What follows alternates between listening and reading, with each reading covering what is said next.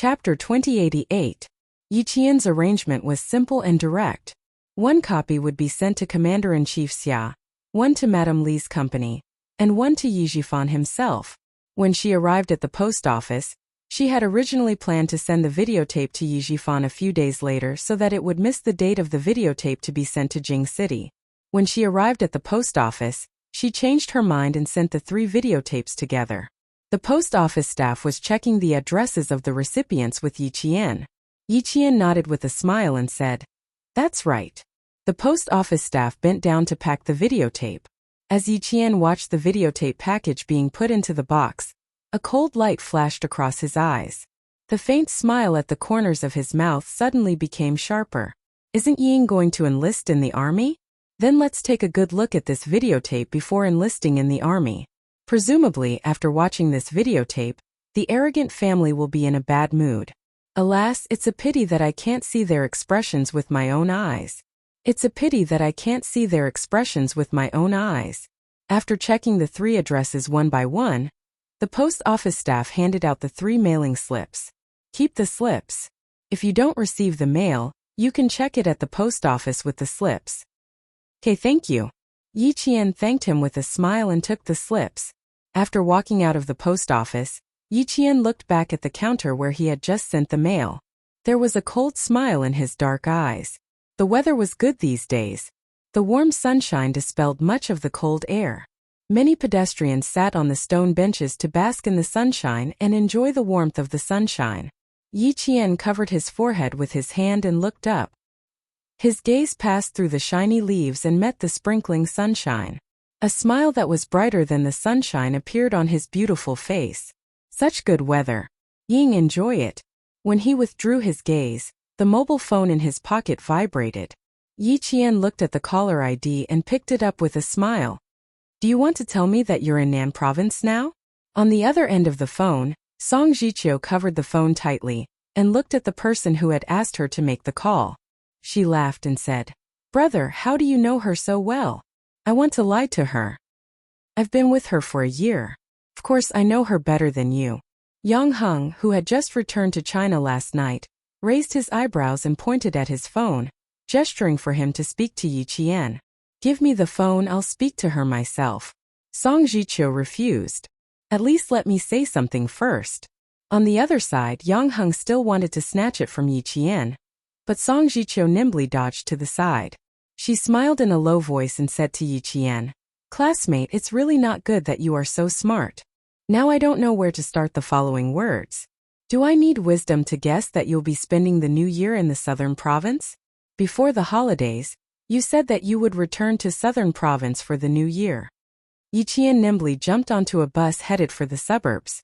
Now that she had settled the matter, she had to return to the sniper training base. "I'm going back to school on the 16th. What time are you leaving?" He paused for a moment before continuing. "Which kid are you playing with? It sounds quite lively." Song Jiqiu, who was running and hiding in the living room, laughed out loud. "A very, very big kid wants to take my phone away. Come on. Guess who it is." As soon as she finished speaking, her wrist was caught by Yang Heng, and the phone fell into his hand. Hearing the lively scene, Yi Qian was about to speak when a familiar yet somewhat strange voice rang out. "Yi Qian, long time no see." Indeed, it had been a year and a half since they had last seen each other.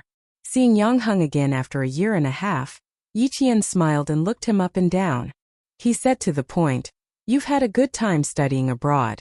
I haven't seen you for a year and a half, but you've grown 10 centimeters higher." Chapter 2089. Not only had he grown taller, but he had also matured a lot. Even the look in his eyes had become very calm. He was handsome and tall.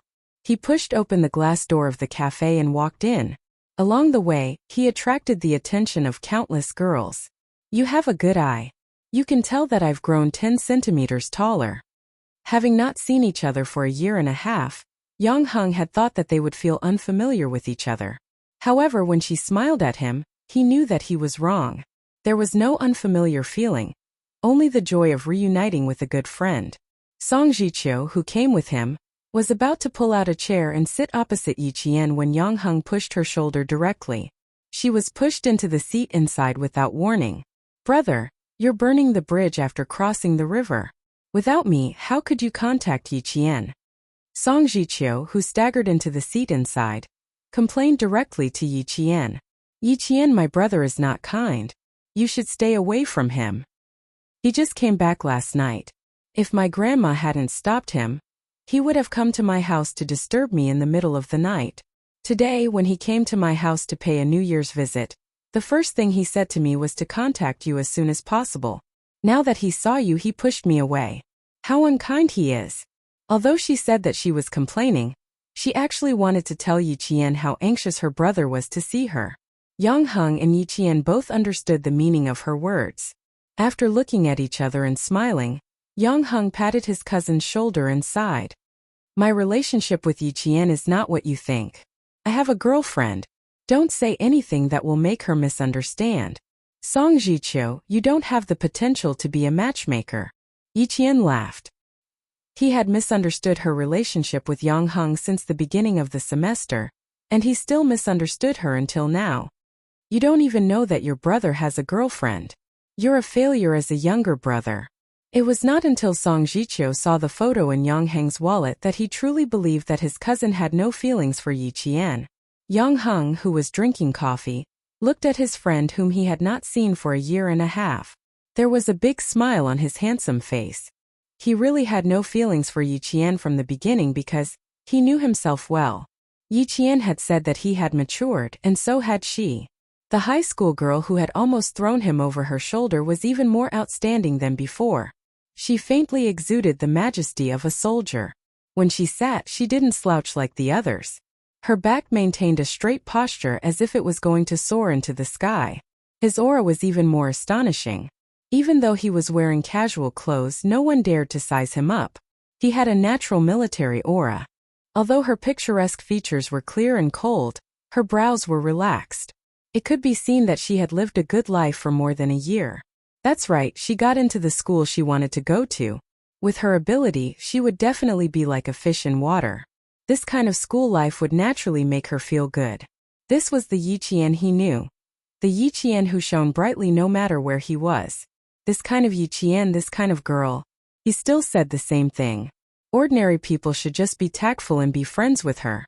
Don't even think about chasing her. Otherwise, he would become very unconfident. Why do you keep looking at me? Don't you recognize me? Yi Qian returned the photo of his girlfriend and joked. Don't say that I'm not as beautiful as your mixed-race girlfriend. Otherwise, I'll be very embarrassed. Yang Heng's girlfriend was a mixed-race beauty with deep facial features. She was half Chinese. Not only was she beautiful, but she was also very elegant. After looking at the photo, Song Jiqiu exclaimed, Cousin, your girlfriend is so beautiful. Chapter 2090. The three of them started to talk about, Yang Heng's girlfriend is so beautiful. They talked until the sky turned dark. Yi Qian, who had planned to go back to the sniper base, called Principal Chen in a hurry. He decided to stay in the city for another night, and made an appointment with Song Jiqiu to fly back to school on the 17th of the first lunar month.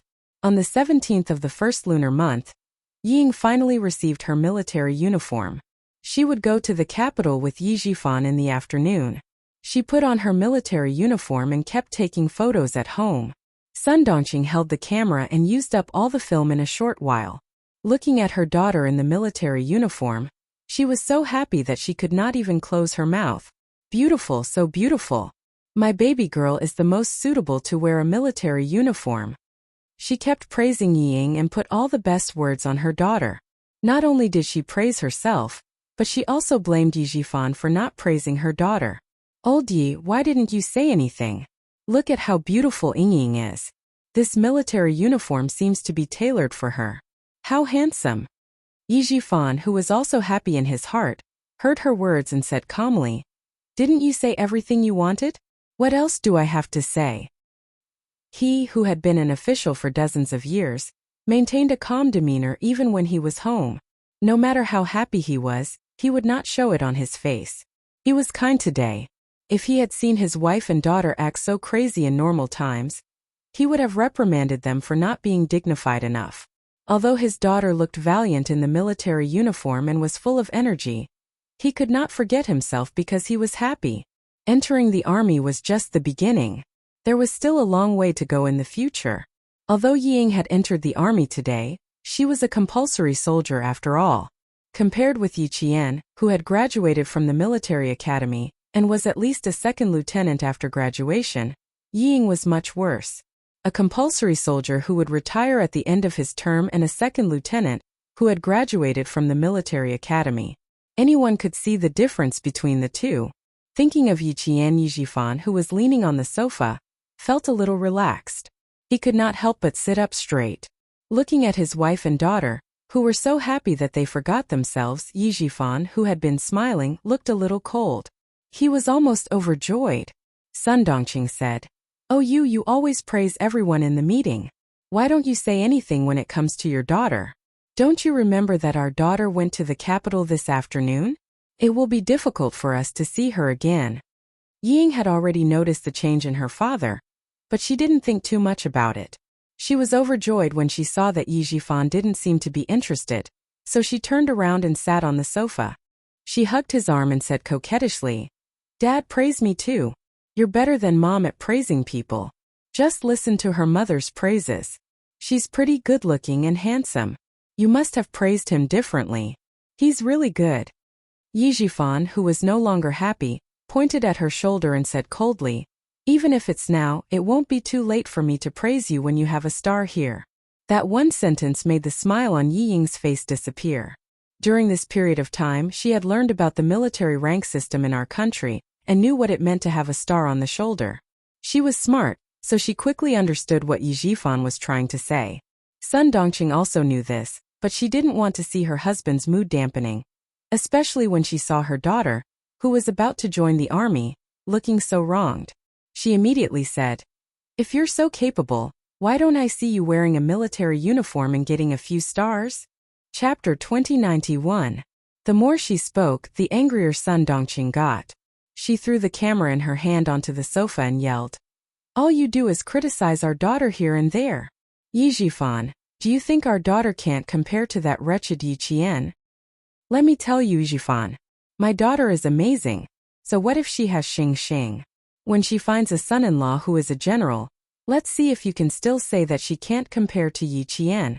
Every time Yi Jifan scolded Ying, Sun Dongqing would jump out to defend her, as if someone had stepped on her tail. She was afraid that her precious daughter would be criticized. Yi Jifan saw that she was being foolish again and yelled, "I'm just reminding our daughter not to get carried away. Don't forget that Yi Qian has a higher starting point than her. You only know that our daughter is wearing a military uniform, but do you know what military rank Yi Qian has after graduating from the military academy? Do you know what kind of soldier our daughter is? She's an art soldier and a compulsory soldier. What about Yi Qian? She's an officer. Even if she's a basic officer, she's still an officer with a position. What do you know? You only know how to yell all day long. You're still daydreaming about finding a general as a son-in-law. Sun Dongqing, keep your mouth shut. It won't be too late for you to be smug when our daughter really climbs above Yi Qian." Yi Jifan would only be wary when he thought of Yi Qian, and constantly remind himself not to underestimate Yi Qian. Sun Dongqing, on the other hand, was the complete opposite.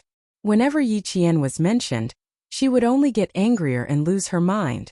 She still didn't know that her family was about to face a storm. When she heard her husband mention Yi Qian again, she went all out. She glared at him and yelled, "Yi Jifan, I finally understand. You just don't like us, mother and daughter.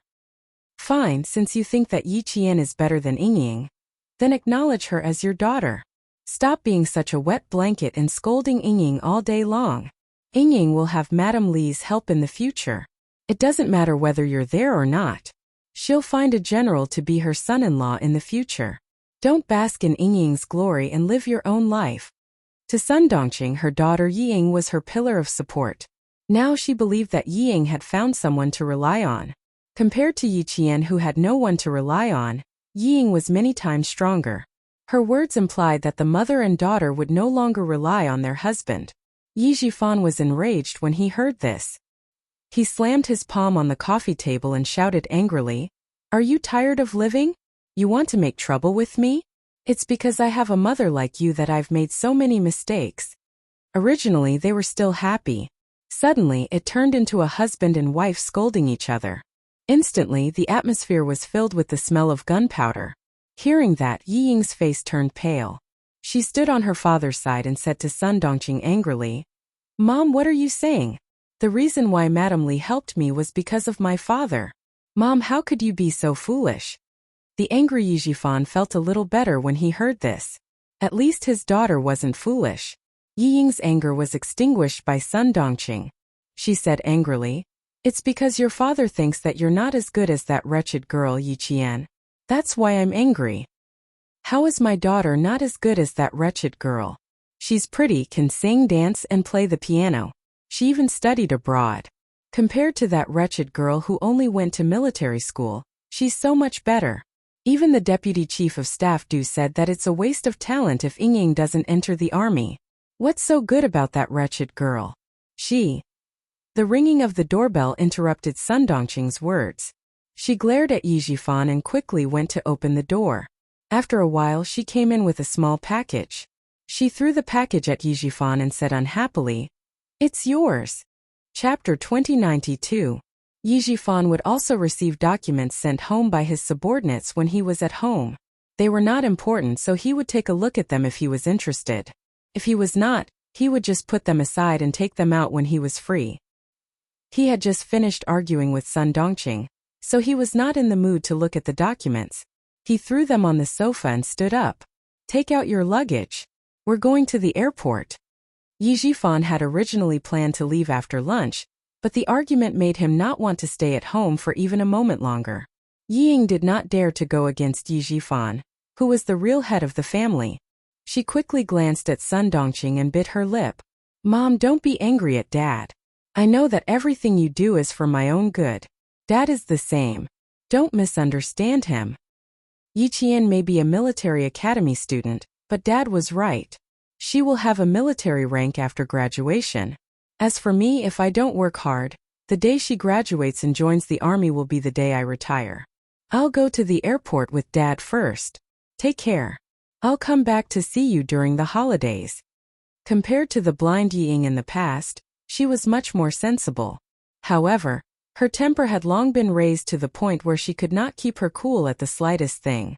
Her words were always better than her actions. Yi Jifan knew his daughter well, so he constantly reminded her.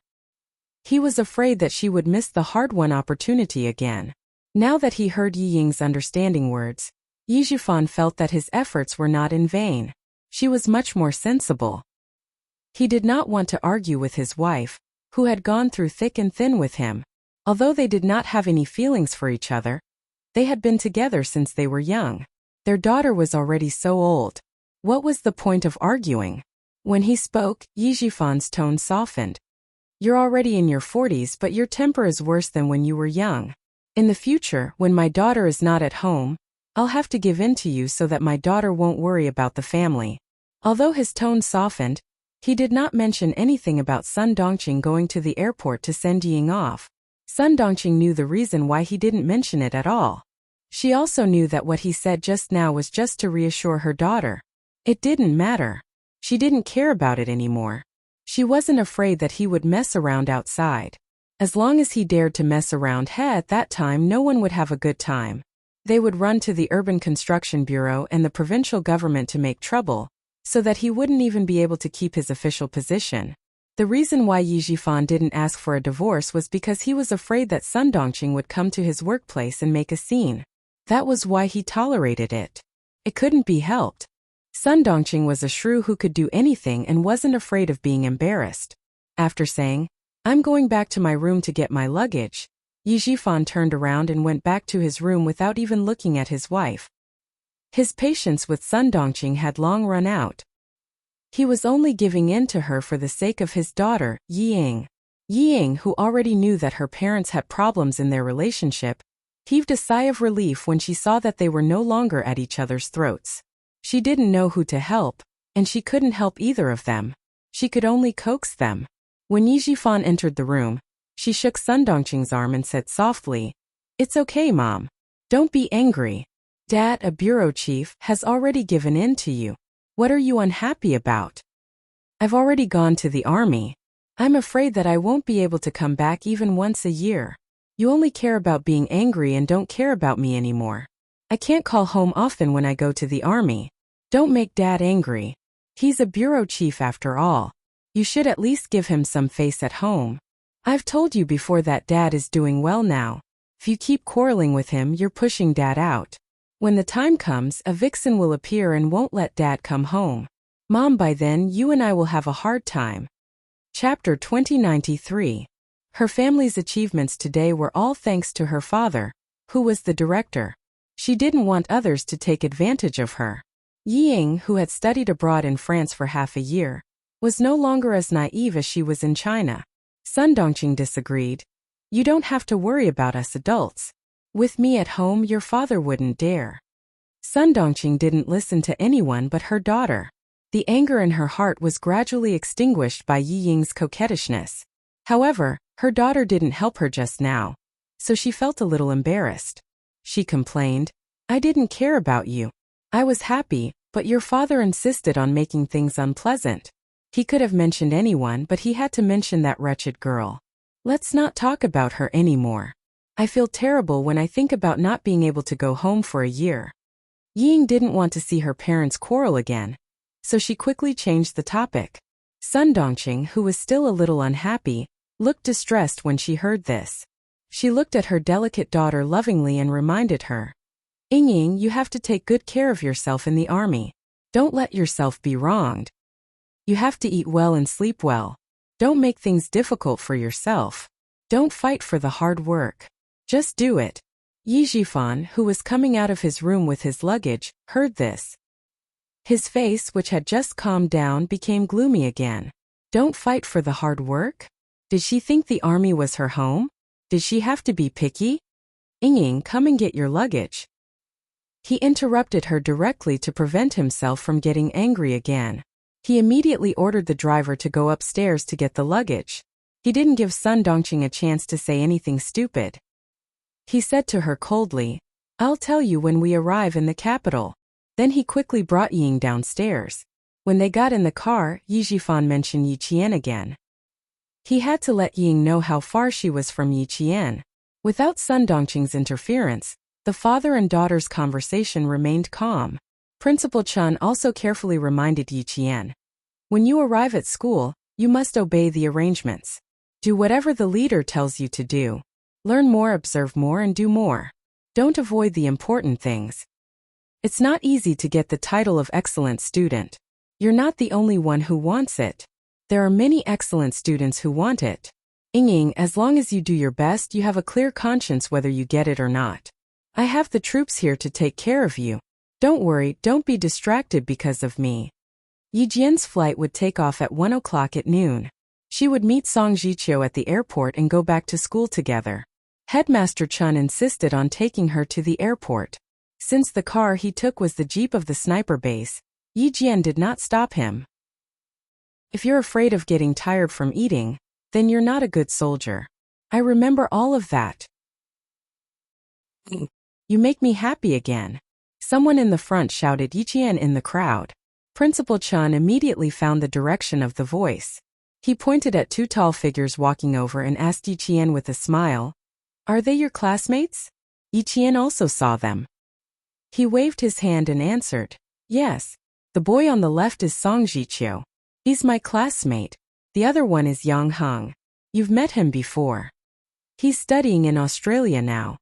Across the crowd, Headmaster Chun looked the two boys up and down, which made Song Jiqiu's heart tremble. Chapter 2094. Later, Song Jiqiu described Principal Chen's eyes to Yi Qian in this way. It was like a bullet going through the center of the eyebrows and killing with one shot. It was like being on a battlefield. This was the eyes of a world-class sniper, sharp, calm and deadly. Yang Heng did not feel like being shot by a bullet. He only felt that it was difficult for him to breathe under such a gaze. It was difficult for him to take a step forward. In fact, Principal Chun withdrew his gaze quickly. He did not expect that such a glance would make the two boys feel so stressed. Seeing that the young men were a little nervous, he did not linger. After Yiqian took the ticket, he left with the soldiers. Young people had their own way of getting along with each other. If he continued to stay, it would only make them feel uncomfortable. It's so stressful. I don't dare to speak loudly. After Principal Chun got in the car and left, Song Jicho turned around and said to Yiqian, "It's like meeting the chief. I'm so nervous that my palms are sweating." Hearing this, Yang Hung nodded in agreement. After taking a breath, he fanned himself with the ticket to get rid of the suffocation caused by the difficulty of breathing. He said to Yiqian, "You can check in now. Let's go in first." Yiqian did not know that Yang Hung was going with them. Seeing this, he could not help but ask casually, "Is your boarding time similar to ours?" She thought that Yang Hung was going to another city. "Yes, I'm boarding at the same time and on the same plane as you." Yang Hung, who did not tell her, waved the ticket in his hand. He raised his eyebrows and looked at Yiqian, who was surprised. He laughed loudly and said, "Do you need to be so surprised? I'm your parent. I'm sending you two back to school. Come on. It's obvious that you want to go out to play." Song Jicho exposed her cousin's lie without hesitation and said to Yiqian quickly, "Uncle knows that my brother has a mixed-race girlfriend and threatens to break off their relationship. My aunt is afraid that the father and son will fight, so she uses her connections to get a ticket. He's not sending us back, but escaping to take refuge." Director Yang was also a somewhat inflexible father. When he found out that his son had found a foreign girl and lived together with her, he was so angry that he pulled out his belt to teach his disobedient son a lesson. Mother Yang was so scared that she broke out in a cold sweat and hurriedly let her son escape from the limelight. When Yang Hung heard this, he said that it would be better to go to his cousin's military academy. Mother Yang didn't say anything and asked her old classmate to get her son a ticket. She sent her son out of her husband's sight. When Yiqian heard this, he laughed a little unkindly. "There are so many beautiful women in our country, yet you don't like them and insist on finding a foreign girlfriend. You even moved in with her in advance. Yang Hung, do you think that our country is as open-minded as overseas? If you live together before marriage, what if one day you separate from your foreign girlfriend? Wouldn't you be irresponsible?" No wonder Uncle Yang is angry. With Yang Heng's help, the tense atmosphere caused by Principal Chun suddenly dissipated. The three of them chatted and laughed as they passed a group of people who had just entered the airport and went to check in. A slim and tall woman in the crowd suddenly raised her head and looked to the left. She seemed to have heard Yang Hung and Yiqian's voice just now. "Get the ticket first, then go to the restaurant next door to have lunch. After a short rest, go to check in." Yi Jifan took out his wallet and took out his ID card. He said to Ying beside him, "Give me your ID card as well." Ying looked around and didn't find anything. She took out her ID card and said, "Dad, I seem to have heard Yiqian's voice just now." "You heard it. Don't be surprised." Having said that, Yi Jifan also looked around and didn't find anything. He took Yi Ying's ID card and went to get the ticket. Chapter 2095. Ying did not give up. She looked around and saw a familiar figure passing by the security check gate. She fixed her eyes on it but did not find anything. "Are you still looking for her? If she is here, you can say hello to her generously. Moreover, it is not surprising that she is here. It is the beginning of the semester. It is normal for her to go to school by plane. It is abnormal for her to go to school by plane. The plane ticket is so expensive. How can she afford it?" Ying did not dare to say it out.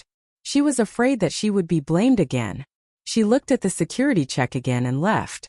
At 12:40 p.m. Yiqian and the other two boarded the plane. 3 p.m. Ying called Sun Dongqing, who was cleaning the living room. She told her that she had boarded the plane and would call back when she arrived in the capital. Sun Dongqing, who was sitting on the sofa, picked up the postal package she had received in the morning and put it on the tea table. She said to Ying worriedly, "Okay, take care of yourself. Don't be afraid to tell your father. I will take care of the family. Your father can't do anything." Her voice was so loud that Yi Jifan, who had turned off his mobile phone, heard it clearly. He ignored her and took out the magazine on the plane to read. It took more than 3 hours to go from the southern province to the capital. It only took a little more than an hour to go from the southern province to the city where Yiqian's school was. At this time, Yiqian and Song Jiqiu had arrived at the gate of the school. They watched Yang Heng, who could not enter the school, leave. The University of Science and Technology of China and the Army implemented military management at the same time. Irrelevant people were not allowed to enter or leave the school at any time. Even if Yang Heng wanted to visit the school, he could not. He had to go out alone. His back is so lonely. I told him not to go with me, but he didn't believe me. Song Jiqiu took pleasure in Yijian's misfortune. Then she said to Yijian with a smile, "However, my brother has friends all over the world. Don't worry. He will definitely call me later and tell me that he has a playmate." That was true. Yang Heng was very popular in high school. He had a group of friends with different faces wherever he went. Yiqian picked up the suitcase with the students' military uniforms and said with a smile, "Let's go. Let's start anew." She lowered her voice when she said the word new. She, who had turned around, suddenly turned back. She looked at the road with cold eyes. The moment she turned around, she felt someone staring at her. It was the start of the school year, and countless motorcycles were parked at the school gate with the students on them. Even if Yijian felt that someone was staring at her, she could not catch it immediately. An inconspicuous black car slowly passed by the roadside, and the tea-colored window slowly rolled up. A man wearing sunglasses sitting in the back ordered the driver indifferently, "Go back to the hotel." The driver, who was wearing white gloves, answered respectfully, "Yes, sir." He stepped on the accelerator and drove into the traffic. Then he smiled inexplicably. But she looks a little trickier than her mother. The person on the other side of the phone said something. The man in the sunglasses said, "You don't have to keep an eye on Yi Jifan for now. He didn't interfere with Sun Yaozu's business. As for his daughter, wait until we get to the army." The man's voice was not young. It was deep and a little hoarse. It sounded cold and creepy. It seemed that every word he said was full of calculation. At the same time, Sun Dongqing picked up the postal package on the coffee table and cut it open with a pair of scissors. She didn't know why, but when she cut open the package and saw the videotape, her eyelids suddenly twitched. She was distracted for a moment, and a small cut appeared on her finger. Chapter 2096.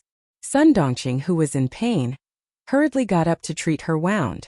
The phone at home rang. She pressed on her finger to stop the bleeding and looked up at the clock on the wall. A deep smile appeared on her face. She put the videotape on the coffee table and ignored it. She hurriedly went to pick up the phone at the corner of the sofa. Yi Jifan did not call Sun Dongqing immediately. The driver who picked him up had gotten the wrong address. He had to let the driver find them first. Seeing his daughter make the call, he said calmly, "You stand here and wait. I'll go ahead and take a look." Ying, who happened to pick up the call, nodded hurriedly and said, "Dad, put down the luggage. I'll stay here." "Okay, don't wander around. Otherwise, I'll come back to find you." The driver who came to pick them up called again. With a smile on his face, Yi Jifan answered the call and said, "We're already outside. I'm waiting for you in the corridor. You should be able to see me after you turn the corner." Okay. Thank you." Yi Jifan naturally had to be polite to the driver sent by the Du family. If he put on airs because of the other party's identity, he would be looking down on the Du family. Sending someone to pick you up was the Du family giving you face. If you looked down on the driver, wouldn't it be the same as looking down on the Du family? Yi Jifan, who wanted to build a good relationship with the Du family, would not do such a stupid thing. It was 6:30 in the evening in Beijing. The lights had already been lit. Ying, who was standing in the corridor of the parking lot, reported that they were safe. She could not wait to tell Sun Dongqing the good news. "Mom, Madam Li sent a driver to pick us up. Dad and I will take the car directly to the hotel to meet Madam Li." Madam Li also said that her daughter is also in the arts regiment. It's a pity that her daughter is not in the Beijing political group. It would be better if she was. It would be even better if Madam Li's daughter was in the Beijing political group. She would definitely make her happy every day, just like how she made Yao Jing and the other girls in the past. Hearing such good news, Sun Dongqing couldn't help but feel a headache coming on. She said happily, "Like I said, my Ying is such a lovable person. You have to listen to Madam Li, coax her a little more, and say a few more sweet words. It doesn't matter. Mom, don't worry. I know what to do. Seeing Yi Jifan waving at her, she hurriedly covered her phone and said in a sweet voice, Mom, I'll stop talking. Dad found the driver sent by Mrs. Li. I'll get in the car first. I'll call you tomorrow. Ying was afraid that Yi Jifan would overhear her, so she quickly broke the phone before Sun Dongqing could finish speaking. By the time the car arrived in front of her, she had already adjusted her facial expression. The chauffeur sent by the Du family opened the door and ran to Yi Ying's side. He greeted her respectfully. Miss Yi. He first opened the door for her to get in, and then put the luggage in the trunk. Yi Ying, who had gotten into the car, was so surprised that she felt a little unnatural. It was really like the chauffeurs on TV who invited rich ladies into the car. He was so polite that she thought she was really a noble lady at that moment. Director Yi, Miss Yi, my family's madam is holding a banquet at the Wangfu Hotel. I'll send the two of you there now. The hotel you're staying at is also Wangfu Hotel. I hope you'll be satisfied. The driver's politeness made Yi Jifan feel more assured. Their food and accommodation were arranged by Mrs. Li herself, which showed that the Du family valued them. Chapter 2097. Yi Ying, who was sitting in the back, couldn't help but gasp when she heard Wangfu Hotel. She knew Wangfu Hotel. It was the most famous and most expensive hotel in the country. It was loved by stars both at home and abroad, as well as Hong Kong and Taiwan. Even the cheapest standard room cost more than 10,000 yuan for a night. Although her family had some assets, they weren't rich enough to spend more than 10,000 yuan for a night in a hotel. Thinking of how much Mrs. Li valued her and how much she would eat and live in the future, Yi Ying couldn't help but feel happy. She was even more determined to make Mrs. Li happy. Before she arrived at the hotel, Yi Ying's heart had already flown there. She just wanted to see Mrs. Li as soon as possible. The imported luxury car left the airport parking lot with the excited Yi Ying. When the car completely drove out of the parking lot, the door of a silver-gray car parked at the place where Yi Ying was standing before opened. Someone with long legs stepped out and got out of the car lazily. It was very cold outside. The man who got out of the car was wearing clothes that were completely opposite of the season. He stood tall and straight in the cold wind with only a thin black shirt. He was completely unaffected by the cold, and his temperament was still noble and elegant. Xia Jinyuan, who came back from a hot country, was in a hurry. He didn't have time to prepare a thick winter coat. When he got off the plane an hour ago, he shivered even though he had been trained to resist the cold. Why did you get out of the car? Is something wrong? A man in military uniform with the rank of major strode over from the other side of the car.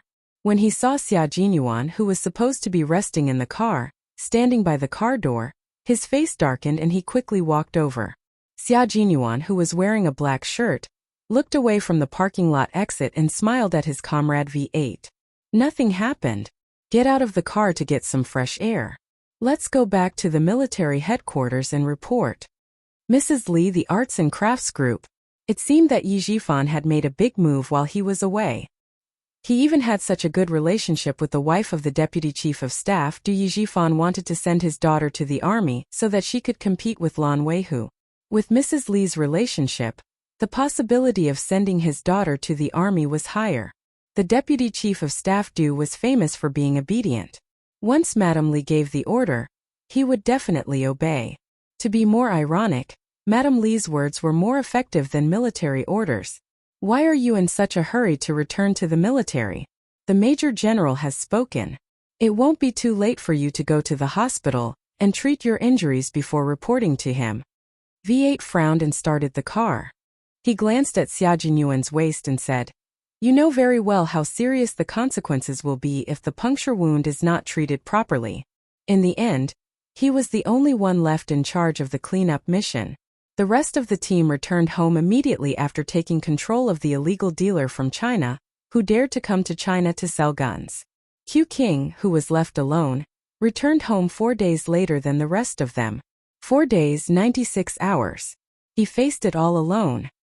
His comrades who had returned to the country were all on tenterhooks, afraid that something bad would happen to him. Xia Jinyuan adjusted his seat so that his long legs had more room to move. After buckling his seatbelt, he said calmly, "No need. I'll take care of it myself. I'll go to the military headquarters first." He had to report all the important matters at hand first. After that, he had to figure out the situation between Yijifan and the Du family. He also had to go to Nan province to meet Lan Weihu. There was not enough time, so he had to hurry. Chapter 2098. Reporting to the military wasn't something that could be done in 1 or 2 hours. Arriving at the military at 8 o'clock would take at least until the wee hours of the morning. Everyone knew that Q King was injured. If he didn't treat his wound first, everyone would be worried. V8, who came to pick him up, was ordered by the Major General to send Xia Jinyuan to the hospital for a thorough examination. It wouldn't be too late for him to go to the military after his wound was properly treated. Xia Jinyuan was thinking about Yijifan and the Du family, so he didn't want to waste too much time on himself. V8 saw that he was determined to go to the military, so he stopped the car on the side of the road and said to Xia Jinyuan, "Before I came out, the Major General ordered me to send you to the hospital and treat your wound before returning to the military. Since you don't want to cooperate, you can explain it to the Major General yourself." He couldn't persuade him, so he could only ask the Major General for help. Xia Jinyuan was a little helpless when his comrade stopped him, but he couldn't say that he didn't want to go to the hospital, and went straight to the military academy for Yi Qian. Seeing that he was really going to call the Major General, he reached out his long arm and quickly snatched the phone from V8. "Don't get distracted, just focus on driving. I know my own wound. Do I need you to remind me if there's really a problem?" The wound did have some signs of inflammation, but it wasn't serious.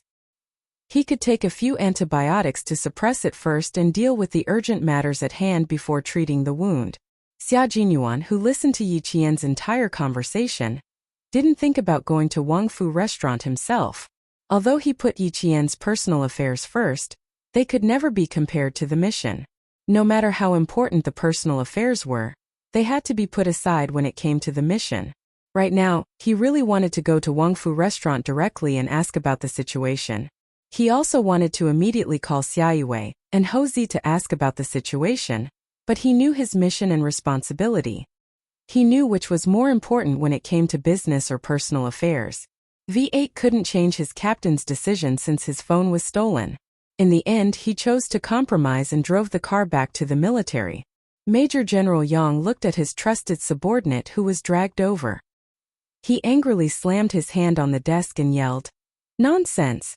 Do you still want to live?" As he cursed, his hands did not stop dialing the internal line and immediately asked the guards to call a military doctor over. He wanted to see for himself how serious his injuries were. Then he questioned V8. "I told you clearly that you must bring him to the hospital for a checkup. You ignored my order and brought him to the military.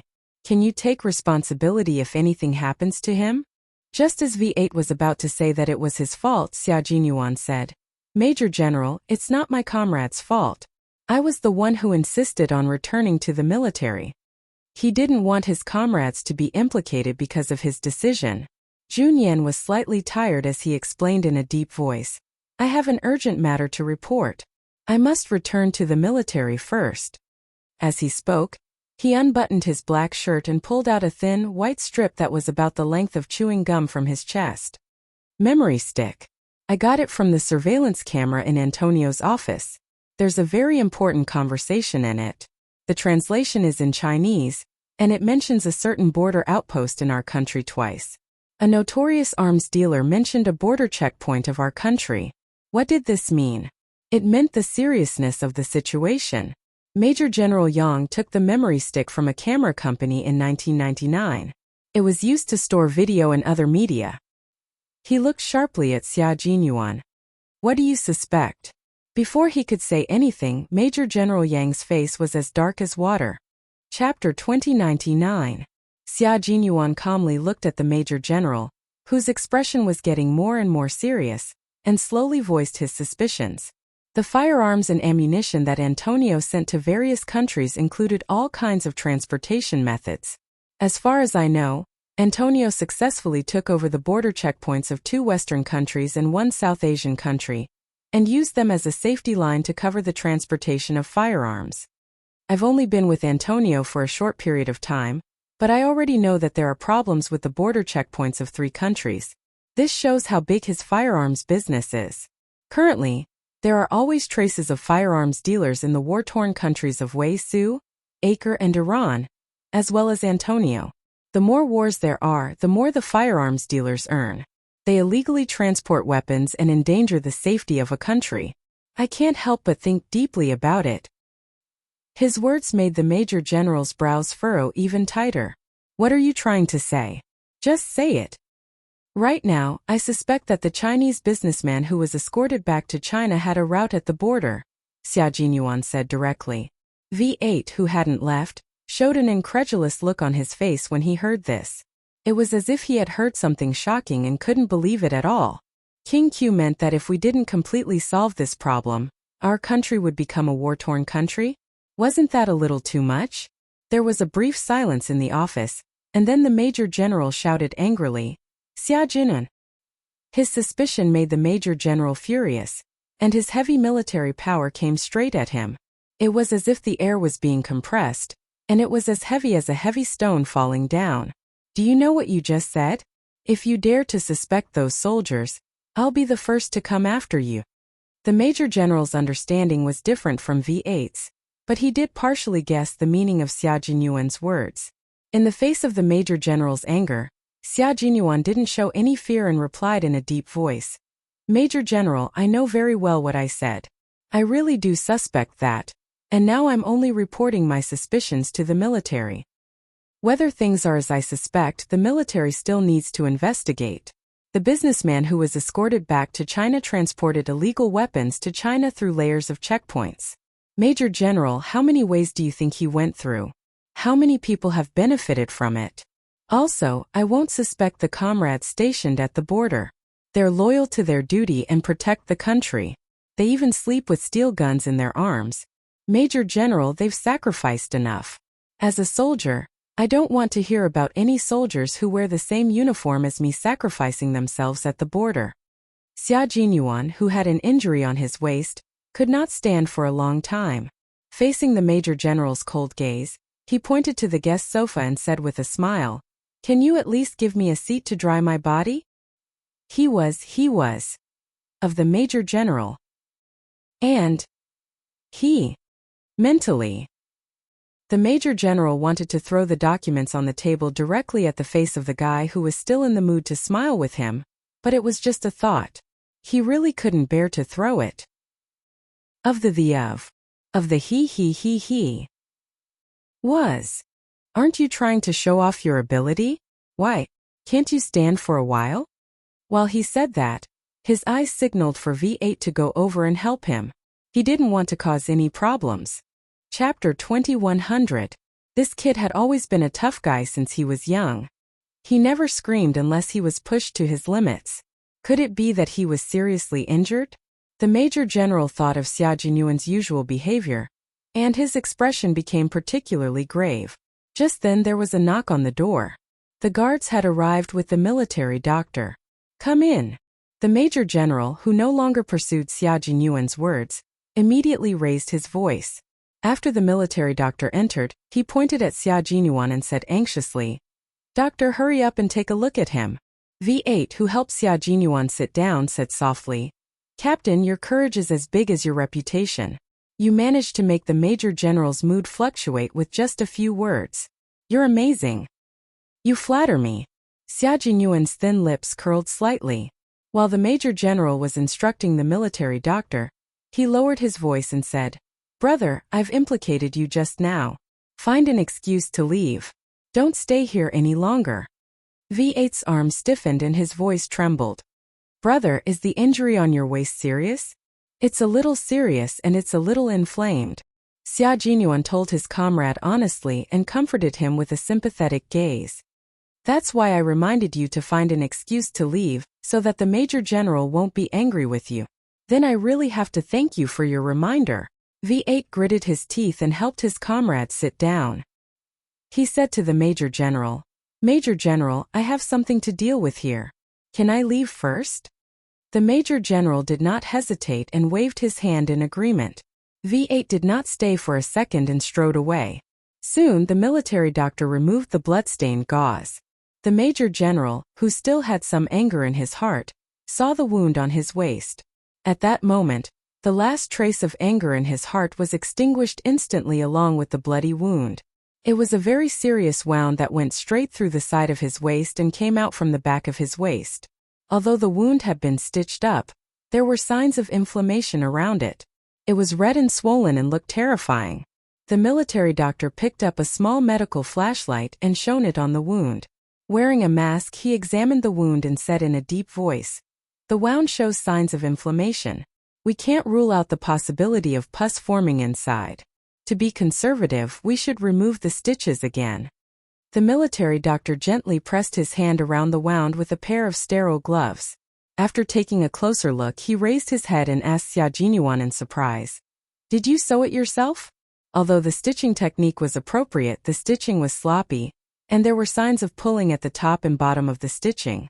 At a glance, it was obvious that the stitching was done by oneself. Moreover, the stitching speed was very fast and the stitching was not done properly. Xia Jinyuan nodded faintly and said, "Help me disinfect the surrounding area first. We'll talk about removing the stitches later. Do you want to be taken to the hospital by the guards?" The major general glanced at him coldly and asked the military doctor how serious the infection was. Compared to the military doctor's shock, the major general was much calmer. During battle, if the special forces of the Snowfield Brigade were injured, they would treat their own wounds if they had no comrades by their side. What he was concerned about was whether the infection was serious. "From the outside, I can't tell how serious it is for the time being. However, gunshot wounds are different from other injuries, especially penetrating wounds. Sometimes the situation looks good on the outside, but the inside may have formed pus." The military doctor was somewhat impressed by the soldier in front of him who dared to sew his own wound. He took off his gloves and answered the major general's question with a serious expression. "I suggest that you go to the hospital to see if there is any inflammation inside." Xia Jinyuan knew that he could not escape going to the hospital tonight. He asked the military doctor to disinfect the wound first and said to the major general, "There's no need to trouble the guards. I'll take the initiative to go to the hospital after reporting to you." Chapter 2101. Major General realized that the problem did not end with the arrest of the illegal Chinese businessman. He looked at Xia Jinyuan, who was in charge again, and asked the military doctor, "Can his injury be treated in a few hours? There are no signs of fever. Can be treated in a few hours." The military doctor packed up the medical supplies, saluted and left. It was already 8:30 at night. The office building of the military headquarters was brightly lit. The security outside was tight. Inside, uniformed soldiers were working on their work quietly. The Deputy Chief of Staff Du came out of the General Staff Department building and took a car to Wang Fu Restaurant. He was tired after an entire day of meetings, so he sat in the back and closed his eyes to rest. Director Yi of the Southern Province took his daughter to report to the Beijing political group. In the end, his wife insisted that he go over and talk to Director Yi. He had already said what he needed to say and helped with what he needed to do. What else did he need to see? The Deputy Chief of Staff Du did not want to go. When the waiter opened the door of the private room, his face was full of smiles. He strode over and said with a smile, Sorry, the General Staff Department called for an emergency meeting. Director Yi has to wait for so long." Yi Jifan didn't dare to accept this sentence. He had been paying attention to the movement at the door. When he saw the corner of a military green coat, he was very perceptive and stood up to greet the Deputy Chief of Staff Du before he walked over. "I'm sorry to disturb you. Please forgive me." He did not forget to remind Ying to get up quickly. Mrs. Li liked the father and daughter's eyesight. People should have good eyesight. Otherwise, they would appear clumsy. Okay, you two don't need to chat. Old Du, let the waiter serve the dishes. Director Yi saw that you did not come and insisted on waiting. I couldn't persuade him, so I had to serve some desserts for Ying to eat. Mrs. Li, who was wearing a gold velvet cheongsam with a rich peony flower embroidered on the collar, smiled and invited the two to sit. She personally poured a cup of tea for her husband and said elegantly, "The two children have not arrived yet.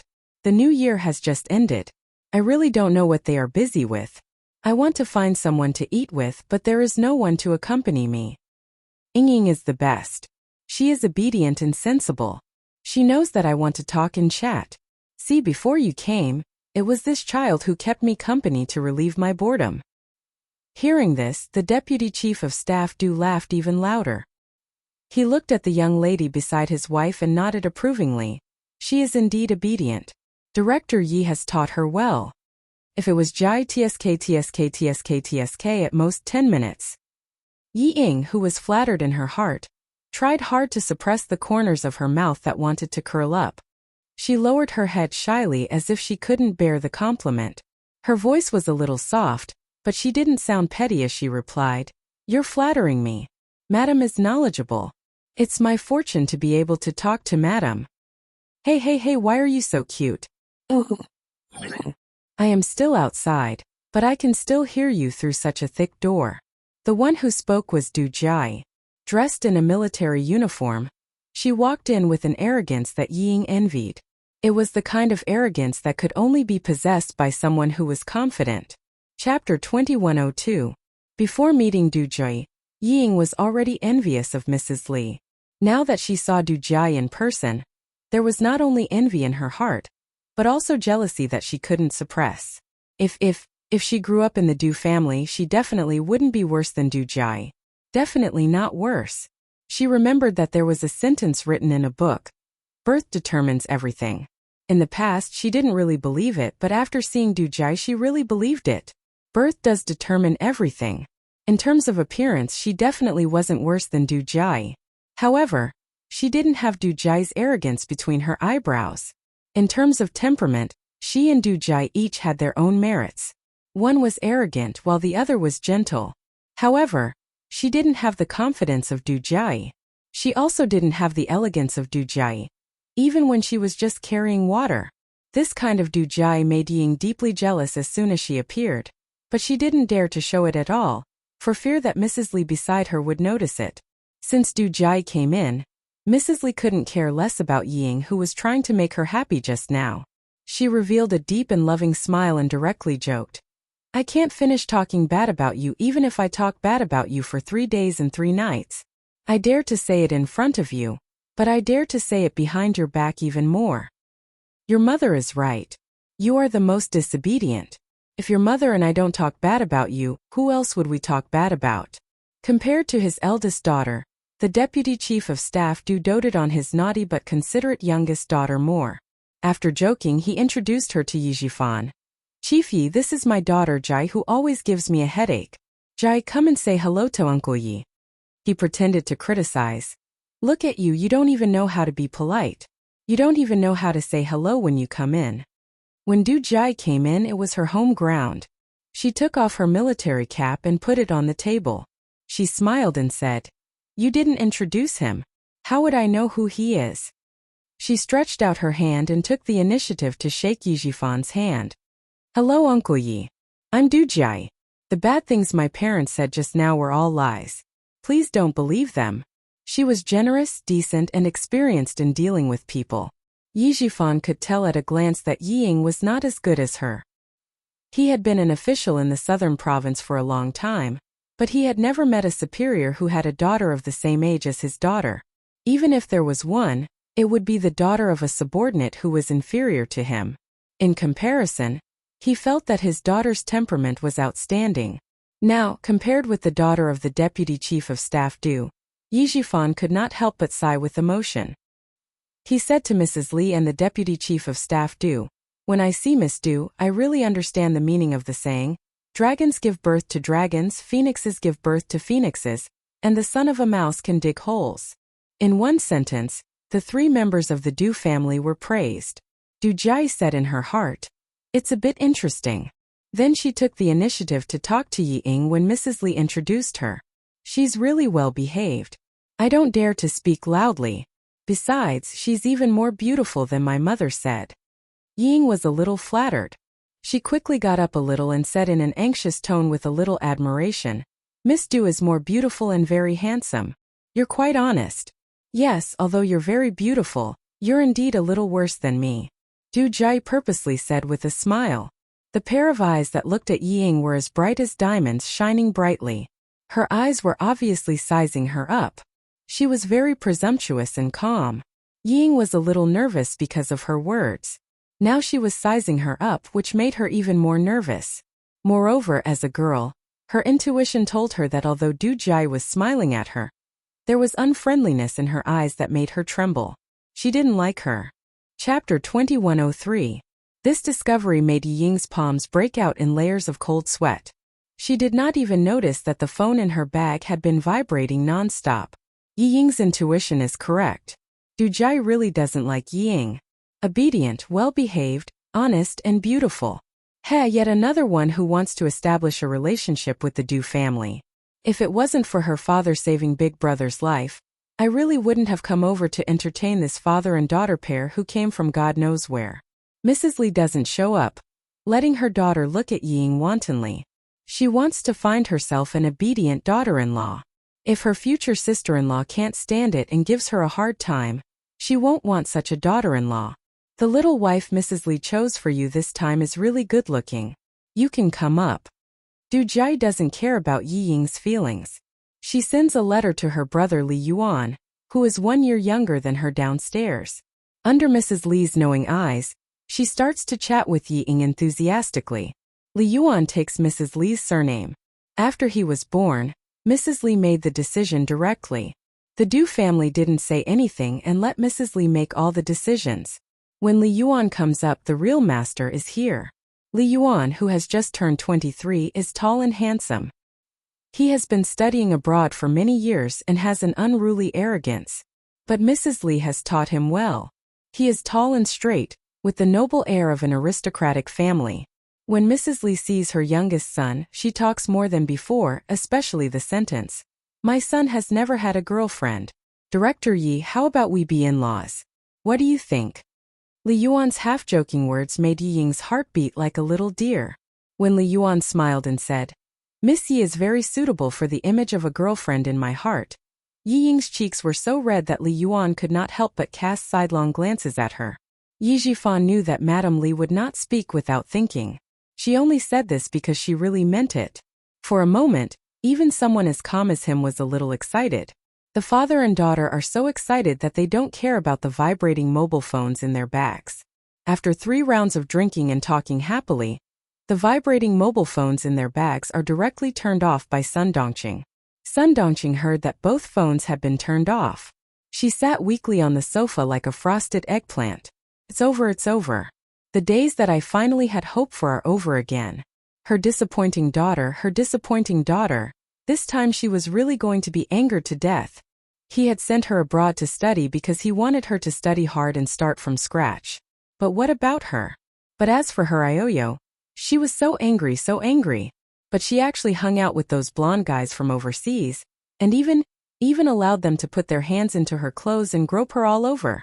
She even curled up on the sofa with the 2 men and kissed them here and there. She was infuriated. She didn't look like a student at all. She was just a slut. Sun Dongqing, who was shocked by the contents of the videotape, was really angry. Although she always defended Ying, she was a woman who came from the countryside. What she hated the most was debauchery.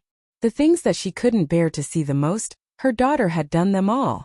Everything was done. God damn it. The whole family was disgraced. Sun Dongqing, who couldn't get through to her husband, burst into tears. It was too embarrassing. After such a shameful thing happened, she wanted to take a rope and strangle herself to avoid being criticized behind her back. Sun Dongqing called the phone again and again, but it was always turned off. She was so angry that she screamed and jumped. Suddenly, she rushed back to her room and rummaged. She wanted to go to the capital. Chapter 2104. Sun Dongqing didn't think about anything else. She just wanted to bring her daughter back from Jing City as soon as possible. It was okay if her daughter was humiliated at home, but she couldn't let her daughter embarrass herself outside. That was all she could think of. The most important thing now was to bring Ying back from Jing City. She didn't think that Ying was about to enlist in the military, nor did she think that the videotape might have been sent to more people. Sun Dongqing found her ID card. She only brought her wallet and mobile phone. She didn't bring any other luggage. She locked the door and went to the airport. She didn't dare to ask the driver to send her home. She was afraid that the driver would notice something wrong from her face. She even covered her face with a thick checkered scarf to take a taxi. On the way to the airport, she was so anxious that she kept calling her father and daughter, hoping that one of them would turn on his phone. Yi Jifan, who was chatting happily with Deputy Director Du, didn't even look at his phone until they returned to the hotel room. Ying was even more so. Facing the handsome and rich Li Yuan, who had a good family background, her heart was pounding like a deer the whole night. She didn't care about anything else. She was not attracted to Li Yuan, but to the Du family's family background and wealth. She didn't expect that her mother's words would come true. She would really find a husband who could be a general in the future. No, Li Yuan said that he didn't want to join the army. She didn't want to find a general as her husband, but a general as her father-in-law, and a mother-in-law from a famous family. It didn't matter whether Li Yuan was handsome or ugly.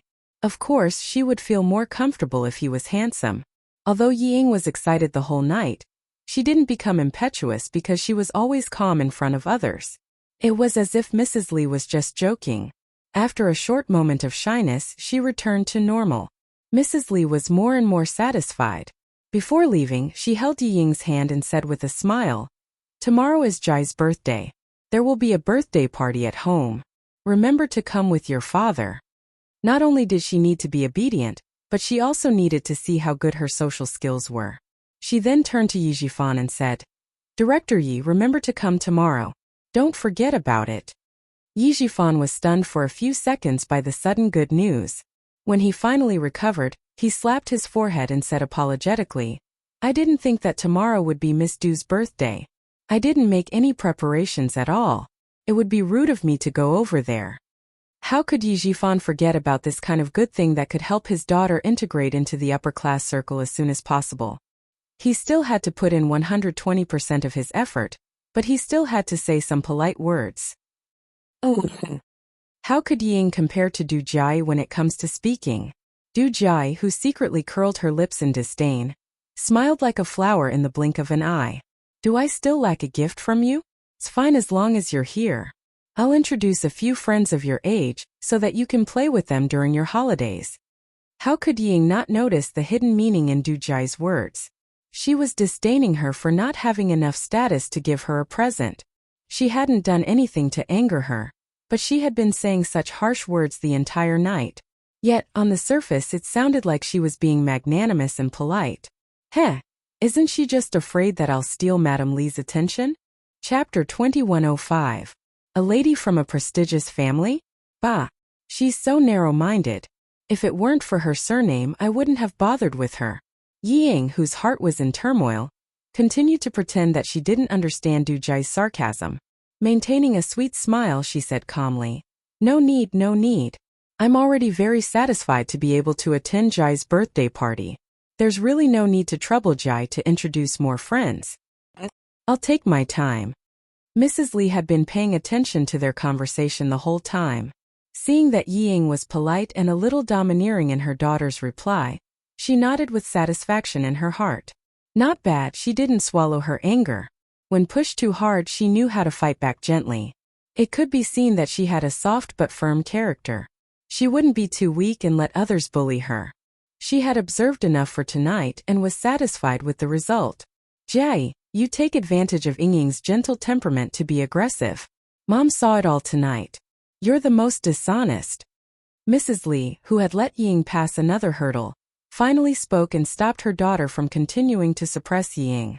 As soon as she spoke, Du Jai seemed to have changed into a different person.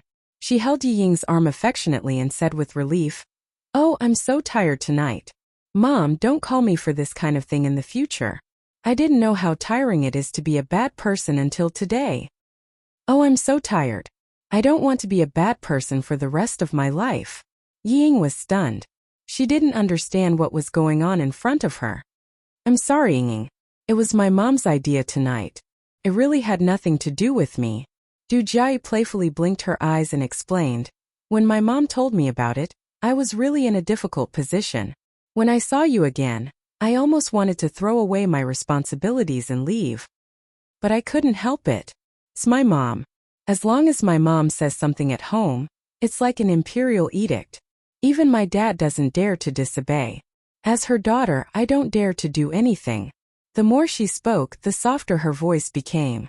In the end, she whispered into Yi Ying's ear, giggling as she continued, "Let me tell you a secret. My mother is quite satisfied with you. As for you, you only need to coax my mother in the future. As long as my mother is happy, the whole family is happy." Yi Ying, who understood what was going on, actually wanted to avoid it. Her body had even stiffened from the contact with Du Jai. She did not feel any warmth from the hand that was holding her arm. Instead, she felt her heart tighten. "Well, I'll see you tomorrow. Go to bed early tonight and come over early tomorrow to help me receive the guests." Du Jai had always been strong-willed. Regardless of whether Yi Ying was willing to come over early or not, she made the decision directly. To her, letting the daughter of a small bureau chief come over to help her in advance was already giving the other party a lot of face. She could only rush over. How could she refuse? Madame Li, who was already strong, did not think that her daughter was strong. Instead, she thought that her daughter's arrangement was good. She smiled and said to Ying, "Okay, I'll send a driver to pick you up early tomorrow. You don't have to prepare a gift. Your sister Jai doesn't lack anything. You don't have to worry about your outfit. Just use the same makeup artist as Jai. You'll definitely look more beautiful and elegant. She'll send a driver to pick me up tomorrow?" Yi Ying, who was initially displeased by Du Jai's words, was delighted. That's right, Madame Li was the one in charge of the Du family. As long as she could make Madame Li happy and marry into the Li family, would she still need to be afraid of Du Jai? Chapter 2106. She was just a married daughter. How could she compare to Li Yuan? Li Yuan even followed Madame Li's surname. It was clear how high his position was in Madame Li's heart. Yi Ying quickly glanced at the handsome figure who was on the phone in front of her. The smile on her face became even more gentle. Du Jai's eyes flashed with a hint of contempt as she quietly observed her mother's expression and actions. Maintaining the smile on her face, she continued to hold Yi Ying's arm tightly as she pouted and acted coquettishly. "Mom, you're so biased. None of my friends have ever received a single word of praise from you. Me too, it's been a long time since you've praised me." Did she really think that she could marry into the Du family just by coaxing her mother? She sure knew how to daydream. For some reason, Du Jai disliked Ying. She had been prejudiced against her since the beginning. Madame Li glared at her daughter, who was beginning to misbehave again. Although she said she was glaring, her eyes were filled with affection. "If you were half as good as Ying, I would dote on you every day." Even the deputy chief of staff Du joined in. He laughed and said, "Your mom is right. If you were half as obedient as Ying, I would dote on you too." Polite words were enough to be taken seriously. Yi Jifan quickly flattered back. The atmosphere was so pleasant that everyone's faces were filled with smiles. Du Jai looked at Ying, who was getting more and more uncomfortable, and sighed. "Ying, your arrival has caused my status to plummet. I don't care anymore. I'll leave the important task of making my mom happy to you in the future." The intimate and witty words made the three adults laugh even louder and louder. Ying had no idea what Du Jai was thinking. Her whole body was bearing the weight of Du Jai's body. She tried her best to smile naturally and said gently, "Jai, you're making me happy. It's my fortune to be able to make Madame Li happy." Du Jai was sometimes cold and sometimes hot. The things she said, the things she did, and the expressions she showed were all different. Her words were obviously sarcastic, but it just made the adults laugh loudly. Ying couldn't help but feel afraid of such a Du Jai. She couldn't help but feel more envious and jealous. In the face of power, Ying was not as arrogant as she was when facing Yi Qian. Even if Du Jai was rude to her, she was willing to endure it. After the Du family of four got into the car and left, Ying gritted her teeth as she stared at the back of the car. Her fingers were tightly gripping the corner of her shirt as she silently vented her anger. Yi Jifan, who had appeared out of nowhere, looked at his daughter's fingers, which were fiddling with her clothes. His eyes were dark as he said, "This is Du Jai's confidence. She dares to do this because she has the ability to look down on you. The reason why you don't dare to talk back is because she has enough reason to look down on your identity. Ying, what does it mean to be above others? A person above others dares to say what they want to say and do what they want to do.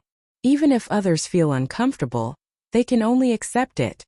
Ying, whose eyes were red, bit her lower lip tightly. She looked up at her father and reluctantly put down her pride. She gritted her teeth and said, "I know. That's why I can only endure it for now.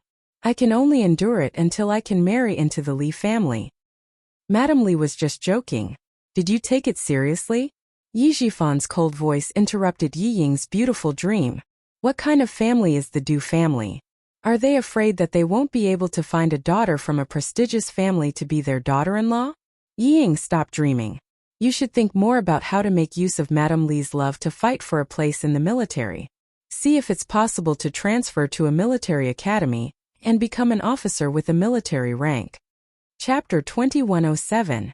Yi Ying's beautiful dream had just begun, and before she could get to the right place, Yi Jifan poured a bucket of cold water on her. Ying almost shed tears. Although she thought it was possible, she did not dare to say it out loud. She could only think about it in her heart. Go back to your room and have a rest. Get up early tomorrow and wait for the driver sent by Mrs. Li. It's good to go to the Li family early. I think Mrs. Li will introduce you to the wife of the governor who is close to her. As long as you can rely on the Du family, Ying, your marriage will not be too bad. Yi Jifan did not dare to think about his daughter marrying into the Du family. He only wanted to get Mrs. Li's help. Thinking that Mrs. Li will send a driver to take her to the Du family tomorrow, Ying felt a little better. Ying went back to her room and took a bubble bath. It was not until she went to bed that she found that her phone was out of battery. She plugged it in but did not turn it on. She went to bed directly. Yi Jifan was afraid that something would happen in the bureau, so he charged his phone and turned it on. As soon as he turned it on, countless text messages beeped. It was either the home phone or Sun Dongqing's phone. There were nearly 30 text messages in total. Yi Jifan, who seldom received continuous calls, calmly called home. No one answered the home phone, and the phone was turned off. He did not have much patience with his wife, so he ignored it and went to sleep. At this time, Sun Dongqing was sitting in the luxury cabin flying directly to the capital. Other passengers had fallen asleep, but she was not sleepy. She was looking forward to getting off the plane as soon as possible with her eyes wide open. In the car, Mrs. Li was asking Li Yuan about his impression of Ying. Li Yuan did not think much about it, nor was he interested. He just said to please Mrs. Li, "She is not bad. At least she is pleasing to the eye. She is not like the women I have seen before who think they are so great. She seems to have a good personality. She doesn't look like someone who will make trouble." Mom, it is useless to ask Li Yuan. As long as a woman is beautiful, he will like her. Du Jai smiled coldly and did not hide her disdain for Ying. She is not bad looking, but I don't see anything good about her personality. A dog that bites will not bark. People like her are like this. She's not causing trouble because she doesn't dare to cause trouble at my house. She doesn't have the guts. Madame Li had long seen that her daughter was against Ying. Although she didn't say anything, it didn't mean that she didn't know. Hearing her daughter's words, she smiled and looked at her daughter, who had always had sharp eyes. She praised, "Your eyes are indeed more accurate than Li Yuan's. Ying doesn't make trouble, but it doesn't mean that she is really weak. Her character is quite gentle. I admire her forbearance. She's also a sweet talker, just like her father. She doesn't give people the impression that she's trying to flatter them. I just feel that she's a little smart. Considering her age, she's quite tactful in dealing with things. She's much better than the girls your brother has dated before." The deputy chief of staff Du, who was sitting at the front, turned his head and said to his son and daughter, "Your mother is very satisfied with her. You two can just go along with what she says. Your opinions don't count. Dad, you've always been on Mom's side. Turn around and look straight ahead. Don't speak, don't interrupt." Du Jai leaned over and raised her hand to cover half of the deputy chief of staff Du's face. She pushed him back and said, "We'll talk about our own things. Just listen to us." Okay. I won't say anything. I won't say anything. You two continue to talk." The deputy chief of staff Du, whose face was pushed back by his daughter, laughed. He never cared about the things at home. It was enough for him to have his wife. If she said it was good, it was good. If she said it was bad, it was bad. Chapter 2108. Mrs. Lee patted her daughter's arm with a smile. You're so rude. Sit up straight. Don't affect the guards driving. I haven't finished yet. Du Jai sat back with a smile and continued to say what she disliked about Ying. I don't like her very much. Feels like she's pretending. She blushes all night and she's so shy. It's as if I'm so thick-skinned. I don't like her. And Mom, didn't you notice that her eyes were a little flirtatious? When Li Yuan came in, she quickly glanced at him and lowered her head. I really thought she was shy at that time. But in the end, you said you wanted her to be Li Yuan's girlfriend. Ha! Du Jai snorted softly with a mocking look on her face. She started to stare at Li Yuan from time to time. She's not looking at him shyly. She's just sizing him up. Does she want to see if Li Yuan is good enough for her? She's just the daughter of a little director. What right does she have to think that Li Yuan is good enough for her? Du Jai's words had a great impact on Mrs. Li. After a long time she nodded and said, You're all young people. Looking at young people with the eyes of young people, sometimes you can see more clearly than adults. Hearing what you said, it's possible that Ying deliberately behaved well in order to leave a good impression in front of me. But, although Mrs. Li agreed with her daughter's words, she did not directly deny her love for Ying. But she's really gentle and filial. You can see it from her pouring tea for Yijifan from time to time. She turned to ask Li Yuan, who was not interested. What about you? What do you think? Her daughter's thoughts were important, but it also depended on her son. As long as she's good enough for you and my sister, I have no objections. Li Yuan shrugged indifferently. Yi Ying's beautiful face flashed in his mind, and his eyes were a little more interested. Her father is not bad. Southern Province is a rich province. I want to go there to develop my career. If I have Yijifan's guidance, it should be smooth. Du Jai rolled her eyes at Li Yuan. Do you need Yijifan's guidance to develop your career in Southern Province? Isn't it enough for you to have uncle's guidance? Eldest uncle, second uncle, and third uncle can also help. Do we still need Yijifan? Sister, you're dreaming. Uncle will only help Li Jinyan. Why would he help my mother? It was already good enough that he didn't go against his mother. Third uncle doesn't want to count on him either. He's been hiding abroad for so many years. What can he do to help me? At the mention of his grandfather's family, a layer of darkness appeared in Li Yuan's eyes. With eldest uncle and second uncle around, what can we do? If you don't even try to fight for it, how do you know you can't do anything? Third uncle was forced to retire from the army and go abroad by first uncle. Now you can join forces with third uncle, right? There's also first aunt. She's his second wife, and she can't wait to get rid of Li Jinyan. Don't you know that you should join forces with first aunt? Hearing this, Li Yuan glanced coldly at Du Jai, who had simplified the matter. No matter how much eldest aunt wants to get rid of Li Jinyan, she won't help me, who also wants to divide the Li family. What are you arguing about? All of you shut up. Madame Li glanced at her son and daughter angrily. The smile in her eyes was replaced by dark clouds. Your second uncle will be here tomorrow. Don't talk about his past. Also, spend more time with your grandmother. She loves you two the most.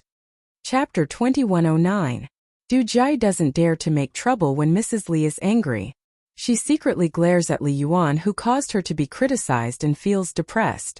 Thinking of her grandfather's family, Du Jai purses her lips and holds Mrs. Li's arm gently. She says softly, Mom, don't be angry. My brother and I know what to do. We won't embarrass you and third uncle in front of eldest uncle and second uncle. Why was it said that daughters were considerate? In fact, it meant that daughters were attentive. Her daughter immediately comforted her when she saw that she was angry, but her son didn't. Men were not so attentive and cared about personal gains and losses. Mrs. Li sighs and pats her daughter's shoulder gently. I'm relieved that you are sensible. Don't tell your brother that he needs to rely on his uncles in the future. They are unreliable. Your eldest uncle and your grandmother are like fire and water.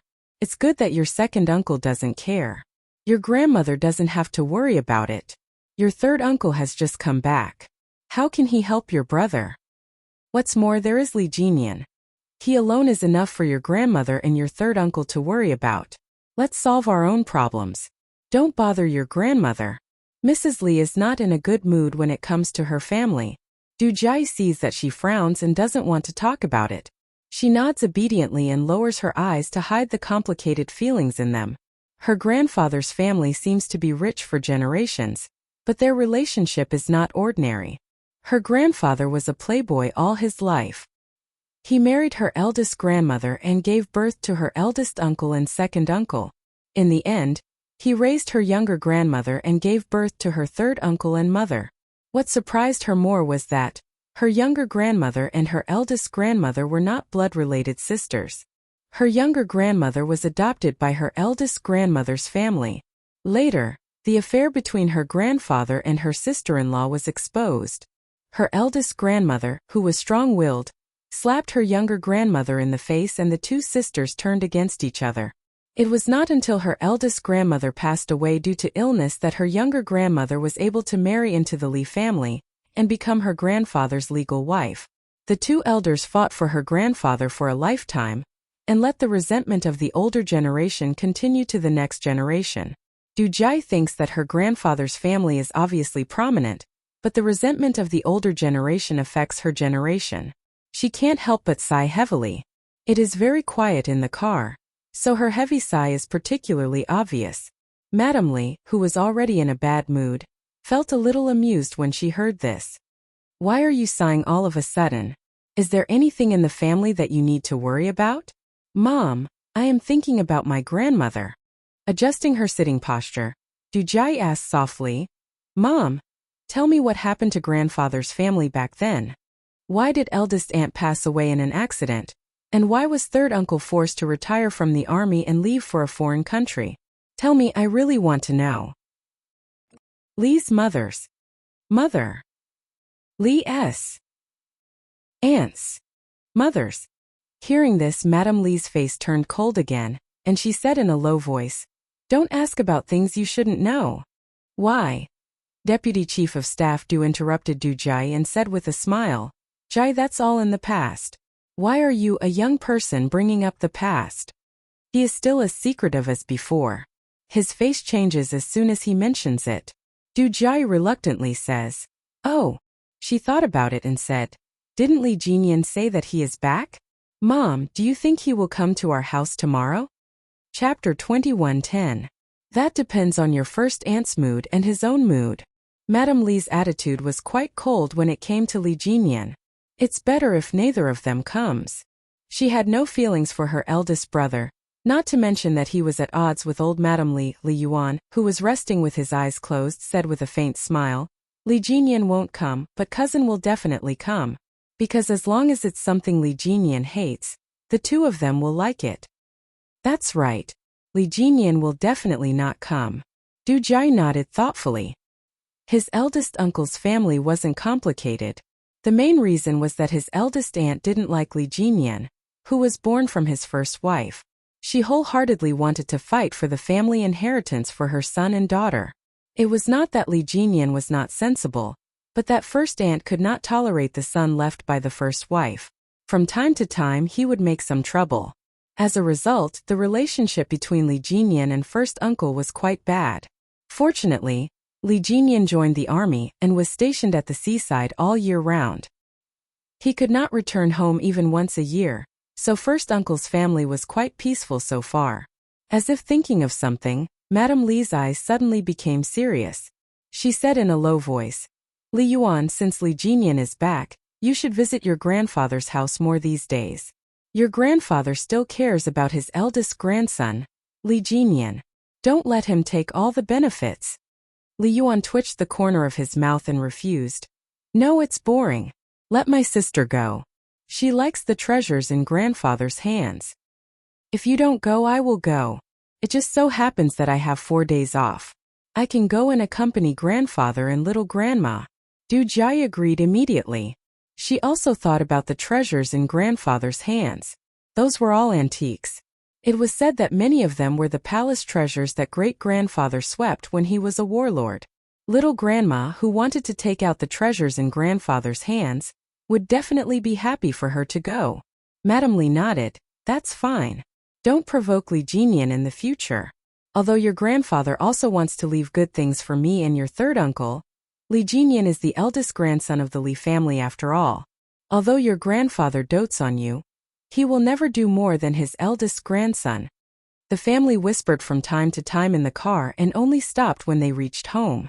Li Jinian, who had just returned home, was now sitting on an aged sofa made of yellow pear wood. He had a cold expression on his face as he chatted with the two elders. Although he said that he was accompanying Zhang Xian, he was actually just sitting by the side and listening quietly. Tomorrow is that last Jai's birthday. Old master, now that third brother's child is back, why don't you let Jinian bring his brothers over tomorrow? Let third brother's child recognize everyone. Otherwise, when he goes out in the future, he won't be able to recognize everyone. That would be too disrespectful. The one who spoke was Old Man Li. She was 15 years younger than Old Man Li. She took good care of herself, so her hair was still dark. She wore an old-fashioned modified cheongsam, which made her look particularly elegant and dignified. She spoke unhurriedly with a soft accent. Just by listening to her, one could tell that she had a good voice when she was young. Li Jinian, who had been silent all this time, raised his eyes when his name was mentioned. He said indifferently, "My leave is limited. I still have a meeting tomorrow. Sorry, I don't have time." "Is that so? I didn't think it through," Old Madame Li said with some disappointment. She looked at Old Master Li and deliberated for a moment before saying, "Then I'll bring her over. There's no need to trouble Jinian. As for the gift, Old Master, why don't you give Jai the painting that second brother drew? This lass has liked it for a long time, and I've never been willing to give it to her." Chapter 21:11. Among the descendants left behind by her elder sister, only her second son made her slightly satisfied. He didn't care about anything and didn't care about his family. He carried a picture clip and walked the world, becoming a famous painter both domestically and abroad. She had several of his paintings in her hands, and any one of them was worth hundreds of thousands. Li Jinian had no interest in these things. Seeing that it was getting late, he got up and said to the white-haired and white-bearded Old Man Li, who was sitting on the sofa, "I won't disturb you anymore. Rest early." He nodded slightly at Old Lady Li, put on his military cap and left. Old Lady Li, who was watching his back, secretly clenched her fists. She didn't even want her old face anymore. She just hoped that he would say something and let the old man open his mouth and give the painting to her granddaughter. In the end, he was the same as his father. He just didn't let her have her way. It would be good if everyone in the first branch died outside, so that one or two of them wouldn't come to anger her. I have no objections if you want to leave the good things for third son. Third son's surname is Li. No matter who he leaves it for, it will be a descendant of the Li family. Old Man Li's old but strong voice suddenly sounded. Old Lady Li was so shocked that she quickly loosened her fists and quickly adjusted her expression, making every wrinkle on her face appear benevolent. Forget about Jai. Her surname is Du, and she's not a descendant of the Li family. I will keep the things I give her, but they won't be good things. I won't leave them for her, but I won't treat her unfairly either. Inside the house, the gloomy Old Master Li raised his voice as if he wanted someone to hear him. Jinian is the eldest grandson of the Li family, and he's also the most promising one. Naturally, I have to leave the things in my hands to him. And the things I give you, you naturally have to leave them for third son's family. It's just a small birthday. What are you trying to do? Do you need the eldest grandson of the Li family to congratulate you? Did they come to Jinian's birthday? As his grandmother, have you ever thought of giving him something good? The more she spoke, the more respectful Old Lady Li's expression became. It seemed that her relationship with Old Man Li wasn't like husband and wife, but more like master and servant. Old Madame Li, who had lived cautiously all her life, did not dare to show any disrespect to this husband who could control her life and death back then. Hearing this, he smiled and nodded. You're right.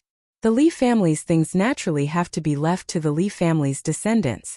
As long as old Master Lin still had third brother in his heart, she would naturally compensate Jai. The lights in the rooms of the mansion went out one by one. Soon, only the street lamps outside the house and the corridor were illuminated. Li Jinian, who walked out of the mansion, looked back at the mahogany door plaque, and a faint sneer appeared in his cold eyes. Lee Mansion? He really did not have any kinship with the Lee residence. The only kinship he had left was with his maternal grandfather's family. As for the things left for him, Lee Jinyan raised his head and rubbed the left side of his face. His eyebrows were cold. Would a person who had once yelled at him to get out of the Lee family suddenly treat his so-called eldest grandson well? He wouldn't wake up early if there were no benefits, and he deliberately said those words loudly. He was probably plotting something again. Lee Jinyan walked out of the Lee residence with a cold look in his eyes. When he was outside, he took out his phone and dialed a number that had been turned off for the past 2 days.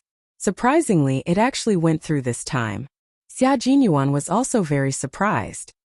He deliberately looked at the caller ID before saying, "Demon King."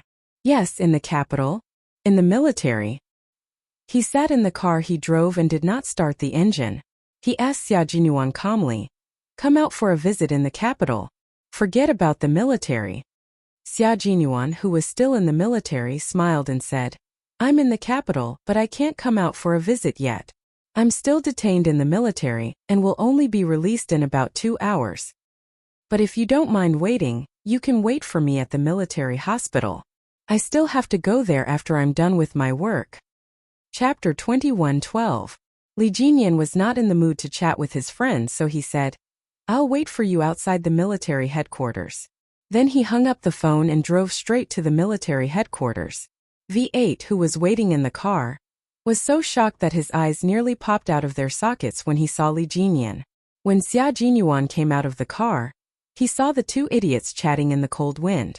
It was midnight, yet they would rather stand outside in the cold wind than get into the car to warm up.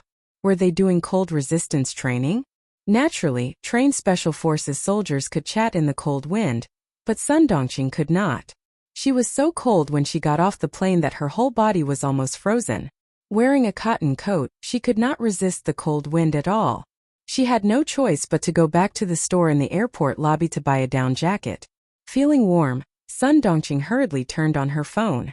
A few text messages popped up. Sun Dongqing took a look. Even though it was already past midnight, she couldn't wait any longer and immediately called Yi Jifan. Yi Jifan was in a daze when he heard the phone on the bedside table vibrate non-stop. He did not turn on the lights, so he reached out to pick up the phone and said in a hoarse voice, "Hello." Then he was startled awake by Sun Dongqing's howling. Old Yi, something big happened. Something big happened to Yingying." Yi Jifan's eardrums hurt from her piercing voice. He frowned and said in a deep voice, "Yingying is in Beijing with me. What could possibly happen to her? You must be confused from sleeping too much. Sun Dongqing, can you stop making a fuss all day long? Someone sent a video to our house. It was the package I received yesterday. I thought it was material for you." Sun Dongqing, who was finally able to talk to her husband, suddenly had a backbone. She quickly told him the whole story. "What should we do? What should we do? I asked her to study abroad so that she could make a name for herself, but in the end this damn girl did something shameless. Old Yi, I'm afraid we're really in big trouble."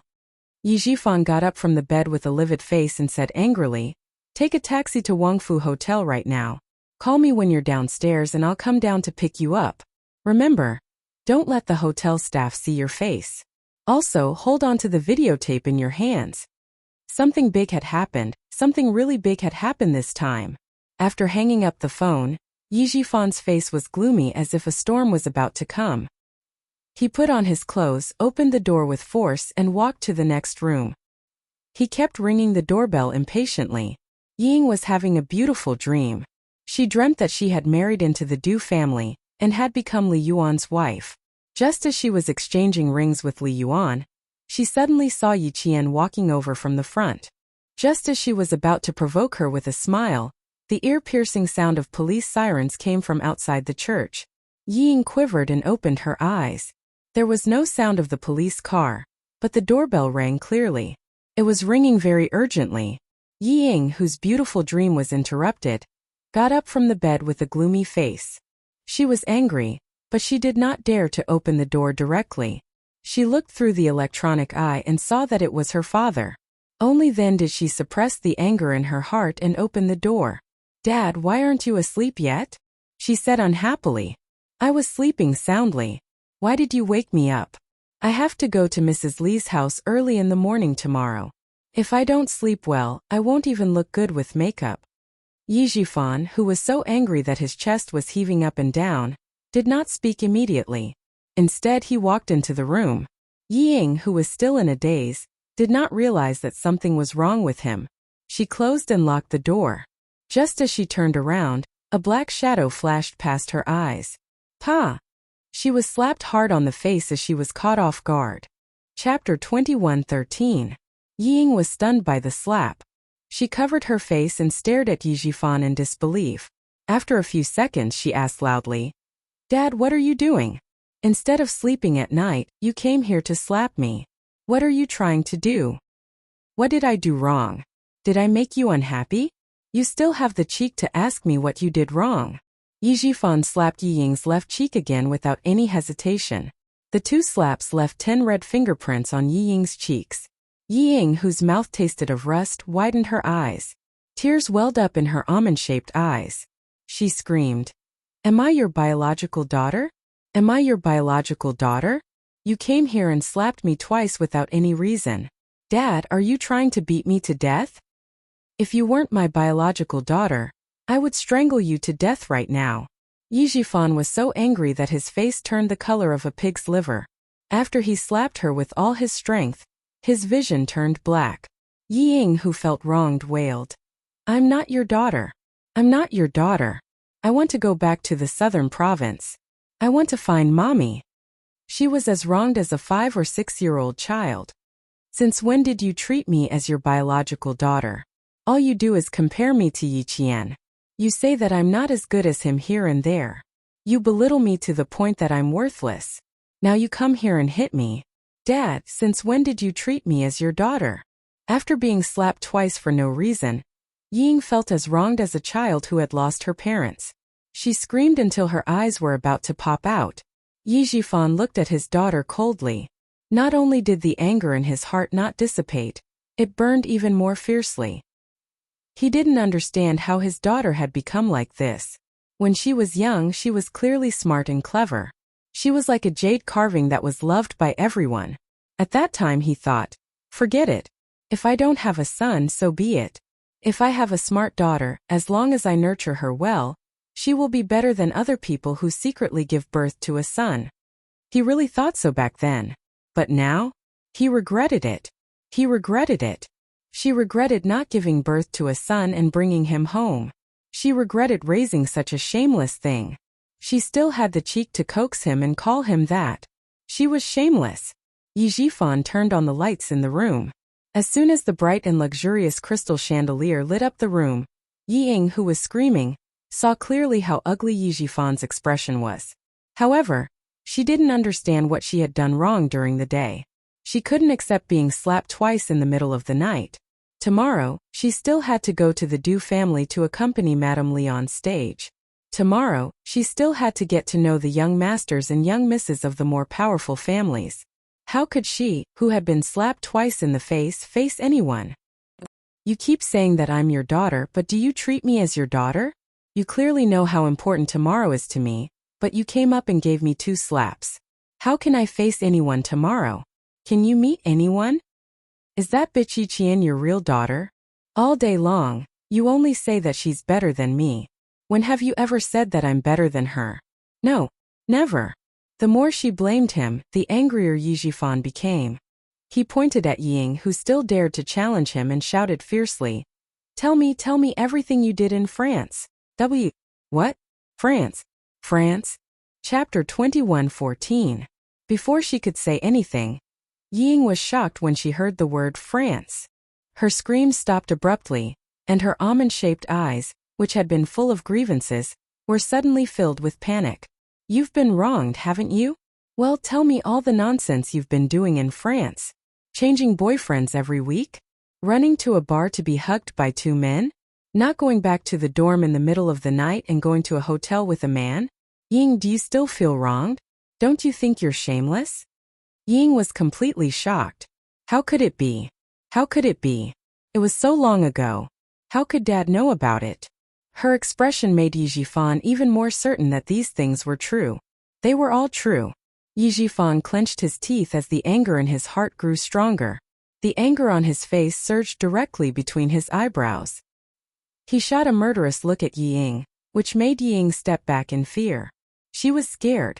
She was scared. She was really scared that she wouldn't be able to walk out of the hotel room. Yi Ying's cowardly retreat made Yi Jifan's face burn with anger. Unable to restrain his anger, he lifted his foot and fiercely stomped on the coffee table. Still not satisfied, he picked up the cups and plates on the coffee table and threw them all at Yi Ying.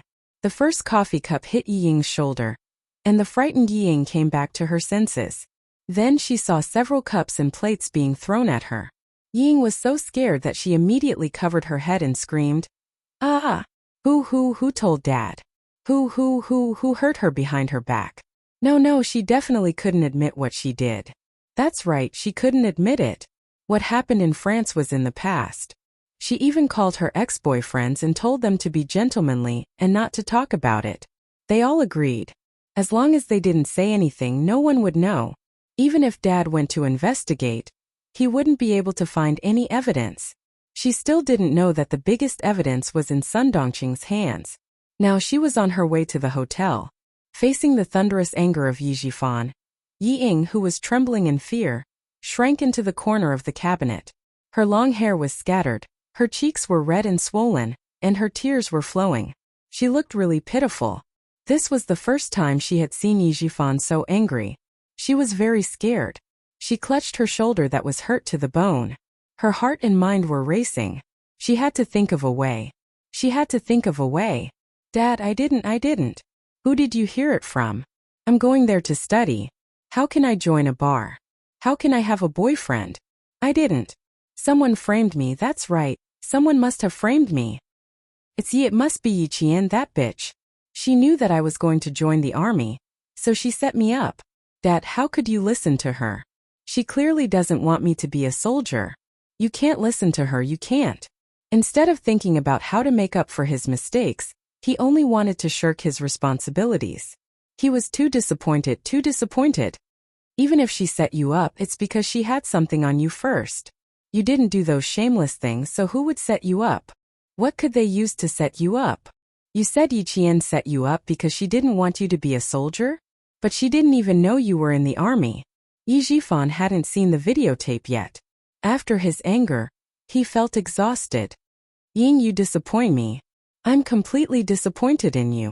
Yi Ying, who was about to faint from crying, tried her best to shrink her shoulders and cover her face with her hands to prevent further injury. Her voice was hoarse from crying. She knows, Dad, she knows." Chapter 21:15. She had to make her father believe that Yi Qian framed her. Only by making him believe that she would not be beaten again. She burst into tears and pushed all the blame onto Yi Qian. "She knew, and that's why she framed me. There's no one else other than her. Dad, I really didn't do anything to embarrass you and Mom. I really didn't. Dad, you have to believe me. You have to believe me. It's really Yi Qian who framed me. She framed me." She had to make her father believe her. Otherwise, she would not have an easy time tonight. Yi Ying's eyes flashed as she covered her face with her hands. She would never admit to the ridiculous things she did in France. She had to make her father believe that it was Yi Qian who framed her. She had never done anything to embarrass her parents. Suddenly, Yi Ying was glad that she told Yi Qian during her physical examination that time, and let her know that she had enlisted. Otherwise, she would not have been able to push all the blame onto her today. Moreover, other than Yi Qian, she could not think of anyone else who would frame her. Yi Qian, how dare you frame me? Fine. If I don't have an easy time, you won't have an easy time either." Yi Ying, who hated Yi Qian to the core, only wanted to push Yi Qian out when something happened. Just like when she was young, she only needed to push Yi Qian out whenever she did something wrong. The one who was beaten and scolded was always Yi Qian. It had never had anything to do with her. This time, there was no exception. Yi Ying, who was screaming her grievances, was afraid that Yi Jifan would do something irrational to her in his rage. She tried her best to reduce her presence. She hugged her shoulders and curled into a ball in a corner. She did look very pitiful. She didn't dare to speak to Yijifan directly. She only glanced at him from time to time. Every time she glanced at him, she would be frightened by Yijifan's ferocious expression. The more scared she was, the more her body trembled. The more she trembled, the more she wanted to use pity and grievance to make Yijifan feel sorry for her. She didn't dare to say that she wasn't Yijifan's daughter anymore. She only hoped that she could get some pity from him so that she could escape this calamity. How could Yijifan, who was so angry that his vision was turning black, feel sorry for him? He really wanted to strangle this disobedient bastard to death with his own hands. How did Yi Qian know that you joined the army? How did she know? How would you know? He slowly sat down on the sofa after standing there for a long time. He stared at the stubborn Yi Ying and asked, how did she find out? How did Yi Qian know? Yijifan already had an answer in his heart. Other than the mother and daughter pair, who else would sue Yi Qian? Who else knew that Yi Ying was about to join the army?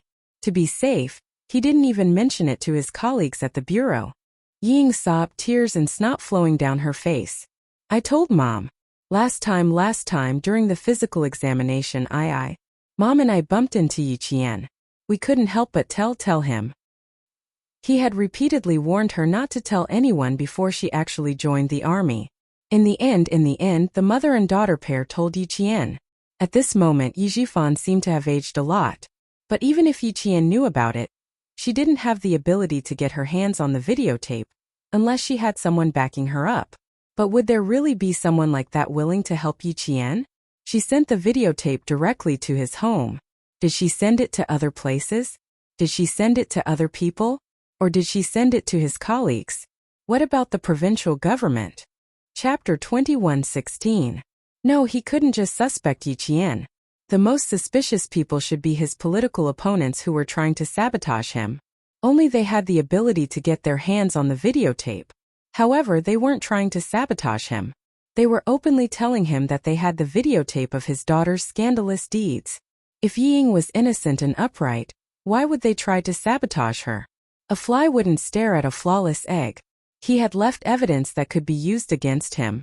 Who could he blame? So, you suspect Yi Qian of sabotaging you? Are you trying to tell me that you didn't do anything that would embarrass the adults in France? Yijifan's gaze was cold as he asked in a low voice. Do you dare say that you didn't do anything that would make you a laughingstock and embarrass you? Raise your head. Look at me and answer. Do you dare say that you were sabotaged? Do you dare to say it? Yi Ying's fingers were trembling violently. She didn't dare to raise her head or say it. However, she had to raise her head and say it.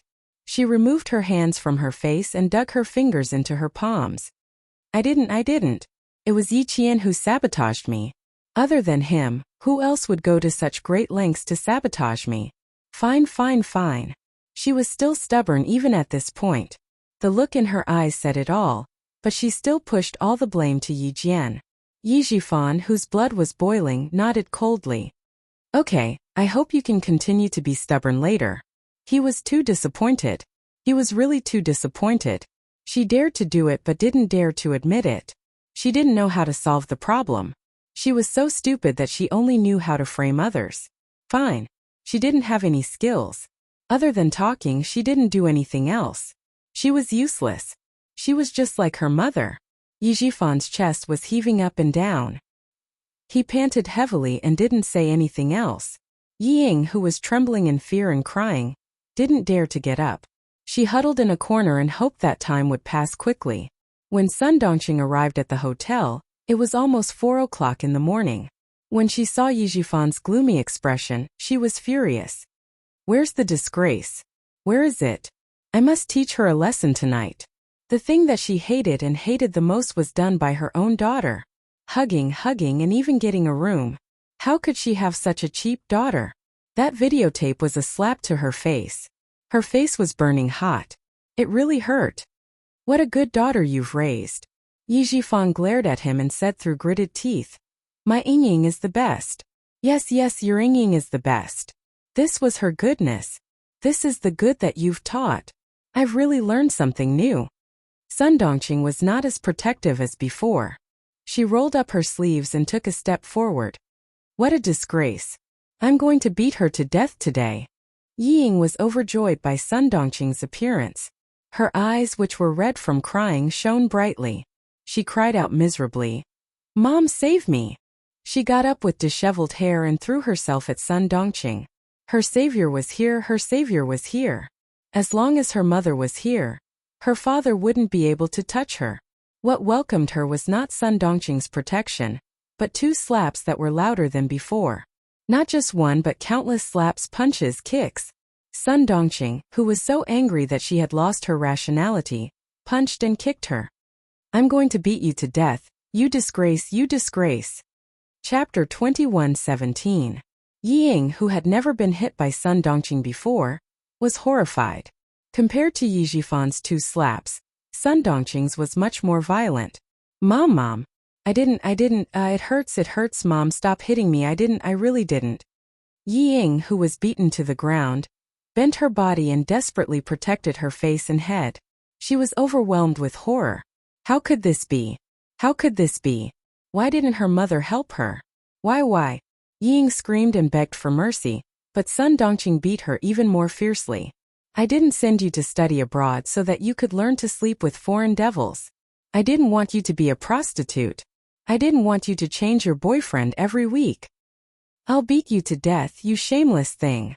You can live a good life, but you have to humiliate yourself. If you want to find a boyfriend, fine, I won't stop you, but you should find me a boyfriend like Mrs. Li's son. Find a foreign devil to sleep with? Shameless thing, who did you learn this from? Who did you learn this from? Just as Sun Dongqing was about to kick Ying's head, Yi Jifan, who was expressionless, frowned and grabbed his wife who had lost her mind. That's enough. If she continued, she might really beat Ying to death. Sun Dongqing was a barbarian and a shrew. When she lost her mind, she was even more ruthless than Yi Jifan. In this way, Yi Jifan's attitude was much gentler. There was a video recorder in the hotel. Yi Jifan put in the tape. After a while, Ying, who was wearing heavy makeup, appeared in the video. She was intimately dancing with a blonde man on the dance floor of the KTV. After seeing this scene, Yi Jifan, who was so angry that the veins on his temples bulged, closed his eyes. It wasn't a trap, it wasn't a trap.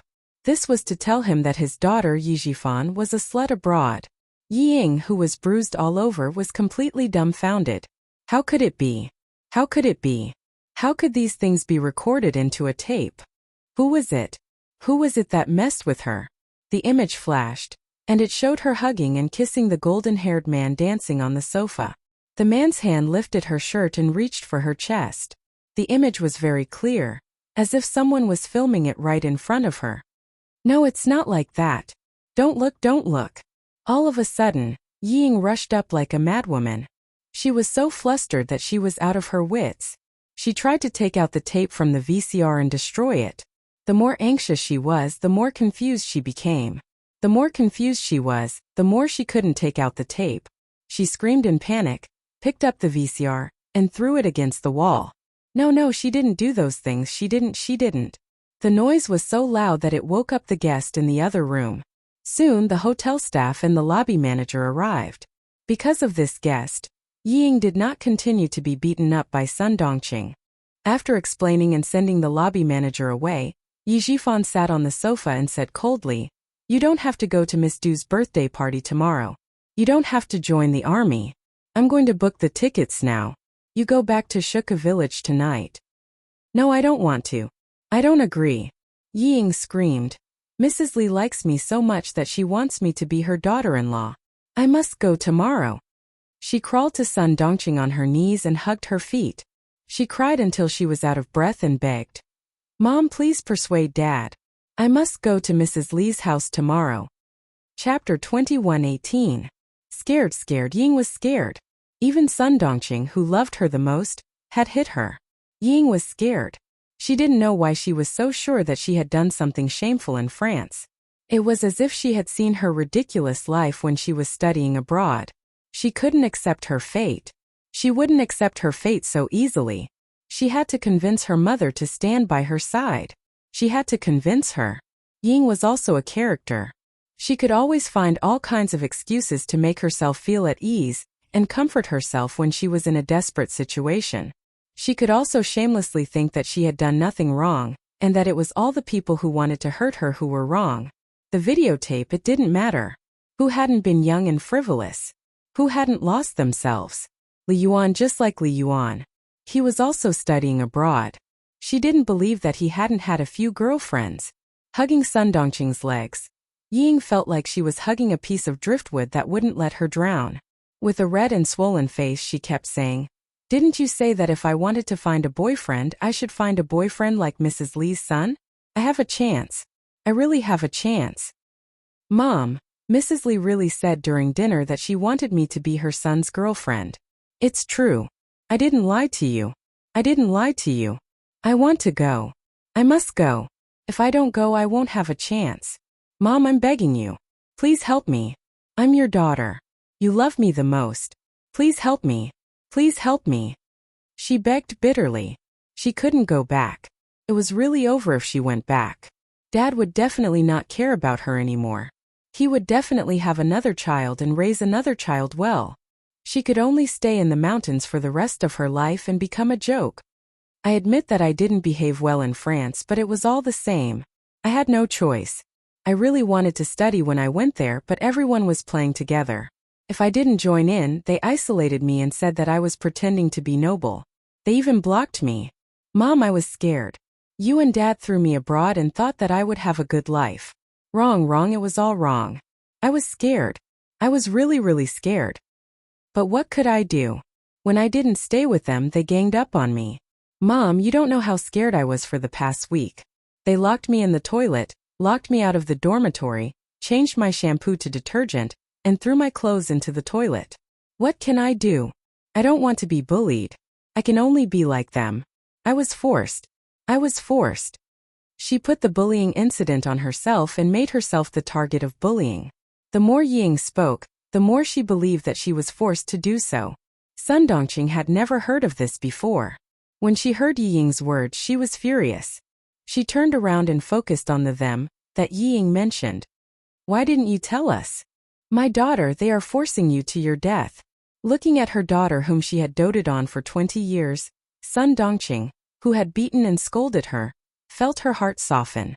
She thought that her daughter had abandoned herself, but in the end she was forced to do so. Being forced and abandoning oneself were two completely different things. That was because she did not protect her daughter well.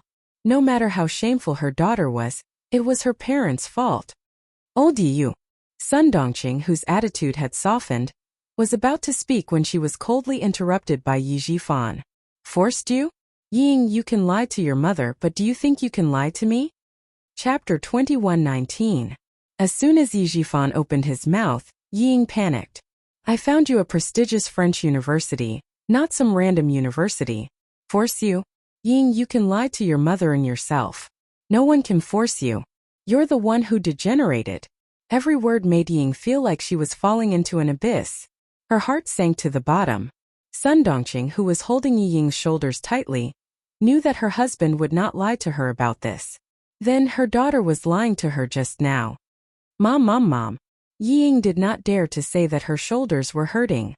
She knew that only by crying out in pain could Sun Dongqing's heart soften. She was thinking quickly about how to get away. Yi Jifan, who had decided to give up on Ying, pressed on. "Sun Dongqing, do you think the other party only has one videotape? Can you guarantee that they didn't send more videotapes to my station? My colleague? Do you really think it's just a videotape? Sun Dongqing, can you grow a brain? Now, someone doesn't want your daughter to enter the army. Do you understand?"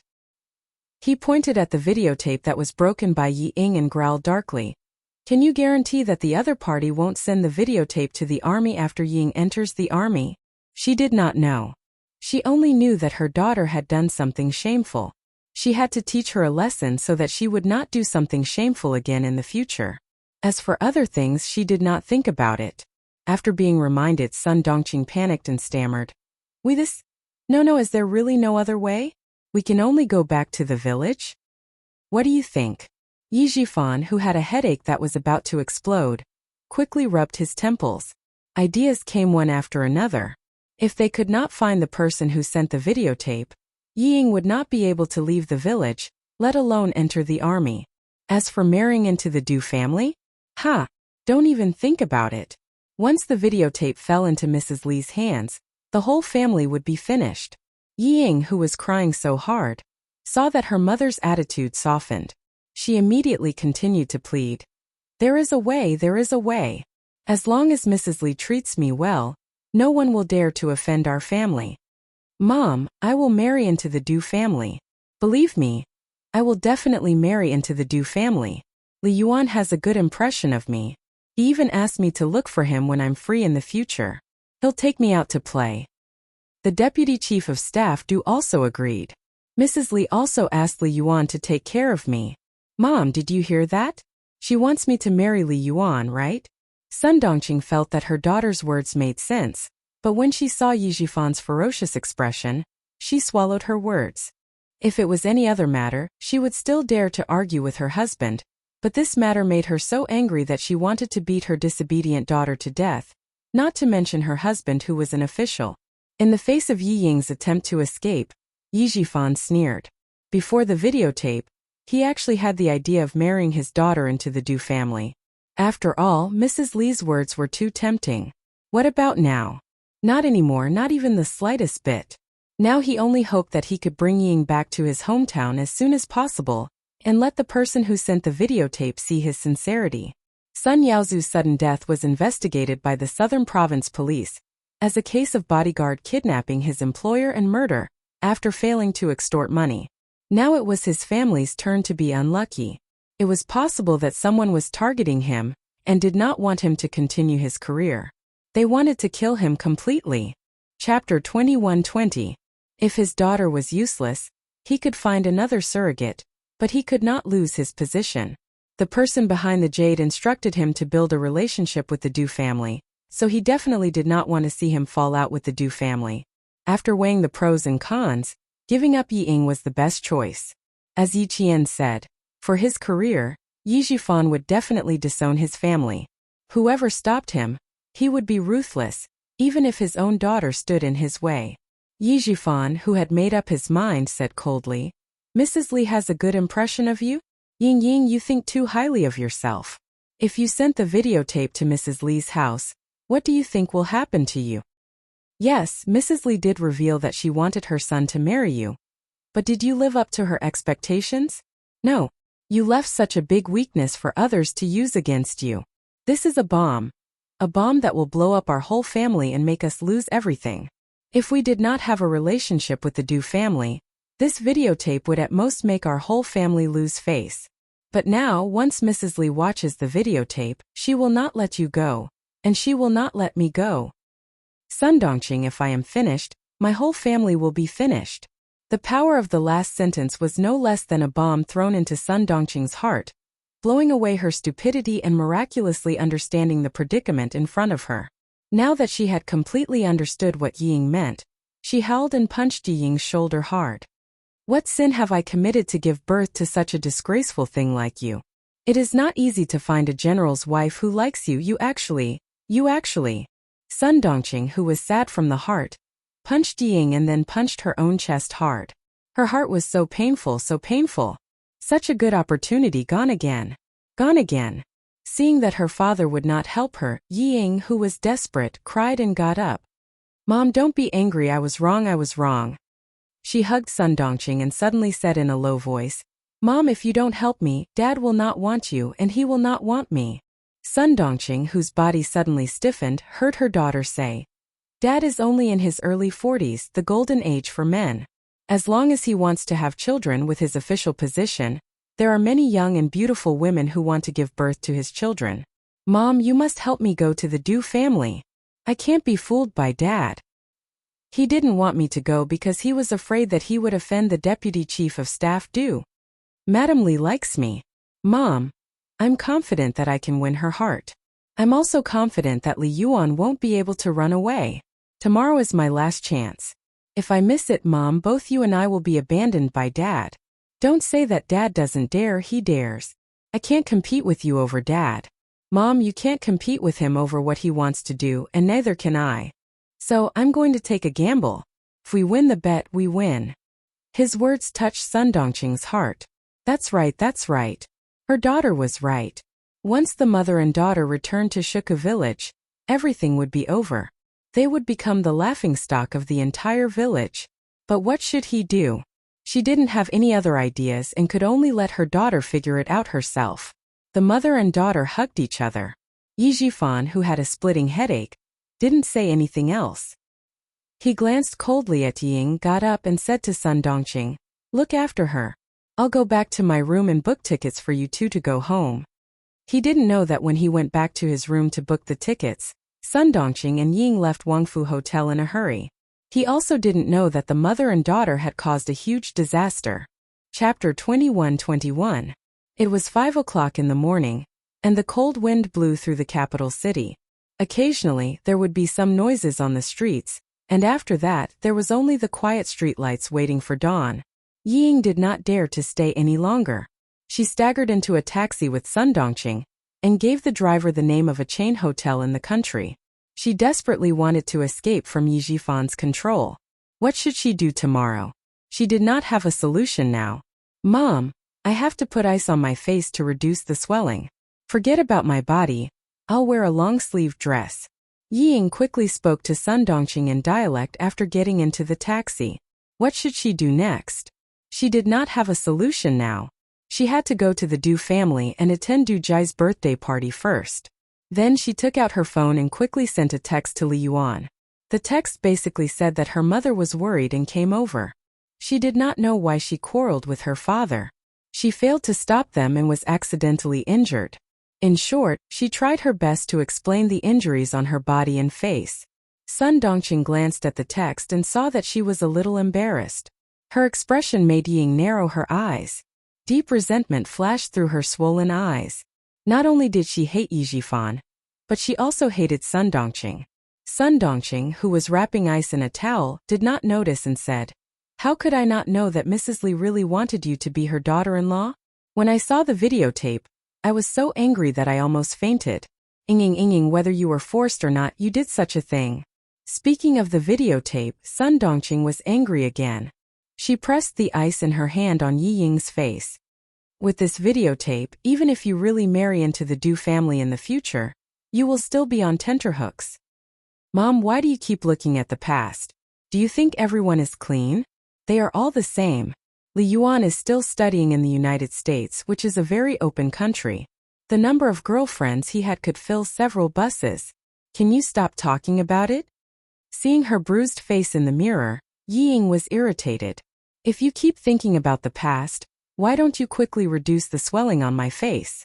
When I marry into the Du family, you can just enjoy life with me." It had to be said that Yi Ying was very good at coaxing Sun Dongqing. Sun Dongqing, who originally wanted to strangle Yi Ying to death, was busy getting ice cubes for Yi Ying and spraying anti-inflammatory and pain-relieving spray for Yi Ying. She was so busy that her heels didn't even touch the ground. Li Jinyan was also running around. He didn't expect that he would become Xia Jinyuan's errand boy when he arrived at the hospital. There were examinations, forms, stitches, and medication. By the time they were done, it was already early in the morning. Xia Jinyuan, who had finally cleaned up the pus in the wound and was stitched up again, lay lazily on the hospital bed and chatted with Li Jinyan, who was resting on the hospital bed. "You came here in the middle of the night to talk to me about the overseas competition. Is your time that tight? I haven't seen the specific list of people on our side, and the Major General didn't mention to me who will be going either. When the list is out, we will arrange a training session to improve our teamwork." Li Jinyan, who was resting with his eyes closed, just wanted to find someone to talk to. The list was secondary. When he heard Ying, he said calmly, "You are injured now, how are you going to arrange the training? Yi Qian should also be selected. Her schedule isn't easy to arrange."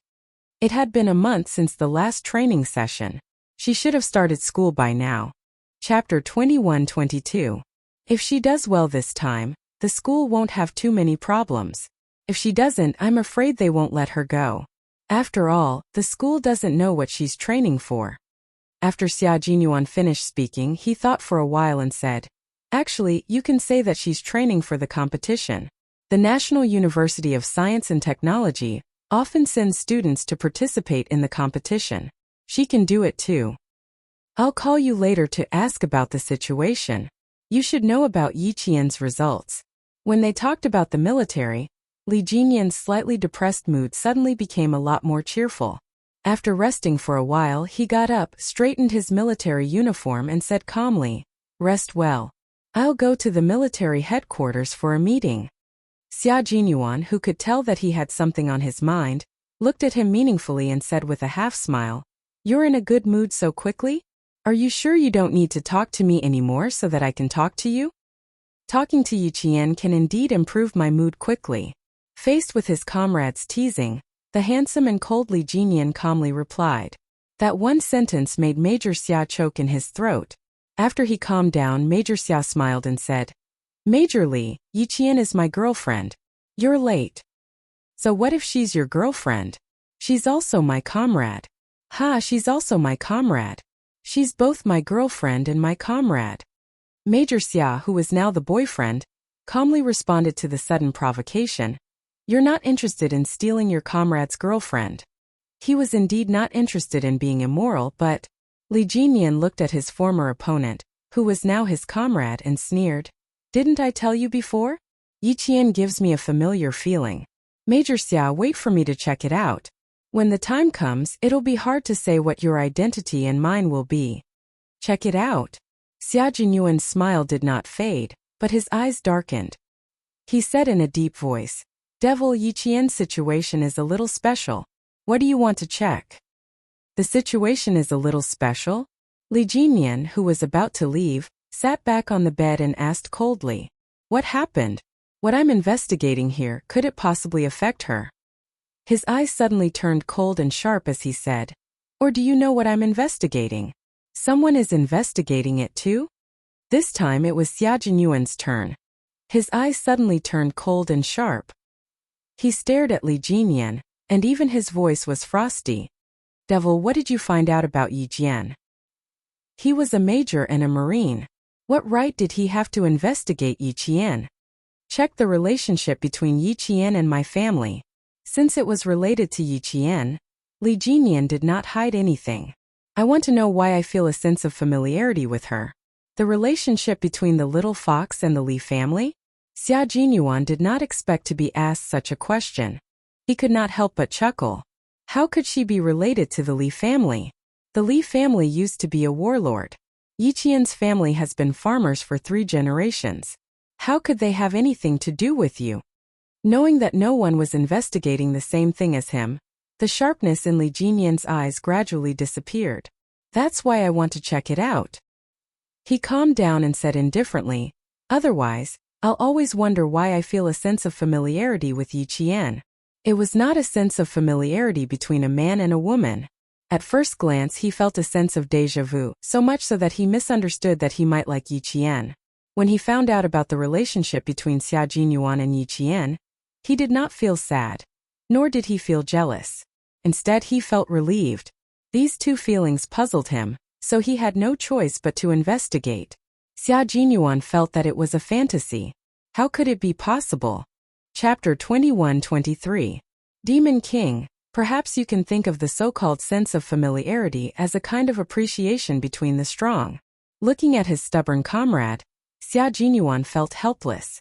"I once conducted a detailed investigation on Yi Qian. The military has also investigated her. Devil, I can tell you with certainty that she has nothing to do with the Li family.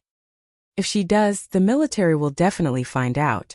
The military has detailed information on 3 generations of her family. You're overthinking it." Li Jinyan only replied calmly to his comrade's advice. "I trust my intuition." "To hell with your intuition." Xia Jinyuan cursed in his heart. Seeing that he was so insistent, he reminded him. "Recently, Yi Qian has been troubled by something. Since you have to investigate it, I hope you can postpone it for the time being. I don't want to complicate matters because of your investigation." "Sure." Li Jinyan nodded. He would definitely be cautious when it came to Yi Qian, but... He pursed his lips and asked, "What's troubling Yi Qian? What happened to make you so nervous?" "No, it's not Yi Qian." As for the specific reason, I'm sorry, devil, I can't tell you. I just hope you can delay your investigation. His intuition told him that Yi Qian had something to do with the Li family. He didn't know what to say. Go ahead, go ahead, go ahead. He wouldn't investigate anymore once he gave up. Li Jinyan, who still had to go to the military, didn't stay any longer. He opened the door and strode out. In the ward, Xia Jinyuan, who had been in a high-intensity battle for more than 10 days, raised his head and rubbed his slightly dizzy temples. Due to the severe lack of sleep, he thought for a while and carefully recalled his investigation of Yi Qian's family. After thinking for a while, he was certain that his little fox had nothing to do with the Li family. If the devil insists on investigating, then so be it. He had already reminded him not to cause trouble for the time being. With his character, he would do it.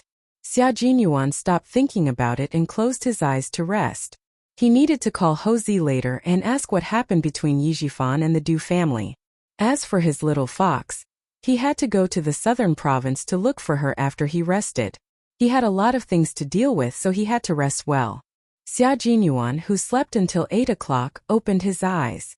The first thing he did was to call Ho Zi in southern province. He needed to know what Yi Jifan and the Du family were up to. Only then did Xia Jinyuan realize that while he was away, Yi Qian had done quite a few big things. Ho Zi told Xia Jinyuan everything that had happened to Sun Yaozu without exaggerating. First, he shot Sun Yaozu's eyes with a glass shard. Then, he brought him to the mountain and dealt with him. I didn't do anything.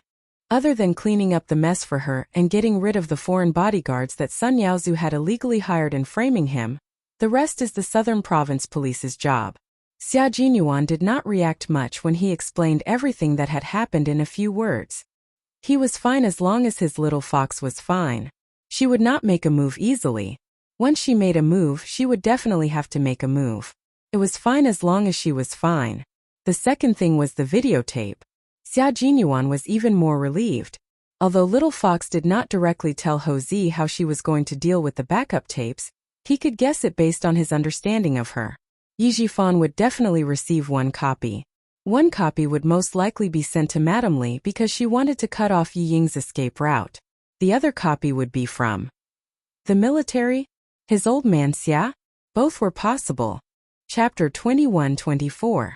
The Deputy Chief of Staff Du had used his power for personal gain to send Yi Ying into the military, and even sent her to the Beijing Government Arts and Crafts Regiment. It seemed like the Deputy Chief of Staff Du was very confident in himself and believed that there would be no problems with what he did. Yi Ying entering the military would not only make Yi Jifan's political career more difficult, but it would also be evidence for him to deal with the Deputy Chief of Staff Du in the future.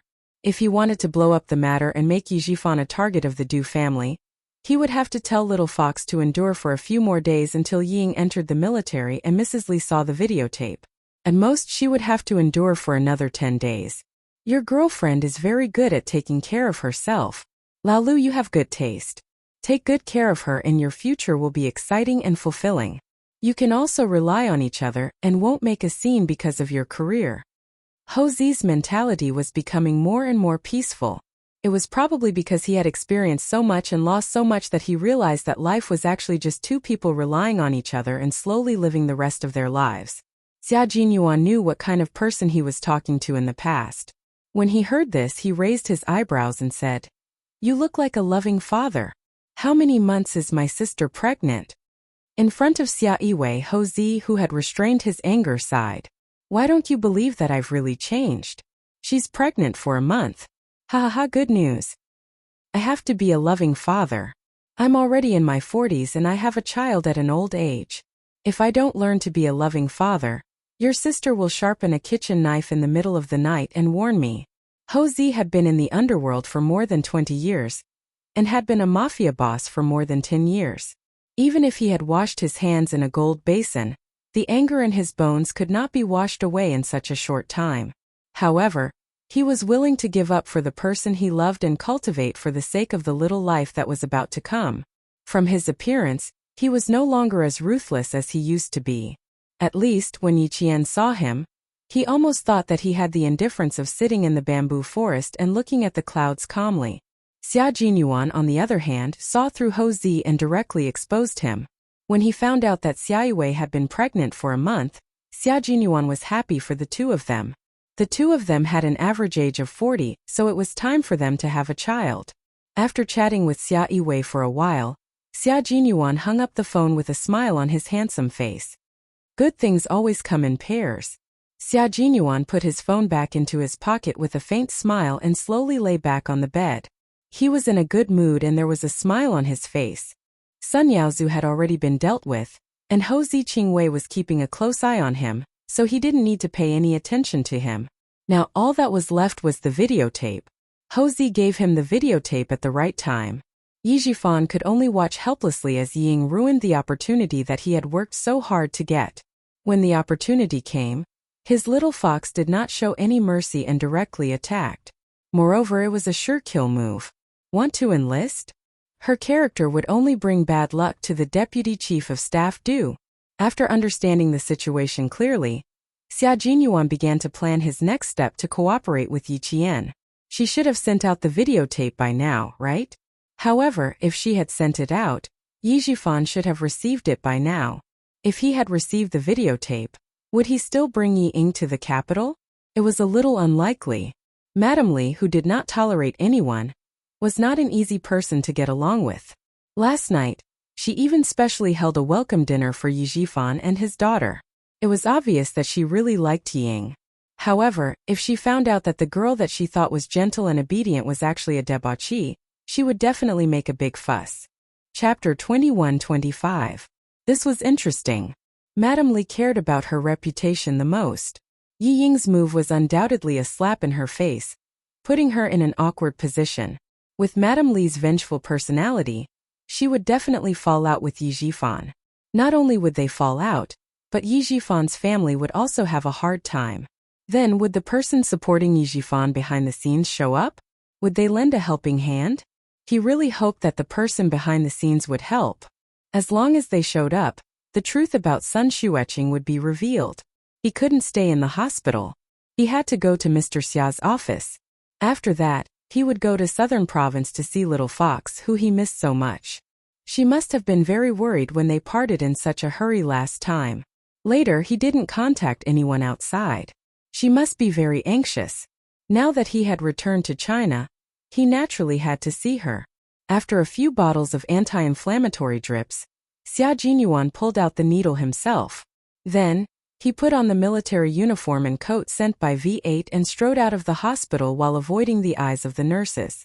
According to the doctor's advice, it was best for him to go to the hospital for 3 days to prevent the wound from being infected and suppurated again. For Xia Jinyuan, 3 days was too long. 3 hours was enough. Commander-in-Chief Xia, who got out of the car, was still far away when he saw a familiar figure standing by the flower bed. Even if the other party was wearing tattered clothes, he could still recognize the figure. At first glance, wasn't the person looking for him? You're so capable. Stay in the hospital for 3 days. You'll come out in 3 hours. Aren't you afraid that you'll faint on the way? When father and son met, they would start by insulting each other. Commander-in-Chief Xia frowned a little. He took off his military cap and put it on the desk. He stared at the boy who didn't listen to the doctor's advice and said coldly, "Why didn't you stay in the hospital? Why did you come here? Don't tell me you missed me and came here specially."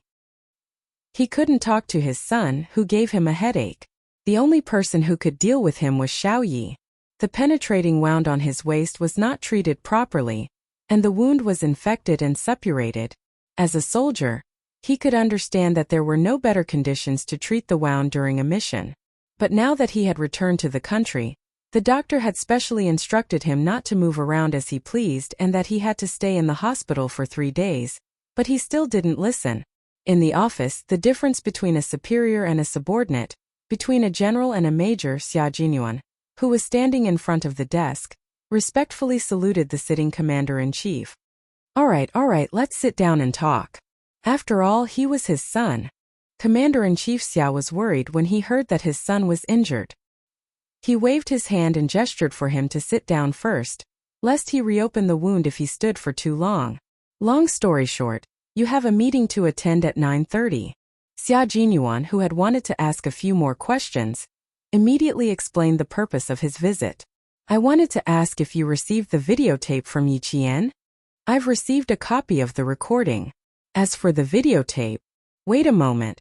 Commander-in-Chief Xia saw that his son's expression was cold, so he took the intercom and asked the clerk, check if there are any mails from Southern Province. If there are, send them to me now. Mail and parcels that could be sent directly to Commander-in-Chief Xia were checked by specially designated personnel in order to prevent dangerous items from being carried. After waiting for about 5 minutes, the clerk came over with a package that was confirmed to be safe. It was the videotape that Yi Qian had sent to Commander-in-Chief Xia. Commander-in-Chief Xia didn't play it immediately. He directly asked, "What's in it?" Chapter 21-26. It's about the private life of a recruit before she joined the army.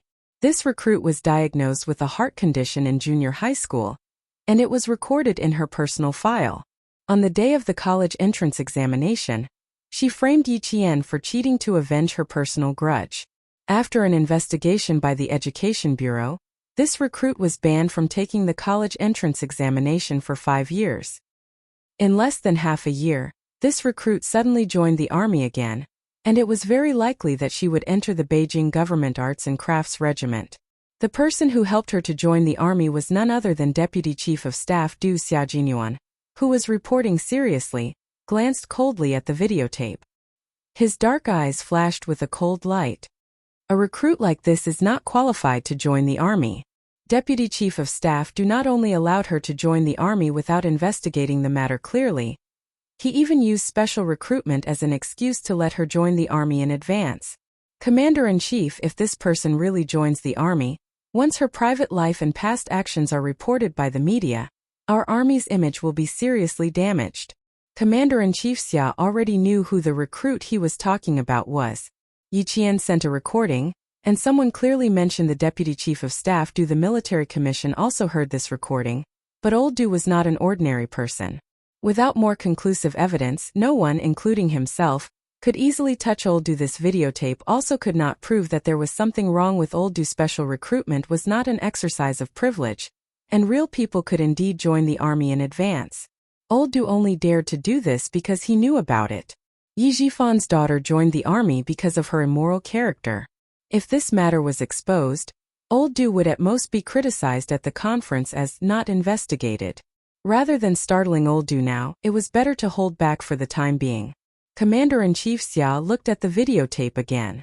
However, since his daughter-in-law sent the videotape to him, he could not ignore it. Commander-in-Chief Xia, who had long regarded Yi Qian as his daughter-in-law, seemed to have thought of something and said something that seemed to have nothing to do with the topic. Xiao Yi didn't just send me the videotape, right? Who else did she send it to besides me? You have one box. One box was sent to Yi Jifan, and the other box was sent to the wife of the Deputy Chief of Staff. Du Xiaojingyuan did not want to hide what Yi Qian had done from his father. Since the old man asked about it, he must have some plans. Yi Jifan and his daughter arrived in Beijing yesterday. Mrs. Li personally welcomed them. Ho Zi also told me that Mrs. Li likes Ying very much. Xiaojingyuan paused for a few seconds to add on. Commander-in-Chief Xia looked at him thoughtfully for a moment and said, "This recruit hasn't joined the army yet, right? Let's talk about it after we enlist." Xiaojingyuan raised his eyebrows. Since the old man said so, it meant that the father and son had the same idea. He wanted Yi Ying to enlist because he wanted to anger Mrs. Li, so that she could settle the score with Yi Ying and Yi Jifan for deceiving him. Mrs. Li was famous for her ruthlessness. Every military and political family in Beijing knew about it. Old man Xia knew that the videotape and Ying joining the army would not make the Deputy Chief of Staff do anything, but he still let Ying join the army first. It was obvious that he had the same idea as him. He smiled and joked. "Yi Qian hasn't even married into our family, Xia, and you're already protecting her. I must tell her how much you care about her." Commander-in-Chief Xia did think so. Yi Jifan was in politics. He could not reach out his hands, so he would let Mrs. Li, who liked to reach out, do it. After losing so much face, old Du's wife would not let the matter rest. Chapter 21-27. If I don't take good care of Xiao Yi, I'm really afraid that another guy with foresight will snatch him away from you. Commander-in-Chief Xia didn't spare any effort to attack his son. In exchange, Xia Jinyuan looked at him indifferently, so Commander-in-Chief Xia didn't mention it. Yi Qian trusted him and he trusted Yi Qian.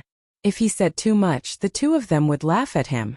Well, his son was much more reliable than before, so he shouldn't worry too much. As long as Major General Yang mentioned him, he would add, Commander-in-Chief, it's all thanks to your hard work back then that Xia Jinyuan became what he is today. In fact, he only did it twice back then, and Major General Yang happened to meet him both times. As for what Xia Jinyuan is today, to be honest, it was all because of Xia Jinyuan's own hard work, and it had nothing to do with him. Now that he had found Yi Qian as his girlfriend, he probably didn't need to do anything in the future. The two of them could solve their own problems by themselves. But now that he could help, he would naturally help. As for old Du, you and Yi Qian are not allowed to interfere. Now we should focus on investigating Yi Qian's mother, martyr son Xueqing. Commander-in-Chief Xia felt that the most important thing was not to bring down Yi Jifan, but to investigate martyr son Xueqing. On the third day of the new year, the military commission asked Yi Qian to come to Beijing. The words military commission made Xia Jinyuan's eyes turn cold. Why did they ask her to come? One of martyr son Xueqing's comrades with the surname Kai, who is now the director of a city's public security bureau, is also investigating. He returned to his original unit to take some of the information from the investigation back then. Coincidentally, the military was also retrieving the original information, so they found this director. For the sake of caution, the military asked Yi Qian to come to the military commission to find out how much she knew about martyr son Xueqing. Yi Qian was very calm. Originally, the military commission wanted to test her, but she directly told Colonel Tan, who was talking to her, that she suspected there was a problem with martyr son Xueqing's sacrifice. She suddenly spoke so bluntly that Senior Colonel Tan, who was questioning her, almost lost his cool. Hearing this, Xia Jinyuan laughed.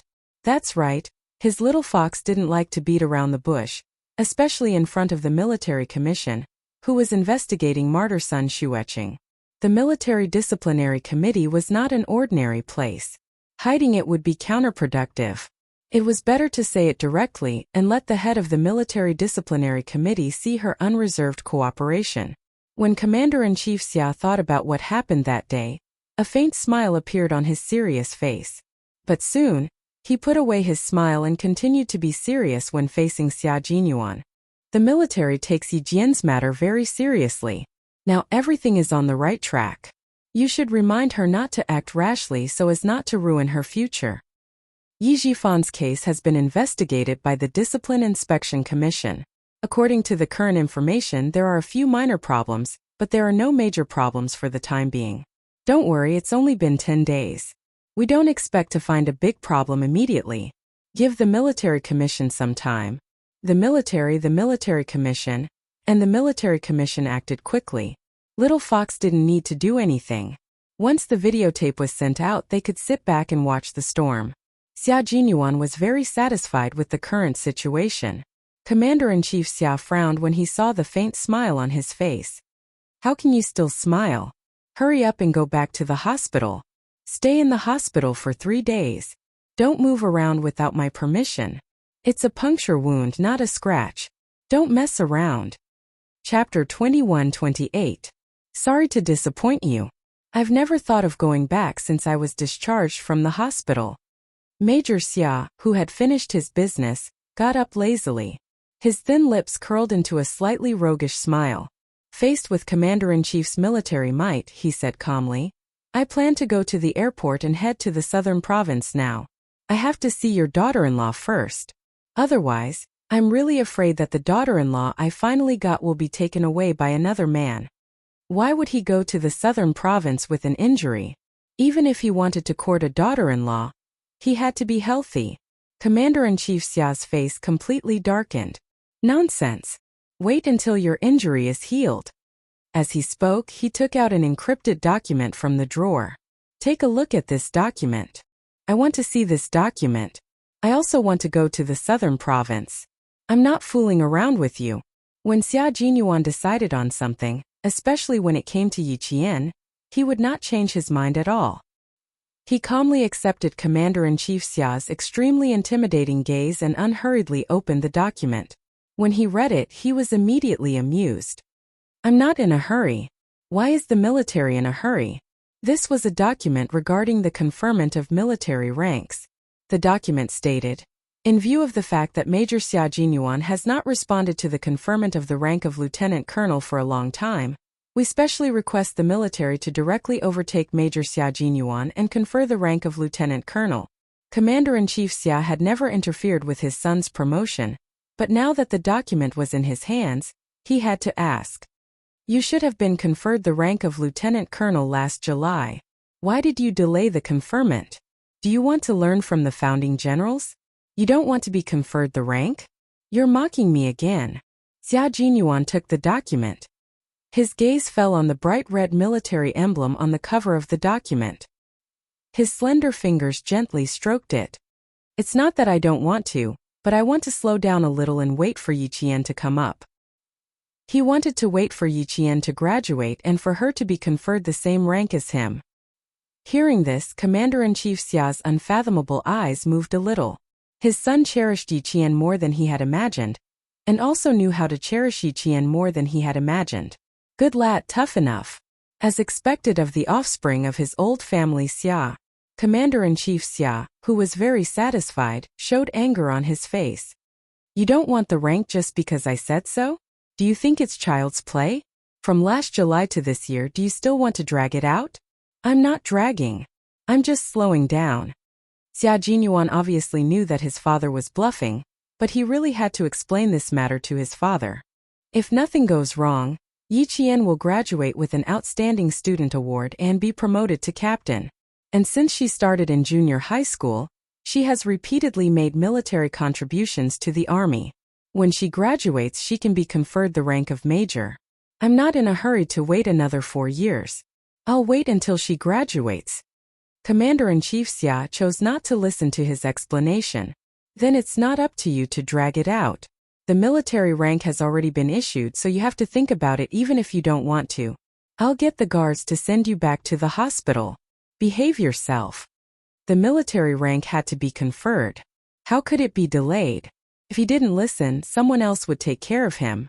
When Commander-in-Chief Xia thought of someone, he was referring to Yi Qian. Xia Jinyuan, who didn't want to confront him, took a step back for the time being. He didn't mention going to Southern Province in the afternoon. Instead, he said that he had something to discuss with Major General Yang, and that he would go to the hospital after the matter was settled. Without waiting for the guards to come over, he left under Commander-in-Chief Xia's cold gaze.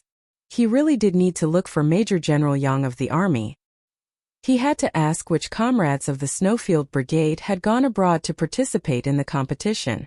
After he walked out of the office, Commander-in-Chief Xia called Major General Yang of the army and instructed him to get the guards to escort Xia Jinyuan back to the hospital after the matter was settled. Then, he called Yi Qian and asked her to come forward and persuade the troublesome bastard to stay. Chapter 21-29. Xia Jinyuan hadn't contacted Yi Qian yet, so Commander-in-Chief Xia instructed his staff to call the office of the Director of the University of Science and Technology of China and make an appointment first. The University of Science and Technology of China had strict regulations and didn't allow students to use cell phones. At this time, not many students had cell phones. Even if they did, they had to hand over their cell phones as soon as they arrived at school and wait until they were out on holidays or on official business. Yi Qian, who had reported yesterday, handed over his cell phone as soon as possible. Commander-in-Chief Xia, who knew the rules, didn't call his cell phone directly. Instead, he called the director's office. He didn't make the call himself either. He asked his staff to make the call first and then transfer the call to his office. The military called to look for a student. It was none other than Yi Qian, who most of the teachers in the school knew. The director, who knew Yi Qian, looked at the class schedule and asked the teacher to inform Yi Qian after class. Yi Qian was sitting in library number 3 and discussing with several top students from other classes. On the first day of school, the students hadn't gotten over the New Year's atmosphere yet. The freshmen were given a mission. On Labor Day, the freshmen were to go to the northern part of the province for a drill. As the frontline leaders of the future battles, they were instructed to experience the atmosphere of a battle where life and death were on the line. As soon as the order was given, the red and blue teams of each class began to prepare in advance. After the first class, the red and blue teams sent out representatives of each class in less than 2 minutes. They met during the short break between classes at the speed of light. There's no preparation time for a real battle. A battle that starts as soon as it's announced is the real battle that determines the outcome. A top student from the School of Science spread out a map of the training base they were going to on Labor Day. The school suddenly told us that there's a drill on Labor Day. Why do I feel like the map they gave us isn't a real one? 2 armies are fighting for positions. Who would have the chance to run to the position and observe the terrain first? Who would know in advance that the position they took would be the position that the Blue Army would be fighting for? I asked the seniors in the School of Science and went through some information myself. I found that the school really didn't tell us the positions we would be practicing a few months in advance. At most, they gave us an approximate time. When it's our turn, you're telling us the time, location, and number of people. You're even giving us time to arrange our troops in advance. Don't you find it a little strange? The students of the School of Science were all engineering students, so their logical thinking was quite rigorous. They had a thick book on cryptography, while Yi Qian and the others had only just started studying it, but they had already finished self-studying. Another student said, "Having a direction is better than not having one. Let's not talk about whether it's strange or not. We can first familiarize ourselves with the northern training base and the surrounding terrain. When the time comes, we can carry out the drill anywhere. We can't always focus on the north. Our school has exercise bases in the east, west, south, and north. In my opinion, we can't just grasp the north. We have to grasp the exercise bases in the east, west, south, and north. Only in this way, no matter where the exercise is, we won't have to improvise." Sun Tzu said in The Art of War, "Make a plan before you act. Know when to stop and you will gain." I agree with this student's point of view. Some students agreed. Only by not fighting an unprepared war can one be invincible. This had been the case in all wars since ancient times. Yi Qian didn't speak immediately. Although she had actual combat experience and had participated in a real battle between 2 armies, she had never participated in a drill involving hundreds of people. Regarding this, she decided to listen first and then express her opinion. Chapter 21:30. The short meeting was just to get to know each other. There was only so much time outside of class. They met to get to know each other and set a time for the next meeting before returning to their respective classrooms. At noon, Yi Qian finished her lunch and told Su Wan and He Qing that she needed to go to the dean's office. She told them to go back to their dorms to rest while she jogged to the dean's office. Su Wan looked at Yi Qian's back as she left and lamented to He Jing, "I have 2 fears. One is my father, and the other is entering the office. Every time I see a classmate entering the office, I always feel like the wind is blowing and the water is freezing. The hero will never return. As long as you improve your physical fitness, you will never have the chance to go to the office." He Jing pointed out her classmate's weakness without giving her any face. During the scolding session this morning, as long as your physical fitness was mentioned, I saw our instructor's gaze sweep over you. Why are you so weak?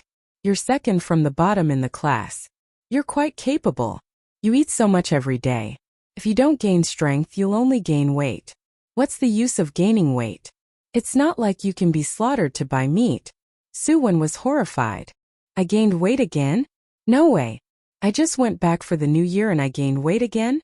My father dug me out of bed at 5 in the morning to run. How can I gain weight?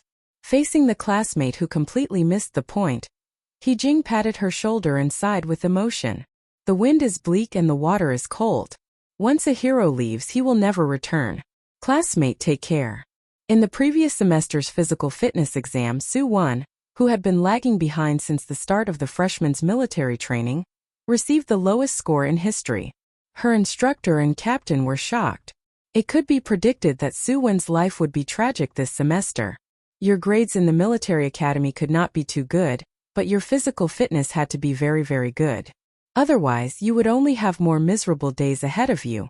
As someone who had not attended classes for a month, Yi Qian naturally did not feel any pressure when she became the top student in the entire school. Last night, the instructor even talked to her and asked if she could spare some time to help the students who were in the bottom 20 in class improve their physical fitness. He also said that there was no need to worry about being too ruthless. They could only blame themselves for being too weak. Yi Qian said she would do her best. Yi Qian, who was running towards the director's office, thought that it was because of this matter. She knocked on the door and shouted, "Reporting in." When she heard a "please come in" from inside, the first thing Yi Qian did when he pushed the door open was to give a military salute. "Commander-in-Chief, Yi Qian is here. Please wait a moment, I'll pass the phone to her." The hospital director was on the phone. His words made Yi Qian realize who was looking for him. Yi Qian, who had spoken with Commander-in-Chief Xia many times, was not as tense as before. However, when Yi Qian heard Commander-in-Chief Xia's dignified voice, he could not help but straighten his back. Xiao Yi, sixth brother, has already returned to the country. He even suffered some minor injuries. I stopped him from coming to the southern province to look for you. I hope you can forgive him. Knowing that Xia Jinyuan had returned safely, Yi Qian, who had been heavily shackled, felt the shackles on her heart suddenly loosen. The sound of flowers blooming in spring bloomed from the depths of her heart. However, at the same time, her brows were tightly knitted together. She knew that Commander-in-Chief Xia's minor injuries were not really minor injuries. If they were, Commander-in-Chief Xia would not have specially called her. Chapter 2131. His injuries must be so serious that he had to be hospitalized. Yi Qian, who was a little out of breath, closed his eyes slightly and tried to mentally prepare himself before asking calmly, "Can you tell me how serious his condition is?" He was very calm, but every word was so heavy that it felt like a stone had fallen from the sky and hit Chief Commander Xia. He suddenly realized that he had made such a call. Was it a little inappropriate? Even though Commander-in-Chief Xia was a dignified general, he was also a father who deeply cared about his son. Before he could reflect on his inappropriate call, Commander-in-Chief Xia quickly smiled and replied, "It's okay, it's okay." His waist was pierced, but it avoided the vital parts. He handled it a little carelessly, and the shrapnel left 2 small fragments, which caused the wound to become inflamed. He handled it immediately after returning to China. The doctor suggested that he stay in the hospital for 3 days and get an anti-inflammatory drip. He just came over and told me that he wanted to visit you in the afternoon, but I didn't agree. The clerk who knocked on the door walked in quietly and saw that the commander-in-chief was on the phone with someone. He opened the camouflage folder and presented the contents to the commander-in-chief. This was an invitation from the political department's arts and crafts department. Commander-in-Chief Xia was invited to watch the Beijing government troops' upcoming performance in the army. The general idea was to invite leaders of all levels, and then the leaders of all levels would give instructions, guidance, and criticism. Commander-in-Chief Xia's gaze fell on one of the invited work units, pointed here and said, "Go and ask the school leaders who will be coming to Beijing to watch." "Okay." The clerk nodded, put down the folder and left the office. On the other end of the phone, Yi Qian secretly let out a long sigh and said in a deep voice, "Don't worry, I will definitely stop him from coming over. I will definitely keep him in the hospital for 3 days. For his health, she would definitely not let him come over to Nan province." His waist was pierced by shrapnel and avoided the vital parts. Although the injury was serious, it was better than a bullet pierced through the waist. With Yi Qian's help, Commander-in-Chief Xia was relieved. However, he could understand his son's feelings of wanting to see his girlfriend. It was quite pitiful for the two of them to be apart so much. Thinking of the document just now, Commander-in-Chief Xia asked about Yi Qian's grades last semester, and whether anything had happened in the past few days. Yi Qian, who had good grades, reported his grades one by one. "My overall grades are okay. There's not much to do in the next few days. The main classes haven't started yet, so I'll focus on physical fitness for the time being." Focus on physical fitness for the time being. That's easy. With an idea in mind, Commander-in-Chief Xia praised Yi Jian first. He smiled and said, "Not bad, not bad. No wonder Old Six told me confidently that you would definitely get the title of outstanding student. Little Yi, you're very good. You let us all be at ease. Since you don't have classes these few days, and it's Saturday and Sunday in 3 days, how about this? You go to the capital with the school leaders to watch the performance of the Beijing political group. At the same time, you go to the hospital to visit sixth brother. lest he sneaks into the southern province to look for someone and make everyone uneasy. Yi Qian readily agreed. It should be said that he couldn't ask for more. She really wanted to see Captain Xia. She really missed him. Lovesickness seeped into her bones, and she was deeply sentimental.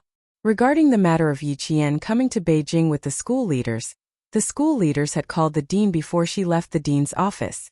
They asked the dean to inform Yi Qian that he would come to Beijing with the school leaders at 9 o'clock tomorrow to report on his work.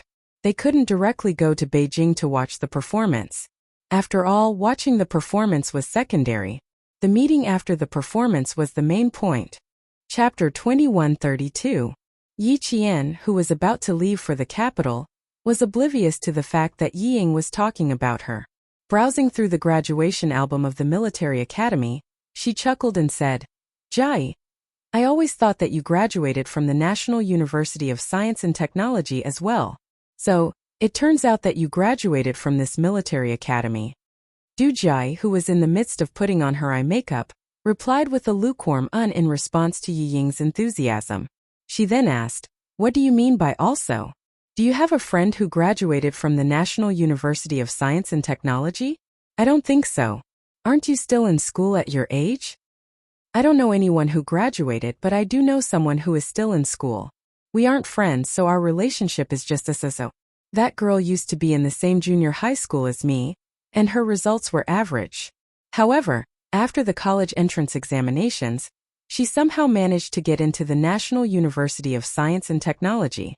It was a huge deal back then," Yi Ying said calmly. At the same time, there was a hint of jealousy and disdain in her voice.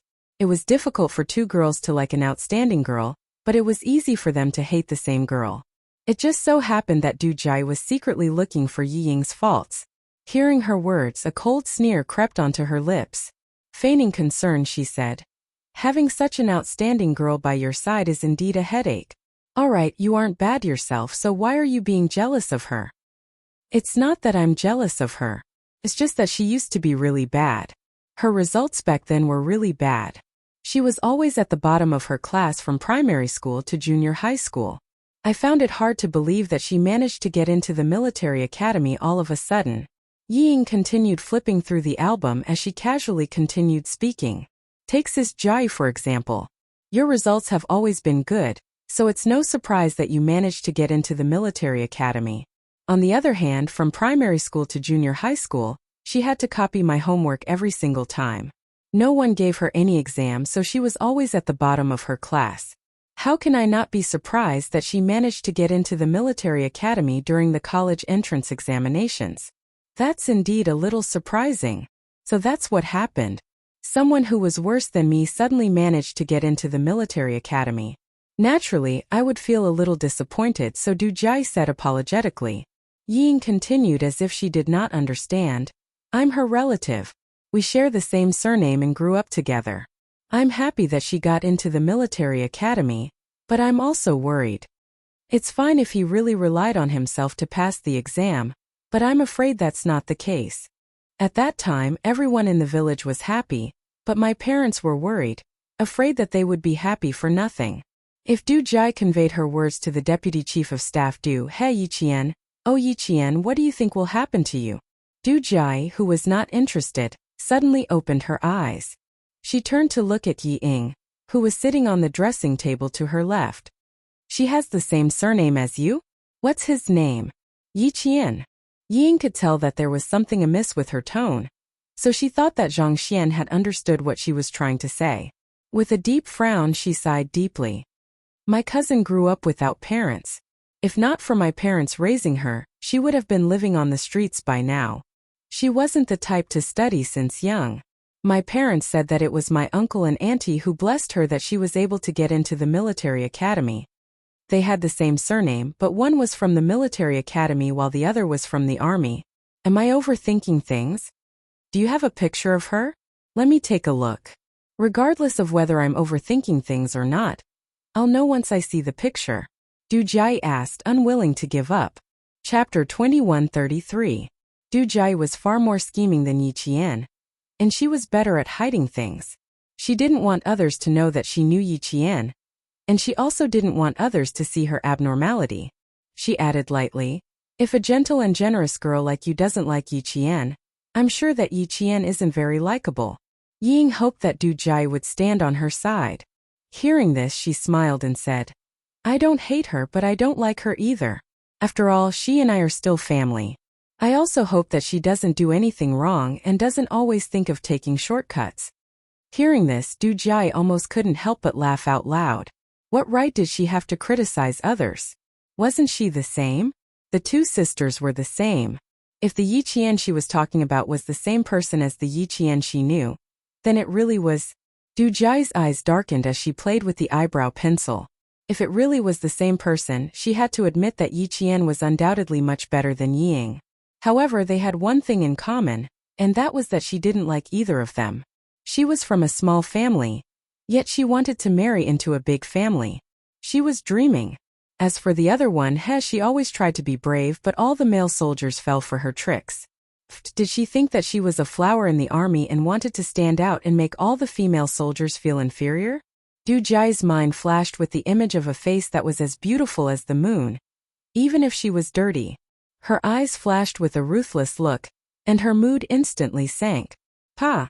She threw the eyebrow pencil in her hand onto the dressing table. I'm sorry, Miss Du.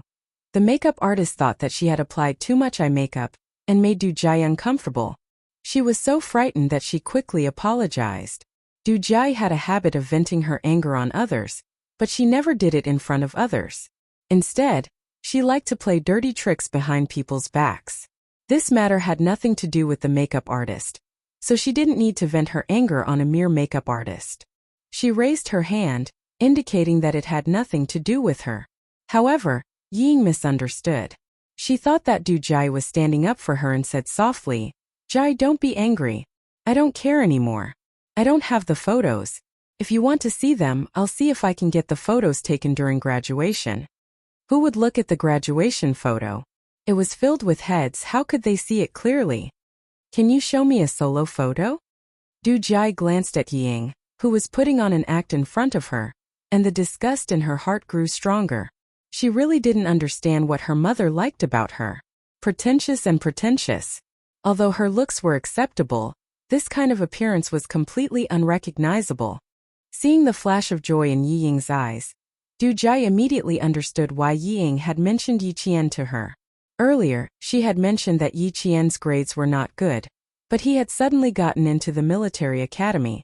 Wasn't this hinting that Yi Qian had relied on cheating to get into the college entrance exams? Now she understood. So this was her true intention. Since you said that her grades might be fake, then we have to check it out. The military academy is meant to groom future military officers. How can there be fish eyes as pearls? Give me the solo photo as soon as possible. I'll ask my father to find out what's going on. Yi Ying was so agitated that she secretly pinched her thigh to suppress her excitement. However, she pinched herself too hard. Her expression of pain and excitement intertwined, causing her sweet features to twist. She panicked and said, There's no need to check. She's doing very well now. I heard that if she didn't pass the military academy's new training program, she would be rejected. Since she didn't, it means that she's still capable. Chapter 2134. The door of the dressing room was pushed open and Madame Li, who was dressed in a dignified and noble manner, walked in. Yi Ying, who was talking, turned her head when she heard the noise. She hurriedly adjusted her expression and stood up. She stood up gracefully and greeted Madame Li. Madam.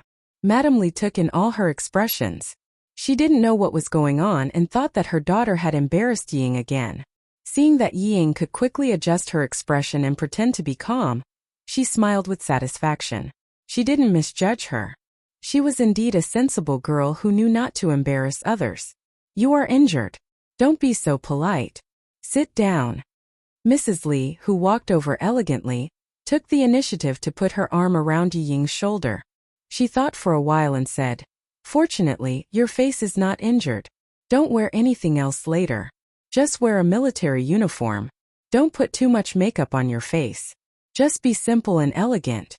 Du Jai, who had finished the eye makeup, said with a smile, Mom, in fact, I don't need to put on too much makeup. Just be simple and elegant. Just wear a military uniform. You want to disagree with me again, don't you? Mrs. Lee tapped her daughter's forehead with her index finger.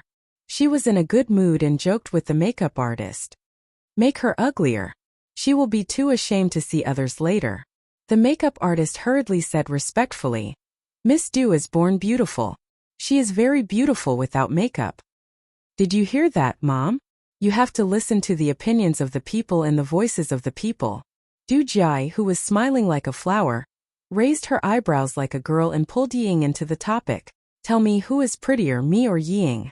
Mrs. Lee liked Du Jai's coquettishness very much. It was not coquettish, but coquettishness that made her laugh. Hearing this, Mrs. Lee looked at her and then at Yi Ying. Each has her own merits. However, Ying is more well-behaved. Look at her. She's well-behaved. Du Jai smiled and looked at Yi Ying, who had lowered her head and blushed. She laughed even more clearly. Don't talk about it. She is blushing. She didn't know whether she was blushing because of anger, or because she was really embarrassed.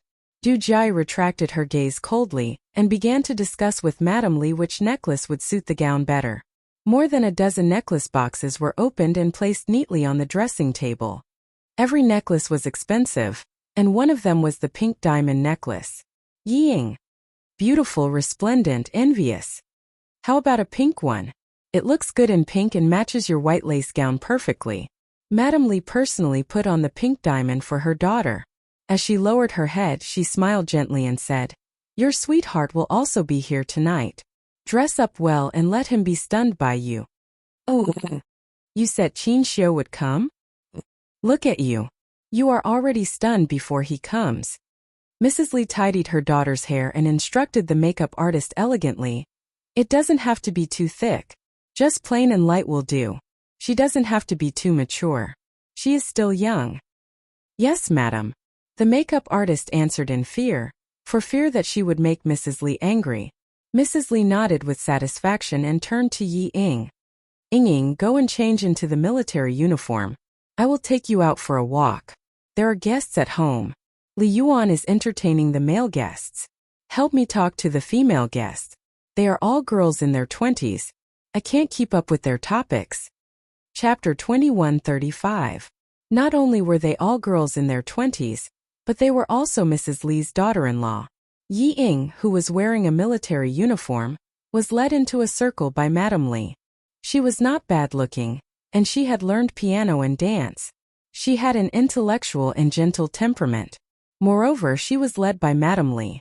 Although the people in the circle did not know her identity, they were all polite to her because of Madame Lee. Mrs. Lee did not take Yi Ying with her all the time. After introducing her to the daughters of several friends in the circle, she went to do her own thing. Although Du Jai's birthday party was held by her own family and only friends of both parties were invited, those who came were either rich or noble. They came with their children. In the evening, the hall of the villa under Li Yuan's name was very lively. It's good to be young. Look at them, they are all having fun. TSK, TSK, TSK. If it were us, we wouldn't be able to get out of bed the next day. They are in a good era and have a place to play. In our era, who dared to play? They could be criticized. That's right. At that time there was no fun or food. Mrs. Lee was better. She was born with a silver spoon in her mouth and was a real daughter of a famous family. Come on, Mrs. Lee, this toast is for you. A lady who was good at talking and usually played mahjong with Mrs. Lee held a crystal goblet filled with red wine and took the lead to toast. With her as the beginning, the other ladies followed. When Du Jai appeared, all the people in the room applauded. Then Yi Ying listened to the applause and looked at the crowd.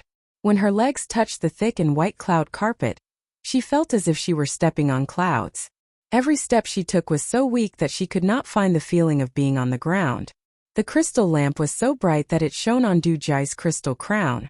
Yi Ying's eyes fell on the crown and her vision was a little blurred. Such a princess-like life, like the moon surrounded by stars, was the life she wanted. It was so beautiful that she wished she could have it now. Don't worry. She has already walked out. As long as she coaxed Madame Lee, this kind of life would definitely become her life. The young lady behind Jai is surnamed Yi, and her first name is Ying. After studying in France, she was specially recruited into the Beijing political group. Although she's young, she's very obedient and well-behaved. I really like her personality. Observing secretly in the afternoon, Madame Li found that Ying was very good at dealing with people and things. When she met two people who deliberately made things difficult for her, she calmly retorted with her own ability and helped everyone to save face. After observing for the whole afternoon, Madame Li felt more satisfied. Only then did she formally introduce Ying to her friends. With her special introduction, Ying's name gradually spread. Before the banquet ended, everyone knew that Madame Li liked a girl from the southern province named Ying. Du Jai was very happy at first, but gradually as time passed, the haze in her eyes became heavier and heavier. Fortunately, she knew how to hide it, so no one could see the unhappiness in her heart. The person she had been longing for did not come, and she had even made preparations early. Ying, who had a few new numbers added to her phone, was very happy. She did not steal Du Jai's limelight and stayed by Madame Li's side obediently. Whenever Madame Li asked her a question, she answered generously and gently, which made Madame Li smile. Ying, who was not by Yi Qian's side, was really good. At this moment, Madame Li did not know that she had lost face because of Ying. Chapter 2136. Mrs. Li, who was more and more satisfied with Ying, spent the entire night either with Du Jai or with Ying to chat with her friends, Deputy Chief of Staff Du's friends. At the end of the banquet, Mrs. Li even asked Ying to send off the female soldiers from the capital government regiment. They were friends with Du Jai, and because of Mrs. Li's introduction, they didn't dislike Ying and didn't have much interest in interacting with her. Even so, Ying was very happy. Yi Jifan was so angry that he was sent to the hospital. He drank a little too much last night, and in the middle of the night he was furious because of the videotape. When he woke up and knocked on the door, he found out that his wife and daughter had sneaked out behind his back. Shocked and angry, he searched outside in thin clothes. At noon he had a stuffy nose, fever and cough. Why are you angry with Ying? As long as she can make it up to you, everything will be fine. Sun Dongqing, who received the call from the hospital, was so scared that she rushed over. She complained about her husband's unreasonable behavior. I hit and scolded her last night. Ying knows that she was wrong. She is our only daughter. Did you really beat her to death? I was very angry. At that time I wanted to beat her to death as well. It was better than continuing to embarrass myself. But now we have Mrs. Li and the Du family. As long as Mrs. Li likes her, what is there to be afraid of? As she spoke, Sun Dongqing gritted her teeth and said fiercely, "We must find that damned bastard who harmed our family. If we don't teach him a lesson, he will think that we are easy to bully." Ying said that it was Yi Qian, that wretched girl. I thought about it and couldn't think of anyone else other than her. She must be jealous that Ying joined the army, so she came up with such a vicious method to harm Ying. After being brainwashed by Ying, Sun Dongqing believed that all this was caused by Yi Qian. At this time, Yi Jifan was already disheartened. He didn't want to see this stupid woman in front of him, nor did he want to see Ying, who wanted to climb up the social ladder but couldn't achieve anything. Yes, you and your daughter are smart. You are the smartest in the world. Everyone else is a fool. Well, now that your daughter has gone to the Du family to show off and make Madame Li happy, Sun Dongqing, hurry up and be happy, otherwise, I'm afraid you won't have time to be happy. The sarcastic Yi Jifan closed his eyes and pointed at the door.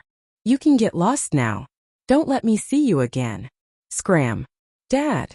Ying, who had been listening outside for a long time, pushed the door open and came in angrily. How can you say such terrible things? If Mom leaves, who will take care of you? Tomorrow morning, Li Yuan will accompany me to report. After reporting in the morning, I will go with the Beijing political group to perform for the military leaders at all levels in the afternoon. You always say that I will embarrass you, but when have I ever embarrassed you? Today, Madame Li introduced me to many madams of influential families, not just the wives of high-ranking generals in the army. I also made many new friends, including a few from the political group in the capital. Did I embarrass you? I'm giving you face. Long face? Yi Jifan, who always had a strong sense of crisis, felt a wave of despair in his heart when he heard this. It was over, it was over. Everything was really over now.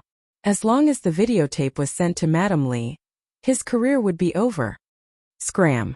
For the sake of his career, Yi Jifan, who had worked hard for nearly 20 years, let out a desperate and violent roar. He got up too forcefully and pulled out the foredrip. As he waved his hand, blood and foredrip splashed on Yi Ying's face, causing her to scream in horror. Chapter 2137. Sun Dongqing knew that her husband was really angry. Looking at his ferocious face, she was terrified. Usually, old Yi would just endure his anger. He cared about his image and would never do anything that would be unbecoming of an official. He had never been angry with his wife and daughter in public. Now he was roaring and ignoring his health. Sun Dongqing couldn't help but mutter in her heart. Nothing would happen, right? Old Yi would never do anything that would harm the family. No matter how she quarreled with him, he would never say anything bad. Sun Dongqing, who was suddenly scared, comforted her husband for the first time. Okay, old Yi, calm down. Don't be angry with a child. Ying knows that you are sick and hurried to see you. Just let it go for the sake of her filial piety. Don't you always say that the family is noisy? What are you talking about? Now Ying has won Mrs. Li's favor, and Li Yuan sent her to the hospital. Doesn't it mean that Mrs. Li really wants Ying to marry into the Du family? As long as Ying marries into the Du family, what are you afraid of? It's not our family that is afraid, but the person who sent the videotape should be afraid. If he knew that Ying would marry into the Du family, he wouldn't dare to do anything to her. He dares to go against the Du family. As his mother-in-law, how could Mrs. Li let him go? It was rare for Sun Dongqing to persuade her husband, but what she said was still not clear. The reason why she was so confident was that she was sure that Ying would marry into the Du family. She was sure that Mrs. Li liked her daughter, and would not let anyone bully her. But what she didn't expect was that Mrs. Li liked Ying only because Ying looked pure, well-behaved, and obedient. Later, she secretly investigated Ying, and asked Yi Jifan's colleagues and friends. She found out that Director Ye's daughter was indeed obedient, well-behaved, and didn't have any messy boyfriends. She also found out that Ying went abroad to study at an elite school. Only then did she think more highly of Ying. Mrs. Li's conditions for choosing a daughter-in-law were quite strict. The most important one was that her daughter must be pure and not tainted. Yi Jifan's position as an official, Ying's obedience, and all other aspects combined made Madame Li see him in a different light. But once Ying's true colors were exposed and her dissolute private life was exposed to Madame Li, how could Madame Li help Ying just because she liked Ying? She was not Ying's mother. How could she forgive Ying's deceit so easily like Sun Dongqing? Sun Dongqing thought that Mrs. Li liked Ying as her daughter-in-law, but she didn't expect that Ying.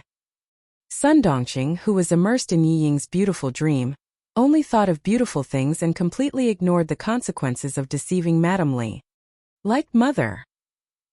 Yi was. He. Yi Jifan glared at Sun Dongqing with his bloodshot eyes.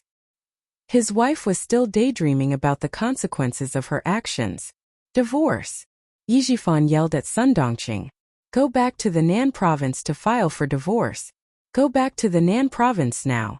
After shouting, only Yi Jifan's heavy breathing could be heard in the ward. Sun Dongqing and Ying were shocked by Yi Jifan's words. Chapter 2138. This was the first time Yi Jifan had asked for a divorce, and it was under such circumstances. Ying found it unbelievable. After a while she screamed, "Dad, are you crazy? I'm about to marry into the Du family, and you're asking for a divorce at this time. What are you trying to do? You don't know how much Mrs. Li likes me. Today she introduced me to some of her best friends and asked them to take care of me. She instructed Du Jai's friends to take good care of me since they're all from the capital's political group. When I came to the hospital, Mrs. Li didn't even ask the driver to send me. She asked her son Li Yuan to send me. Dad, do you know what this means? It means that Mrs. Li told Li Yuan that I'm the daughter-in-law she wants. What kind of family is the Du family? I won't talk about the deputy chief of staff Du, and I won't talk about her eldest son either. You know, let me tell you. Mrs. Li's family used to be a warlord. Mrs. Li has an older brother, who is the leader of your province. She also has a younger brother, who is a great painter who can sell his paintings for 6 figures. Mrs. Li from such a powerful family likes me and wants me to be her daughter-in-law. This is the Yi family's ancestors' matter. You even want to divorce my mother. Fine, as long as you divorce my mother, I'll change my surname to Sun immediately. Sun Dongqing hadn't recovered from her husband's divorce, and her heart skipped a few beats when she was shocked by her daughter's words. What nonsense! Your dad said that out of anger. Divorce? Impossible. If she divorced old Yi, who would she rely on for the rest of her life? Find her daughter? Her daughter had to take care of her husband's family. She would never divorce old Yi.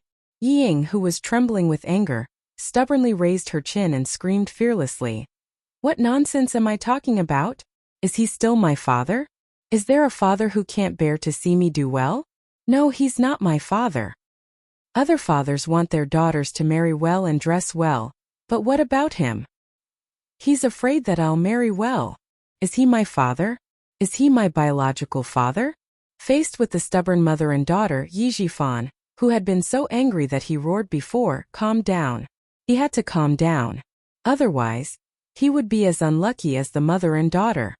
Sure, I don't want anything after the divorce. I'll give you all my assets. I only need to bring my household register and ID card. I don't want a single cent. I'll leave my wallet to you and your mother. You can change your surname. I'll ask my friend in charge of household registration to change your surname to Suning. From now on, you can live with your mother and have nothing to do with me, Yi Jifan. I'm not your father, and you're not my daughter. We're even now, and we don't owe each other anything. Before the worst happened, he had to draw a clear line between them. For the sake of his career, Yi Jifan, who was completely disappointed with his mother and daughter, began to disown his family. He was such a person, just as Yi Qian had said. Ying was very stubborn. Hearing this, she sneered and said, "Fine, from now on I'll be called Suning. I have nothing to do with you." She turned to Sun Dongqing, who had no chance to interrupt, and deliberately said happily to annoy Yi Jifan, "Mom, he finally asked for a divorce. I'm very happy. From now on, you and I don't have to live with his attitude anymore. Mom, Li Yuan and I will take care of you from now on. You don't have a husband to take care of you. It's okay. Li Yuan and I will take care of you. He's just the director of the Provincial City Construction Bureau, so what? I'll ask Li Yuan to get you a higher position." Chapter 2139.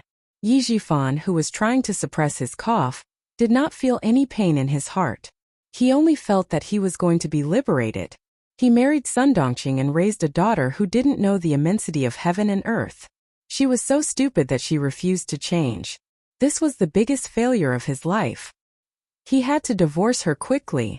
After the divorce, he could still find a better and younger one. As long as the Du family did not make things difficult for him, he could think of a way for his career. He did not care about the person behind the jade pendant. It didn't matter if they came for Yi Jifan or Ying, he didn't care. He had been an official for nearly 20 years and had never been greedy. He only owned shares in a few companies. Even if the disciplinary committee came to investigate, he was not afraid. Yi Jifan, who was calmly thinking of a way out, threw both mother and daughter out of his life. He did not care even if she was his own daughter. He raised an ingrate. What else did he care about? Sun Dongqing would never agree to a divorce. This was something that would embarrass her. How could she agree? This time, no matter what Ying said, she was not moved. "Old Yi, you want a divorce? Over my dead body." Sun Dongqing crossed her arms and sat on the bed. "Ying is your daughter, and she is also my daughter. Divorce? Dream on." Sun Dongqing did not make a fuss. She only stared coldly at Yi Jifan. "Don't even think about it. I am a member of the Yi family. I will be a ghost of the Yi family even if I die." Her refusal made Ying anxious. She rushed over and pulled Sun Dongqing up. "Let's go, Mom. Let's go. I won't beg him anymore. I won't beg him anymore. I will do my best for you. I won't let you down. I will definitely let you live a good life. He doesn't even acknowledge me. Why should I acknowledge him? Mom, go back to the southern province and divorce him. Divorce him." The beating last night was a new contrast to the luxurious life she enjoyed at the Du family. Ying hated Yi Jifan even more. She could not wait to cut off their father-daughter relationship. I'm not leaving. I'm not going anywhere. You want a divorce? No way. Sun Dongqing, who had been provoked once again by Yi Ying, suddenly exploded. She yelled at Yi Jifan. Yi Jifan, if you dare to divorce me, I'll go to your office and make a scene. Make a ruckus until you can't be the bureau chief anymore. How dare you threaten me? Yi Jifan turned his head and glared fiercely at Sun Dongqing. If you dare to make trouble for me and make me unable to be the director, I'll make sure your daughter can't even enter the army. Holding Yi Ying's letter of enlistment and the videotape, Yi Jifan was even more ruthless. I can tear up the letter of enlistment and send the videotape directly to the deputy chief of staff. Do. Sun Dongqing, you dare to threaten me? Let's see who can outplay who. Only Yi Jifan and Sun Dongqing could have turned against each other to this extent. Yi Ying was frightened. She hugged Sun Dongqing's arm and cried, Mom, please divorce him. I'm your daughter. For me, please divorce him quickly. I have to report at 12 tomorrow. Go back to the southern province now and finish the paperwork by tomorrow morning. Please, I'm begging you. Sun Dongqing's lifeline was Yi Ying. She hoped that Yi Ying could succeed. The last thing she wanted was for Yi Ying's future to be blocked. She never thought that her husband would threaten her with Yi Ying's future, just to force her to divorce him. Sun Dongqing, who could not accept this, screamed and threw herself at Yi Jifan. How dare you force me, Yi Jifan? You bastard! How dare you force me? I'll fight you. I'll fight you. Chapter 2140. Yi Ying, who was caught off guard, was pushed to the ground. Seeing the chaos, she didn't try to stop them. Instead, she stared at the videotape in Yi Jifan's hand and her notice of enlistment. She wanted to grab it. Although Yi Jifan was sick, he was not so sick that Sun Dongqing could pounce on him. His face turned pale and he shouted angrily, Did I force you? Did I fucking force you? It's you and your daughter who want to kill me. Marry into the Du family? She was the daughter-in-law of a powerful family. How dare they think about it after such a big scandal? Did they think that Mrs. Li was blind? Did they think that she was easy to talk to and would forgive Yi Ying easily? Yi Jifan didn't say this sentence again. It was useless to say it. She might not divorce him. At night, all the wards were quiet. The noise of the family of three had already attracted complaints from patients in other wards. Just as Yi Ying was about to snatch the letter of enlistment back, the nurse pushed the door open and entered with several security guards.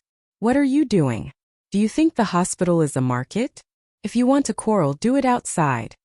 The security guards rushed in and quickly separated Yi Ying and Sun Dongqing. Yi Jifan covered the back of his hand, coughed and gasped. My ex-wife brought her daughter here to make a scene. Please help me ask them to leave. Also, my heart is beating fast and my head hurts. My blood pressure may be unstable. Please check it for me. Thank you. Ex-wife. She had become his ex-wife without a divorce? Sun Dongqing was so angry that she pointed at Yi Jifan's nose and shouted, Yi Jifan, you bastard. When did I become your ex-wife? Threatening your daughter? I'll fight with you, I'll fight with you. Seeing the security guards and nurses come in, Yi Ying felt a little guilty. She was afraid that it would become a joke and reach Mrs. Li's ears. Mom, let's go first. She got up and tried to support Sun Dongqing, who seemed to have gone crazy and kept persuading her. He won't care about us anymore. I told you he won't care about us anymore. Get divorced, get divorced. One day, she would make him regret driving his daughter out. Yi Ying's eyes darkened as she gritted her teeth. She didn't believe that she couldn't accomplish anything without him. With Madame Li's appreciation, as long as she could marry into the Du family, she would make everyone who looked down on her regret. Sun Dongqing did not want to leave, no matter how much Yi Ying persuaded her. Seeing that there were so many security guards, she acted like a shrew and rolled on the ground. What a heartless man. I've been with him for so long, and in the end he still wants a divorce. The more she acted like this, the more Yi Jifan hated her. He tried his best to get Yi Ying into the army, tried his best to let the family live a good life, but what happened in the end? No matter how hard he tried, he couldn't stop the mother and daughter's stupidity. They were biting off more than they could chew. If he didn't want to be dragged down, the only way out was to divorce. Yi Jifan, who was sitting on the bed, didn't say anything else. He just pressed on his chest and took deep breaths. He looked like he was having a heart attack. When the nurse saw this, she immediately asked the security guards to take them out. The patient was the most important. It was useless for Sun Dongqing to make a big fuss. The more she disturbed the silence of the ward, the angrier he would be. Ying didn't want to be taken away by the security guards. She glared at Yi Jifan angrily. Seeing his back to her, Ying was so angry that her masseter was trembling. She scolded the security guards. "I'll go by myself. Get out of my way." When Sun Dongqing saw the security guards coming to drag her away, she screamed, "Hit me! Hit me! The security guards are hitting me. I want to call the police. I want to call the police." The security guards responded quickly. "Okay. It's good that you call the police. Go to the police station and spend the night there. Ask someone to bail you out tomorrow." Chapter 2141. Ying heard that she had called the police and needed someone to bail her out. How could she go to the police station with her current status? Her face turned pale as she growled at Sun Dongqing. "Mom, are you trying to help me or hurt me? If we go to the police station, who's going to bail us out?" "Shut up." Sun Dongqing didn't want to go to the police station. She was so angry that she had no choice but to turn her head and stare at Yi Jifan viciously. "Yi Jifan, don't even think about getting a divorce. I'll exhaust you to death even if I have to." Yi Jifan didn't answer. He only raised the enlistment notice and videotape in his hand. Sun Dongqing left with Yi Ying angrily. In the ward, the nurse pressed the bell to ask the doctor on duty to check on the patient. Sun Dongqing walked out of the ward and said viciously, "It's best if you die of illness." The security guard who was escorting her away couldn't help but frown. Whoever got involved with such a vicious bitch would be unlucky. The mother and daughter who were invited out of the hospital did not leave immediately. Sun Dongqing wanted to leave, but Yi Ying held her back. "Mom, I must get my enlistment notice back. It's related to my military service. The report can't go without it." The videotape is not a big problem. Dad doesn't dare to really bring it to Mrs. Li. The most important thing now is to get the enlistment notice back. We must get our hands on it. Let's get a divorce, Mom. Dad is already like this. What's the point of dragging it out? Didn't he just say that as long as you agree, he can give up everything? Mom, please think about divorcing him for me. Sun Dongqing was determined not to accept the divorce. "Ying, I can promise you anything else but not this. If you get a divorce, where will I put my face? There has never been a divorced couple in Shuka village. Do you want me to go back to the village and drown in the saliva of those gossipy women? Why do you want to go back to the village after the divorce? What's so good about that lousy village? You can live in the provincial capital in Anyang. After the divorce, the house will all be yours. Also, as long as I marry into the Du family, you don't have to worry about anything. You see, I'm now a military performer. I'll report tomorrow morning and perform with the veterans in the regiment in the afternoon." Madame Li specially told her acquaintances in the regiment about this. If it weren't for the fact that I'm only joining the army tomorrow, Mrs. Li would have asked the group to arrange for me to perform with them. Look, Madame Li treats me so well. Are you still afraid that you won't have a good life after the divorce? Every time Ying thought of the enlistment notice and the videotape, her heart would burn with anxiety. She kept trying to persuade Sun Dongqing, but Sun Dongqing still wouldn't nod her head. After talking for nearly an hour, Ying finally knelt down with a plop. "Mom, you must help me. I beg you. You must help me. I don't want to lose everything. I don't want to lose to Yi Qian. I don't want to be suppressed by Yi Qian for the rest of my life. Daughter, I beg you, I beg you." She was just short of kowtowing. Yi Jifan also didn't want to delay any longer. After the nurse and doctor left, he took out his phone and called Sun Dongqing. "Have you thought about it? If you don't give me a reply, I'll tear up the enlistment notice and call the deputy chief of staff due to ask the guards to come and take the videotape away. I'd like to see if your precious daughter can still join the army. You'd better agree to my divorce before I want to drive you to the brink of death." Ying begged bitterly and Yi Jifan pressured her step by step. Sun Dongqing finally agreed to the divorce. Chapter 2142. At the same time, she also stated her own request. "Return to the southern province now and transfer all the assets to me first. Then we'll go through the divorce procedures. Yi Jifan, who had no feelings for Sun Dongqing, nodded without hesitation. These assets were not considered assets. After the divorce procedures are done, I'll immediately tell Ying where the enlistment notice and videotape are. I guarantee that she can enlist before 12 o'clock tomorrow. It won't affect her performance in the afternoon. When it came to negotiations, Sun Dongqing and her daughter were no match for Yi Jifan. Soon both parties agreed verbally. Yi Jifan handed the enlistment notice and videotape to a nurse in the hospital and gave the nurse a few hundred yuan for storage. He booked the plane tickets overnight and flew back to the southern province with Sun Dongqing. What? Director Yi just finished the divorce procedures with his wife? Xia Yue, who was nursing her pregnancy at home, was so shocked that she sat up from the sofa. Ho Zi, who was peeling an apple, was so shocked that her expression changed. She threw the apple and knife aside and quickly supported Xia Yue. Why are you so shocked when they're divorced? Lie down. An elderly pregnant woman with signs of miscarriage scared Ho Zi. She was so scared that she did not even go to the office. She was afraid that something would happen to the mother and child. Xia Yue then remembered that she was pregnant. She quickly lay down on the sofa and calmed herself down before asking, "What happened? Why did they suddenly get divorced?" "I don't know. I only found out when I saw the divorce certificate in the drawer. It was done this morning. There was no news at all." The secretary on the phone whispered.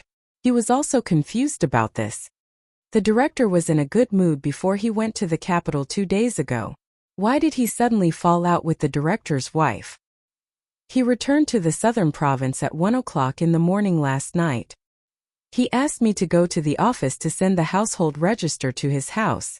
There was no warning today and they suddenly got divorced. Did something happen in the capital? The bureau doesn't know yet. I'm probably the only one who knows.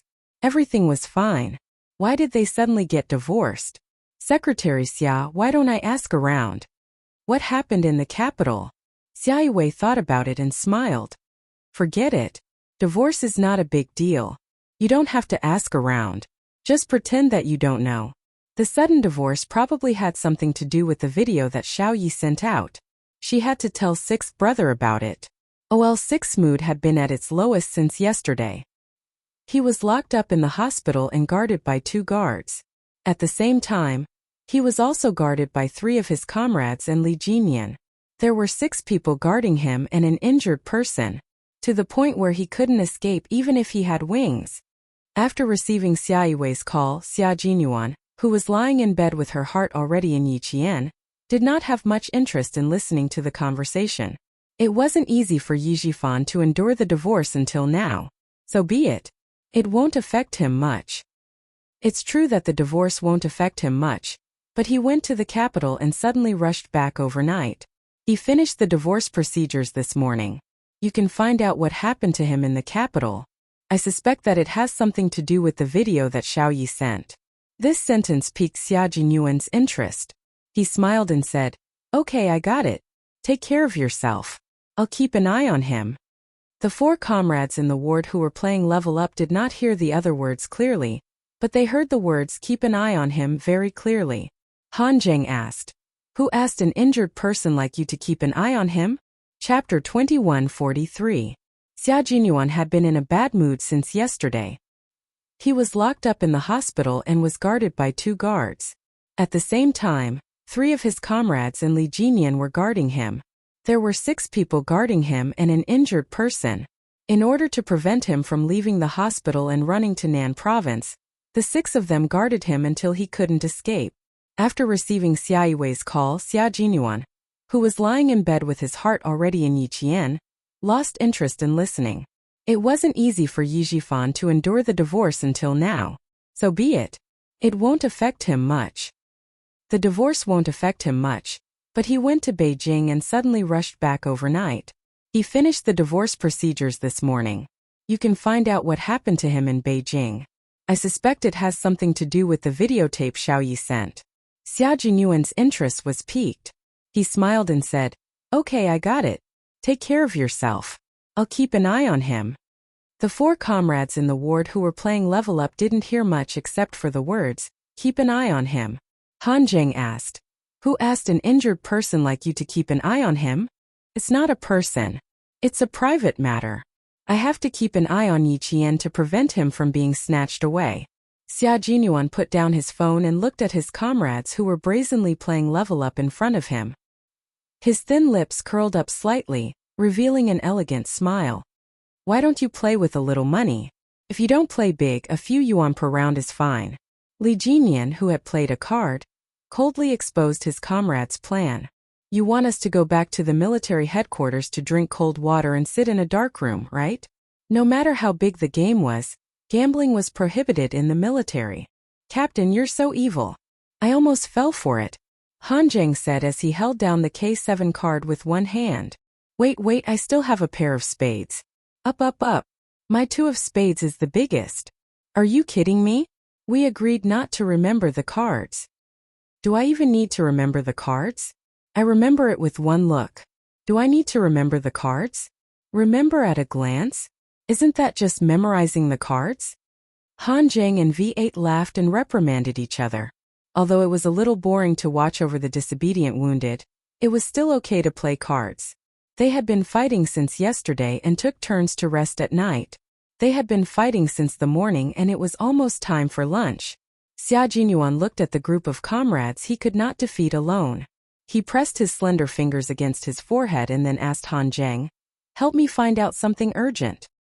He wanted Han Zheng to find out if Yi Zhifan had any conflicts with the Du family since he came to Beijing. Du family? How are you related to the Du family? The Du family celebrated Du Jai's birthday last night and held a small birthday party. The people who attended were all acquaintances and friends of the Du family. One of my friends and his sister also went. Wait a moment, I'll call and ask. Han Zheng had a lot of good-for-nothing friends. If he had anything to ask, he could definitely find out everything. He picked up his phone and was about to go outside to make a call. As he walked out, he said hello to his friend. When he looked up, he saw a slender figure walking toward him. She saw him in advance and smiled faintly. Are you going out to work? Damn. I'm not busy. Help me find out if anything big happened at Du Jai's birthday party last night. I have to go now, something urgent came up. Goodbye. She finished her sentence in 3 seconds. Then she smiled widely at Yi Qian. I'm not busy. Didn't I know you were coming, so I specially came to pick you up? Chapter 2144. It was definitely a pleasant surprise. With Yi Qian's arrival, they finally didn't have to keep an eye on the troublesome old six. If he wasn't injured, Demon King Li would probably be the only one who could guard one room. Han Zheng, who was grinning from ear to ear, turned around and pushed the door open. Come in. Everyone is waiting for you. He made a gentlemanly gesture and said, My humble abode is simple, and there's a disobedient fellow here. Please bear with her. Everyone in the ward looked up at Han Zheng. Because he spoke politely, they all thought that a leader had come to visit. The 3 people at the card table quickly hid their cards and stood up to wait for the leader to come in. The leader came in quickly.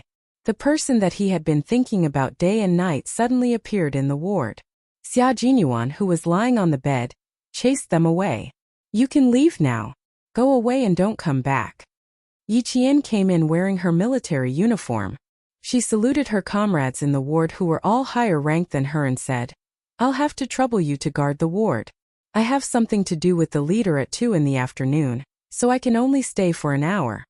Since he could only stay for an hour during the day, he would definitely have time at night. Xia Jinyuan thought to himself. After asking all his comrades to leave, he quickly locked the door, turned around, and took large strides to hug the girl he had been thinking about. I missed you very much, little fox. He kissed her forehead eagerly. His kisses spread from her forehead all the way to Yi Qian's delicate lips. He didn't give Yi Qian a chance to speak. Xia Jinyuan, who missed her so much that his heart couldn't help but tremble whenever he thought of her name, occupied his territory. His large hands tightly held her waist and pulled her fiercely into his embrace. This was a deep kiss that erupted purely out of longing. The scorching hot breath that was filled with longing wrapped around her tightly, making her world only have his existence. Yi Qian, who had always been slow to react to intimacy, was momentarily stunned by the sudden kiss. With the nimble possession of his tongue and the invasion of his refreshing breath, Yi Qian's passion was instantly ignited. She missed him very, very much, just like how he missed her very, very much. The affectionate kiss was so gentle that it made her heart sink. Their inseparable entanglement made her tiptoe uncontrollably, responding to his deep affection and longing. "I missed you very much, Captain Xia. I missed you very much." She responded passionately and tried her best to tiptoe to respond to his longing. She used her actions to tell him how much she missed him too. After a long while, Xia Jinyuan ended the deep kiss. They could smell each other's breath between their breaths. His handsome nose touched the tip of her pretty nose. He looked at her deeply and their breaths were intertwined. "Sorry for making you worry." After looking at her for a long time, Xia Jinyuan held the back of her head with his big hand and let her bury her head in his chest. He didn't dare to look at her. He was afraid that he would see tears that would make him sad. "I'm sorry, my love. I'm sorry, my love. I'm sorry to have frightened you." He couldn't say he was sorry directly. This was the responsibility of a soldier. He couldn't say he was sorry. This was something she had to get used to and accept as a soldier. All of the apologies, all of the guilt, could only be repeated over and over again in his heart. Chapter 2145.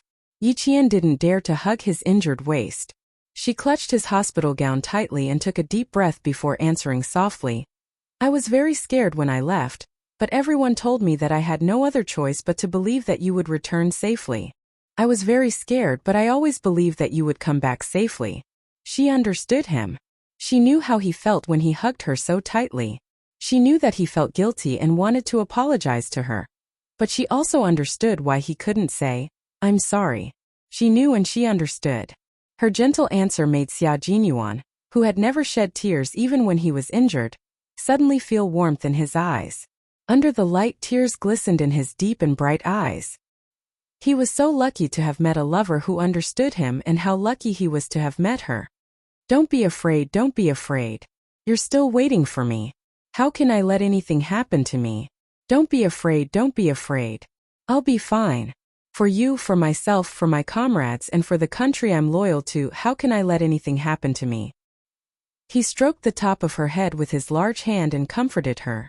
"It'll be fine. Don't worry, little fox. You're looking forward to my return. How can I bear to destroy your hope? I said before that I'll grow old with you. This is a promise I made to you. I can't go back on my words." How could he bear to let the person who loved him be sad?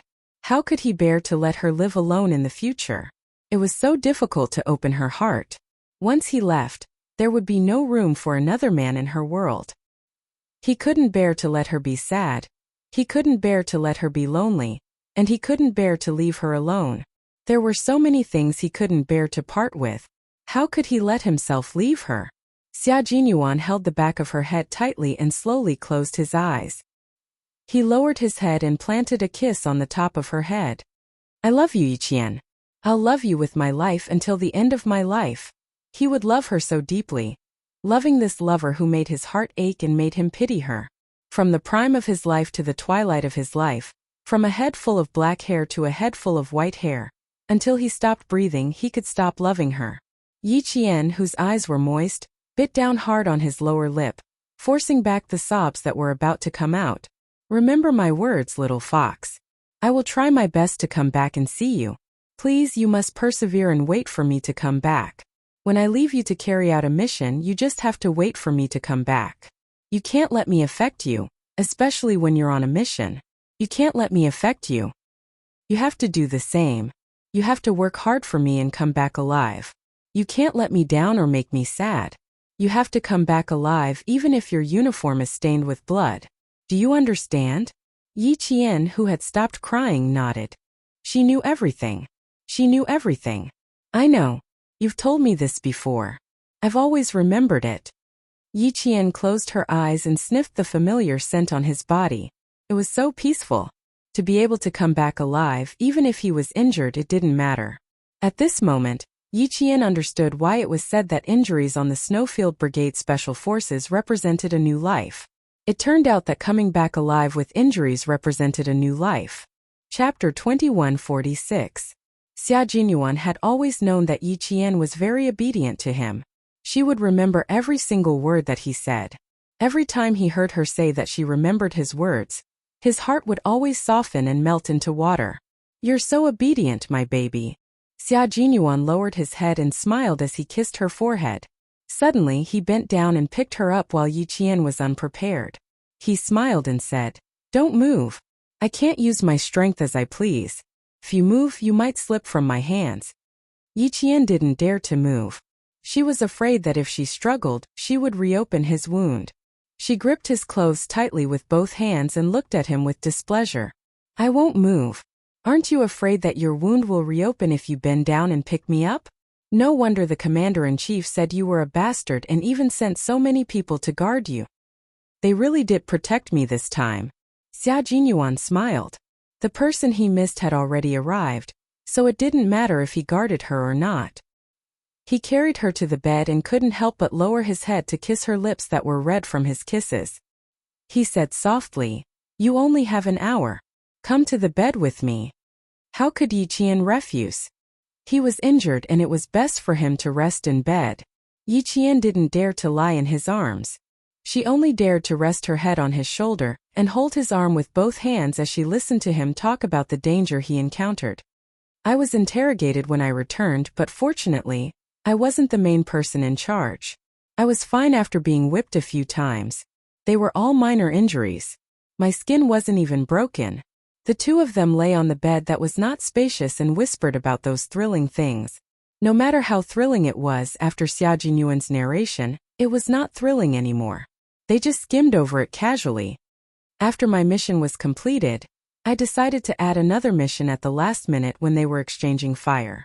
I triggered a hidden alarm and was hit by shrapnel. That's why I was injured. There wasn't much of a problem.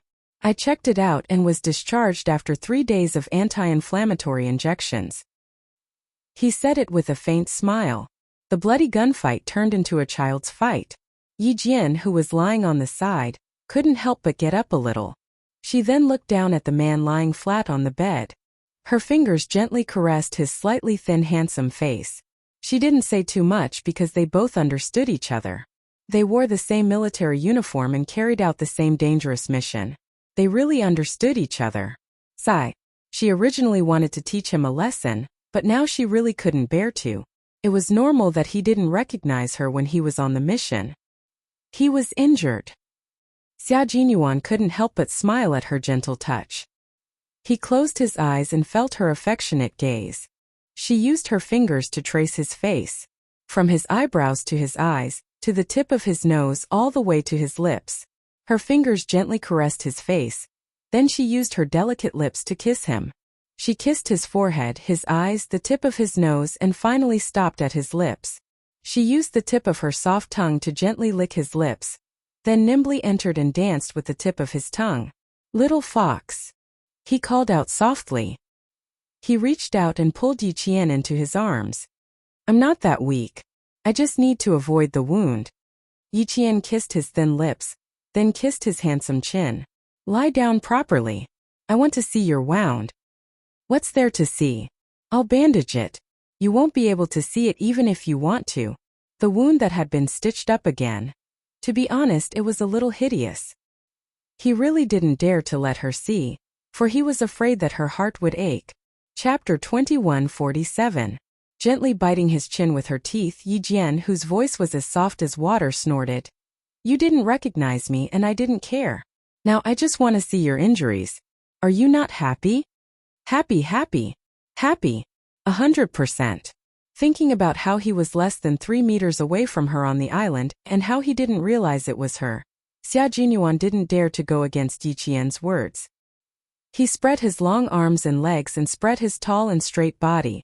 "Come on, let's examine it properly." He looked like he was saying, "Please pick more." Yi Qian gently pinched his arm muscles and started to be naughty again. The somewhat heavy atmosphere was eased by his nonchalant body movements and facial expression. Yi Jian, who was hiding the worry in her eyes, couldn't help but chuckle and tease. "You look very easy to bully now. Can you bear to bully me? Can you bear to bully me?" Xia Jinyuan raised his eyebrows and smiled elegantly. "But I don't mind if you bully me. How can I not bear to bully you? How can I not bear to bully you? You've already brought it up yourself, so how can I refuse? Compared to the past, Yi Qian was becoming more and more talkative with Xia Jinun. She pinched his arm again with her slender and fair fingers. Lie down properly and put your hands down. Do you want the stitches to be pulled apart? He had copper skin and iron bones. She couldn't pinch him without using some force. The so-called bullying was nothing more than loud thunder but small raindrops. She pinched the same spot twice in a row. Seeing his cynical handsome face contorted in pain, Yi Jianjian stopped before going too far. Xia Jinyuan saw this and chuckled sexily. His little fox couldn't even bear to bully him. Yi Qian carefully lifted the patient's gown and saw a corner of the white gauze. He held his breath. He did not see the wound, only the gauze. His heart ached faintly. His fingers gently caressed the edge of the gauze, and his voice was tense as he muttered to himself. Fortunately, it's a bullet wound, so it's easier to disinfect and treat it. There's no deep purplish bruise on the lumbar muscles. Fortunately, the muscles weren't cut off. Captain Xia, I don't know how many injuries you have. Did you deal with them yourself first? Of course you'll deal with it yourself. With your temper, you won't go to the hospital if you can avoid it. Even if you go to the hospital, you won't be content and will do everything possible to get discharged. Move to the side a little. Let me look behind you. The shrapnel came in from the front and went out from the back of your waist. You're lucky that the shrapnel didn't stay in your body. When you hugged me just now, you used a lot of strength on your waist. I don't think you pulled the thread open. Otherwise, there would be blood seeping out of the gauze. Without expecting Xia Jinyuan to answer, Yi Qian answered his own question. Both his front and back were wrapped in sterile gauze. Even if he was lying flat, he had to turn his body slightly to avoid pressing on the wound. Through the gauze, he could smell the anti-inflammatory medicine and the faint smell of blood from the wound. Yi Qian sighed softly as he looked at the gauze. He slowly lowered his head and closed his eyes. Yi Qian kissed the gauze gently and tenderly. The kiss was too light, and there was a gauze between them. Logically speaking, one should not feel anything. However, Xia Jinyuan felt it. Under the trembling kiss, the muscles at the edge of the wound twitched and trembled. The trembling sensation suddenly rushed up and into his heart, causing his heart to tremble. Chapter 2148. She was talking to herself, but she didn't want him to know how much she cared for him and how worried she was about him. Xia Jinyuan, who felt as if something was stuck in his throat, looked deeply at his lover. His voice was hoarse as he said softly, I'll let you see when the gauze is removed. Don't look now. Be good. Put down your clothes and sleep next to me. I want to look at you. Yi Qian gently put down her clothes and went back to sleep next to him. Both of them were lying on their sides looking at each other. Their eyes were on each other, and they couldn't get enough of looking at each other. Neither of us can guarantee that we won't get hurt in the future. We can only try our best to minimize the degree of injury. Therefore, little fox, you must be diligent in your training and not stagnate. You must improve year after year, month after month. Don't be sad. It's normal. Just like when you got injured last time, although my heart ached, I chose to face it. If there's no guarantee, I can only face it. He could always educate her, remind her and teach her at any time. The military was a thorny road, but because of him, the road was the most beautiful scenery. She couldn't help but gently touch his handsome features that couldn't hide his noble temperament. Yi Qian gently rubbed the tip of her nose against his. She gazed at the man who was like a pine tree on a cliff. She gently kissed his thin lips and said something that surprised Xia Jinyuan. I like kissing you. With this sentence, Yi Qian's lips almost broke. Fortunately, Han Zheng knocked on the door in time, interrupting the deep kiss. I'm sorry, I really have to disturb the two of you for a while. I've been standing outside for more than 10 minutes, and the two of you can't stop kissing. It's a little urgent, so I had to disturb you. Han Zheng knew the relationship between the two of them, and he was deeply sorry for interrupting their intimacy. However, he had no choice. He really had something important to say. Under Xia Jinyuan's knife-like gaze, Han Zheng, who felt that his body had been shot into a lotus pod, was under immense psychological pressure. He quickly told Xia Jinyuan everything he had heard. Ying attended Du Jai's birthday party last night. Mrs. Li introduced Yi Ying to her friends and even jokingly told her friends in the capital political group that she would take care of Yi Ying. Mrs. Li's son Li Yuan accompanied her. Yi Jifan, who was supposed to accompany them, didn't go. At around 10 at night, he took a flight back to southern province. Then, this morning, Sun Dongqing and Yi Jifan suddenly divorced. Well, this is what I heard. In short, Mrs. Li is very satisfied with Yi Ying. Then those who attended the banquet, including my friend and his sister, all think that Mrs. Li probably wants Li Yuan to marry Yi Ying. That's all. Sorry for bothering you. Goodbye. After telling Xia Jinyuan everything he had heard, Han Zheng didn't waste a second. He sensibly got up and left quickly, not giving Xia Jinyuan a chance to shoot daggers at him. Interrupting their deep kiss had already made him suffer 5 minutes of knife throwing. If he didn't stay any longer, he was afraid that old Six Fist would hit his face. Yi Qian couldn't help but squint as he listened to this rather complicated and bizarre story. It sounded bizarre and unbelievable, but after thinking about it for a while he understood. She looked helplessly at Han Zheng, who was running away. She pursed her lips and said to Xia Jinyuan, "You were the one who asked him to find out, and now you're blaming him. Captain Xia, aren't you afraid that Han Zheng will cut ties with you?" Chapter 2149. We've been breaking up with each other since we were kids. We've broken up countless times, but we've never succeeded. Xia Jinyuan, who was counting the time in his head, half-hugged Yi Qian, who was sitting on the edge of the bed. He rested his chin on her shoulder and stole a kiss on her earlobe before getting down to business. Sun Dongqing must have rushed to Beijing last night because of the videotape. Yi Qian sneered and said calmly, "I'm 100% sure that she brought the videotape into Beijing." Sun Dongqing is a very old-fashioned person. When she saw the videotape, she would most likely beat Yi Ying up. Wearing a military uniform to attend Du Jiai's party, it seems like Yi Ying was badly beaten up. She had to wear a military uniform to cover up her injuries. Otherwise, with her love for beauty, she would have worn a little dress to appear in front of everyone. Yi Qian, who knew Sun Dongqing well, was not there, but he could guess a little of what happened. This was the meaning of the saying, "Know thyself and know thy enemy, and you will never be defeated." Xia Jinyuan liked this side of Yi Qian very much. She was very smart and quick-witted. She could find the right direction with just a few clues. This side of Yi Qian made him fall in love with her. Yi Qian patted the hand that kept stroking her waist and felt itchy. She continued her analysis without being interrupted. Yi Jifan did not accompany Yi Ying to the Du family's house during the day. I'm afraid he didn't want Yi Ying to go either. In the end, Yi Ying went. Yi Jifan was afraid that Mrs. Li would find out about the videotape. He didn't want to implicate himself, so for the sake of his career, he proposed a divorce that night.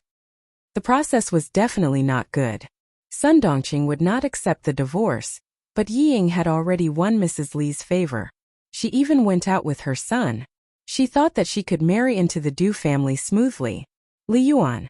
In her previous life, she only knew that Yi Ying's husband's surname was Du, and her mother-in-law's surname was Li. She didn't know that her husband in her previous life took Mrs. Li's surname. Xia Jinyuan kissed Yi Qian's earlobe again and said with a smile, "Go on. It's not Detective Holmes. It's only because I know Yi Jifan well." Yi Qian, who had been kissed by him several times, smiled slyly. He turned his head and bit his ear in revenge. When he heard him suck in a breath of cold air, his dark eyes smiled as if he had succeeded. "I sent the video to Mrs. Li for 2 reasons. First, I wanted to cut off Yi Ying's escape route. Second, I wanted to scare Yi Jifan. But I didn't expect that he would be so afraid that he would divorce Sun Dongqing." Sure enough, a person who didn't recognize his own family was heartless. For the sake of his career, he could forsake his wife and daughter. But he is indeed the Yi Jifan that I know. Yi Jifan did not want a wife or a daughter. He only wanted an official position because he could have more wives and daughters, especially since they were often a burden to him. For the sake of an official position, Yi Jifan would definitely abandon them even faster and more ruthlessly. It was rare for a man to be so heartless. But Yi Ying was arrogant enough to think that she could marry into the Du family. She was conceited enough and stupid enough. Was Yi Ying that stupid in her previous life? But in this life, she was able to coax Mrs. Lee to introduce her to friends everywhere. It was obvious that she wasn't that stupid. So was she stupid? Or was she not stupid? After leaving the hospital, Yi Qian couldn't help but wonder. Knowing that Yi Qian wouldn't be leaving until Sunday, Xia Jinyuan didn't want to go back to the southern province anymore. He asked Yi Qian about the package number to Mrs. Lee and began to add fuel to the fire. He wanted to make it bigger, faster, and more lively. He didn't do anything. After checking the package's location, he told the delivery man to deliver it to Mrs. Lee today. Chapter 2150. At this time, Xia Jinyuan only wanted to add some firewood to the fire, but he didn't expect things to be so lively in the end that it exceeded his expectations. At 2 o'clock sharp, Yi Qian followed the military academy leaders and military leaders into the grand performance hall amidst the applause of the soldiers. The person next to her was none other than Commander-in-Chief Xia, who was talking to her. After the performance, leave later. Come with me to the hospital to visit old 6. In order to let Yi Qian hear what he was saying amidst the applause, Commander-in-Chief Xia lowered his head slightly. In the eyes of the soldiers, it was the leader showing concern for the soldiers. However, in the eyes of Yi Ying, who was clapping behind them, it was a bolt from the blue. Her eyes widened in fear and her applause was even slower by half a beat. Fortunately, her applause was soft and the applause from the audience fell in unison. Her sudden clapping did not cause a commotion. Even so, it still made the class leader, who was taking care of her, break out in cold sweat. Yi Ying, what are you doing? The class leader reprimanded softly. You have to follow the rhythm when clapping. Didn't I teach you before? A recruit who joined the military less than 2 hours ago came out to watch the performance with them without even making her bed properly. She didn't know what the leader planned for her. Even taking care of a recruit shouldn't be like this. Yi Ying, who was frightened, tried to control the fear in her heart. She fidgeted and placed her hands on her knees. Her fingers dug into her knees as she asked her class leader in a trembling voice. Class leader, the leader in front of us. Who is he? He seems to be in a very high position. She had seen him before. She saw him at old Jin's funeral. The class leader was afraid that she would speak again, so she immediately whispered, Commander-in-Chief Xia, military leader, remember this. Military leader. Ying felt her vision darken. Yi Jian, that wretched girl, actually knew the head of the military Commander-in-Chief Xia a long time ago. How did she know him? How did she know him? Why could she still accompany Commander-in-Chief Xia? What right did she have? Don't talk. If the platoon leader sees me going back with you, I'll be punished. The class leader saw that there was something wrong with her expression. He thought it was the first time she was scared to see the chief, so he comforted her. Don't worry, the chief isn't someone you can see whenever you want. You're lucky to be able to see the chief as soon as you joined the army. But, there's still a military academy student beside the chief. Yi Ying, who was so scared that her heart was trembling, stuttered. She swallowed hard and asked, why can a military academy student accompany the chief out? The class leader didn't really want to answer, but fortunately, everything was still going on, so she quickly said, she must be very outstanding in school. The leader received her. All right, if you have any questions, you can ask me later. Was it because of her outstanding performance in school that the chief wanted to meet her? No, definitely not. How could she not know how capable that bitch Yi Jian was? She did have the ability to fool ordinary people, but in the elite troops, her ability to fool ordinary people was not enough. How could she possibly be received by the head of the military? There must be a problem, there must be a problem. Yi Ying, who couldn't accept this, madly guessed. Her guesses were all about slandering Yi Qian in an attempt to calm herself down. She couldn't believe it. She couldn't accept the fact that Yi Qian accompanied the military leader to the performance. Right. She could find Du Jai and let Du Jai deal with Yi Qian. Chapter 2151. Where do I find her? Damn it. Where do I find Du Jai? She must find Du Jai, and tell her that her cousin who cheated on the college entrance exam was Yi Qian, who accompanied Commander-in-Chief Xia. She also needs to tell the Deputy Chief of Staff due to investigate Yi Qian's cheating, and kick her out of the military academy, so that she will never have the chance to accompany the chief of the military. Yi Ying, sit properly, sit properly. The class leader noticed that the recruits were leaning forward. making them sit in a straight line in a very obvious arc. She immediately shouted and reminded her sternly. Ying couldn't control her emotions. Whenever she thought about how Yi Qian was summoned by the chief of the military, she couldn't control her emotions. Her ears clearly heard the class leader's voice, but not only did she not retract her body, she sat up straight and even wanted to stand up. But this scared the class leader to the point that her heart kept thumping. The class leader had no choice but to grab Yi Ying's arm. Ying, go back with me to receive your punishment in front of the commander. Yi Ying, who was completely immersed in her imagination, was grabbed by the class leader. Following another round of applause, Yi Ying suddenly woke up. Crap! I forgot where I am. Yi Ying's heart sank, but she didn't dare to turn her head to talk to the class leader. She struggled slightly and signaled the class leader to let go. I'm sorry, class leader. This is the first time I've seen so many chiefs, so I'm very nervous and scared. Yi Ying explained in a low voice, but her gaze was fixed on Yi Qian, who was sitting with the leader in front of her. Her gaze was like a venomous snake, full of ruthlessness and malice. The class leader saw that she finally sat up straight and clapped her hands with the rhythm, so she was slightly relieved. But with the lesson learned from the previous incident, the class leader's gaze would sweep over Yi Ying from time to time to prevent any accidents from happening again.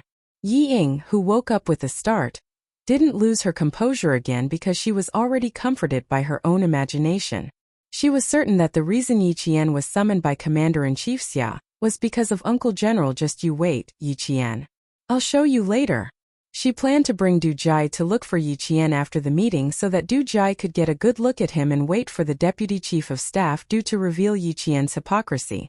With that thought in mind, Yi Ying's imbalanced mentality was satisfied.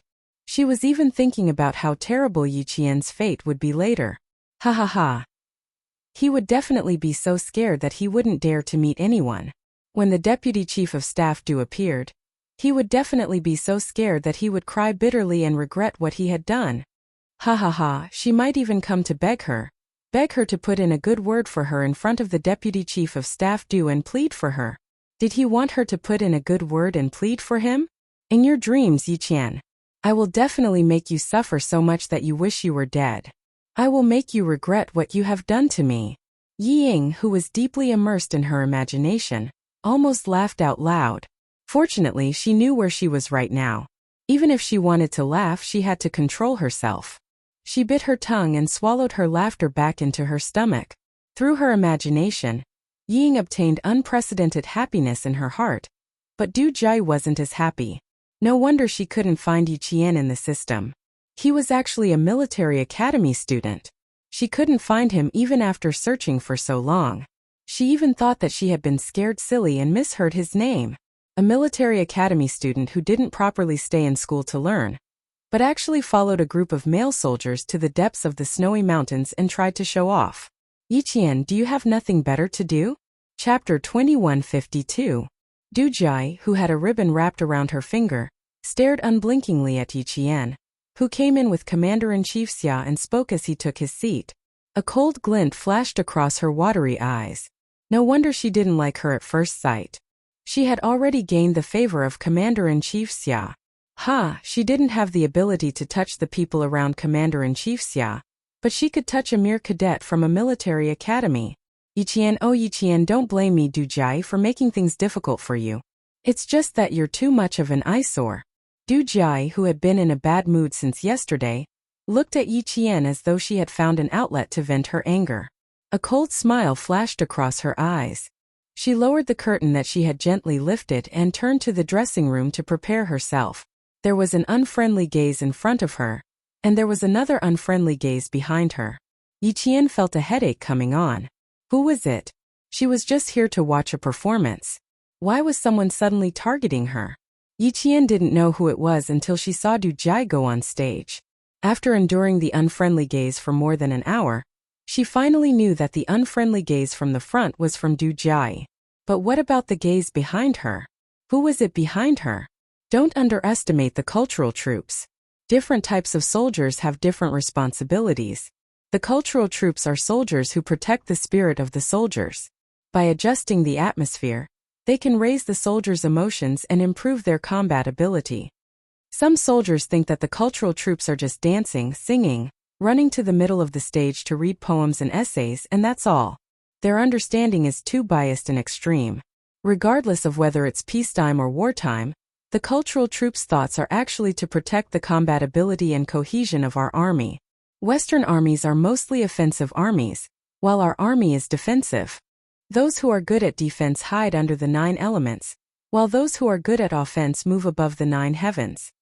The offensive army mainly goes straight to the enemy's hometown, while our army has been mainly guarding our hometown since the founding of our country. The art troop is an indispensable troop class at home. Without its existence, the life of the entire army will be overshadowed. Commander-in-Chief Xia, who was watching the performance, smiled as he spoke to Yi Qian. It was as though he was an elder teaching the younger generation. Every word he said had a profound meaning behind it. Sometimes when the commander-in-chief spoke softly, Yi Qian couldn't help but lean over to listen. Not everyone could be taught by the commander-in-chief, and even less everyone could be corrected by the commander-in-chief. Every time Yi Qian finished listening to an elder who was broad-minded, far-sighted, and had a strong military ideology, he felt that his thinking had improved again. From where Ying was standing, she could clearly see the military chief and Yi Qian talking from time to time. She could also see Yi Qian's side profile listening seriously. Occasionally, she could even see the military chief nodding his head in agreement with her words. Every time she saw this, Ying felt like her heart was on fire. She wanted to rush up to Yi Qian and scold him so that the military chief could see the true face of Yi Qian. "You're really capable. You can even coax the military chief to nod his head. Good. I'll let you be proud for a while. Very soon, I'll make sure you won't be able to be proud anymore." The vicious gaze that burst out seemed to condense into a substance. The gaze was so strong and had a strong sense of existence that Yi Qian could not help but turn her head and catch it with her sharp eyes. It was too easy for Yi Qian to find Ying. Everyone's eyes were focused on the stage. Only Yi Ying, who was sitting in the 4th row from the back, was staring at her. Chapter 2153. So it was Yi Ying. She finally figured out who was staring at her from behind. She didn't expect that Yi Jian, who dared to be distracted while accompanying the chief, would suddenly look over and see her accurately. Yi Ying was so flustered that she choked on her own saliva, but she didn't dare to cough. It was so uncomfortable that her cheeks turned red. In her panic, she looked away for less than a second. She suddenly realized that she looked very embarrassed and made Yi Qian laugh at her. She couldn't help but stare at him again. She tried to raise her aura, trying to force Yi Qian to panic with her gaze. Unfortunately, everything she did was a joke in Yi Jian's eyes. It only made the corners of Yi Jian's mouth curl up into a faint sneer before he withdrew his gaze in an unhurried manner. Her cold smile made Ying so angry that she felt like her chest was about to explode. She clenched her teeth and squeezed out Yi Qian's name from between her teeth. "Yi Qian, just you wait." She grabbed her knees with both hands and dug her nails into them until they turned red. In the magnificent performance hall, the Beijing government troops' outstanding troupe presented a wonderful and morale-boosting performance. The applause from the audience told the troupe on the stage how successful their performance was. Madame Li looked at the time. It was 4 o'clock in the afternoon, less than an hour before the performance ended. She tidied up the things on her desk and said to her secretary, "I'm leaving early. If there's anything, feel free to contact me. Also, inform the R&D department to postpone tomorrow's morning meeting to the afternoon." She almost forgot that her daughter was going back to the army tomorrow morning. She promised to send her off. "Yes, Chairman." The secretary nodded and wrote down the time of the meeting in her notebook, so that she wouldn't forget. A man in his 40s who was dressed in a suit and leather shoes came in. He was Madame Li's senior assistant. When she wasn't in the company, her assistant could handle many company matters for her. "Chairman Li, there's a package from Nan Province. The postal worker said that the sender needs to hand it to you as soon as possible. Do you want to?" Madame Li, who was rushing to the performance venue, picked up a black, low-key leather handbag and put on the coat handed to her by her secretary. She said calmly, "Take a look at what it is first, then call me. I have something to do, so I'm leaving early." "Yes, Mr. Li." The senior assistant handed the scarf to Mrs. Li. The secretary opened the office door, and he quickly pressed the elevator button. He didn't return to his office with the package until the elevator door was completely closed. When he arrived at his office, he opened the package and saw that it was a videotape instead of a document. It was inconvenient for him to watch it immediately, so he put it aside for the time being and dealt with the other work at hand. At 5 o'clock sharp, the performance ended on time. All the performing soldiers stood neatly on the stage.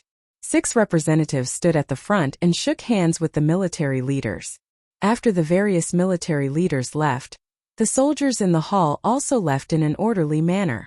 The leaders of the military academy were instructing Yi Qian and the others to meet with Commander-in-Chief Xia alone. They had to be steady and calm even if Mount Tai were to collapse in front of them. They were not to be timid and not to have any military bearing. After giving a few more instructions, the leaders of the military academy left with ease, chatting and laughing with the leaders of the other military academies.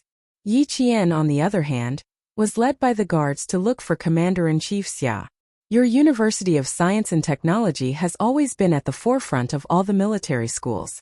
You're only in your first year, and you're already so outstanding that you've even been summoned by the Commander-in-Chief. Another talent. Chapter 2154. No, you are flattering me. Come, let's talk outside. The leader replied with a smile. There were many talents in the National University of Science and Technology, and there were many students who had been summoned by the head. There was no need to make a fuss about it. Their school was like that, and so were the other schools. On the other hand, Ying, who was walking out of the venue, wanted to look for Du Jai. She found an excuse to use the washroom and swiftly made her way to the backstage, only to bump into Du Jai, who was just about to leave. Sis Jai, didn't you say that you wanted to see Yi Qian's photo? She was sitting on the rostrum watching your spectacular performance, so you might not have noticed her. I'll bring you over to her right now. She was in a hurry to return to her unit, so she didn't notice that Du Jai was on the phone with Madame Li. Beside her was a guard sent by the Deputy Chief of Staff Du, and he would bring the two of them out of the venue through the passageway. When she saw Ying, she immediately stuffed her bag into her hands and smiled at Madame Li. Speak of the devil. All right, that Ying you were talking about is right beside me. I'll bring her out right away. Hurry up. She still has to return to her unit. Madame Li hung up the phone with a smile. She turned to the Deputy Chief of Staff Du and said, Bring me to old Xia. Shu Man has already returned to the country, but I haven't seen old Six around. I'll have to ask him what's going on. It's understandable that he didn't go over previously. After all, he's been in the military for an entire year. I don't believe that old Xia would be willing to leave his son in the military all year round, not even allowing him to accompany Master Xia and the old madam during the new year. Jai hasn't been back all year round. If old Xia is stricter, it's not impossible for his son not to come back all year round. The Deputy Chief of Staff Du shook his head and replied with a smile. Just say a few words. Don't let old Xia have anything against you. When has he not had anything against me? I'm still lacking his opinion. Madame Li raised her chin slightly. Her eyes, which had obvious fish lines at the corners of her eyes, looked quite arrogant. When she saw a colonel with 2 bars and 3 stars, she restrained her expression and put on a dignified smile. Old Zhong from the Capital Political Group is here. I asked Ying to come out and talk to me. Ask him to come over. Among the few daughters-in-law that she liked, Ying was the most satisfied. Her son Li Yuan was also satisfied. Since that was the case, he would nurture him first. The Deputy Chief of Staff Du did not interfere in the family's affairs. It was just a matter of saying a few words. Whether it was useful or not depended on the individuals fighting. On the other side, Du Jai confirmed that she and the Yi Qian mentioned by Ying were the same person. Countless thoughts ran through her mind. Interesting. It was rare for cousins to fight to such an extent. However, she did not tell Ying that she knew Yi Qian. Instead, she pretended to be serious and said, I will first mention your suspicions to my father, but you know the details. After I start, you can explain it to my father yourself. What did her mother see in Ying? How could such a stupid thing even catch the eye of an elder like her? How could she get into the National University of Science and Technology by cheating? Did she think the military academy was a market? That anyone could get in? Du Jai looked down on Ying even more. Yi Ying, who did not notice at all, was already jumping with joy. She could directly mention Yi Qian to the Deputy Chief of Staff Du. She would definitely mention it properly. Yi Qian, bitch. Just you wait, I will make sure you die without a burial place. You will never be able to turn over a new leaf. Chapter 2155. Yi Ying's thoughts didn't escape Du Jia's sharp eyes. Du Jia, who liked to use others to do her dirty work, chuckled and said, "Also, Regiment Commander Zhong from the capital's political group is here as well. Be on your guard later and don't say anything wrong." With this, Yi Ying's emotions were completely dispelled from Yi Qian's appearance. She couldn't control her excitement, and it appeared on her face in a moment of carelessness. Du Jia glanced at her disdainfully, and a hint of malice flashed across her eyes. She slowly said, "Be more dignified. It's just meeting a regiment commander. What's there to be happy about? Just smile, don't embarrass my parents. Your sister is much calmer than you." She didn't have the slightest bit of stage fright when she sat beside the commander-in-chief. You should learn from her. Even though Du Jia knew that Yi Ying hated it when people compared her to Yi Qian, her intentions were clear. Yi Ying didn't understand her intentions. Instead, she hated Yi Qian even more. Why is it that no matter where I go, I have to hear people comparing me to Yi Qian? Why is everyone telling me to learn from Yi Qian? I'm clearly much more outstanding than Yi Qian. Yi Ying clenched her teeth and sighed softly. Indeed, she has always been bold. There's nothing she doesn't dare to do. I can't do it. I don't dare to do bad things, and I'm nervous when I encounter good things. She's a coward? Hey, I didn't see it. Du Jia scoffed coldly. It was hard to tell if Yi Ying had caught the deeper meaning behind her words, but her face stiffened for a moment before she replied awkwardly. It's not that I'm a coward, I'm just a little nervous. I'll have to trouble Sis Jai to remind me later on. There's no need for me to remind you. Just learn from your cousin, Yi Qian. There are so many good teaching materials out there, so why are you looking so far ahead? Even if Du Jia was being sarcastic, she was still able to maintain her politeness. It would make others think that she didn't mean anything else, and that they were just overthinking things.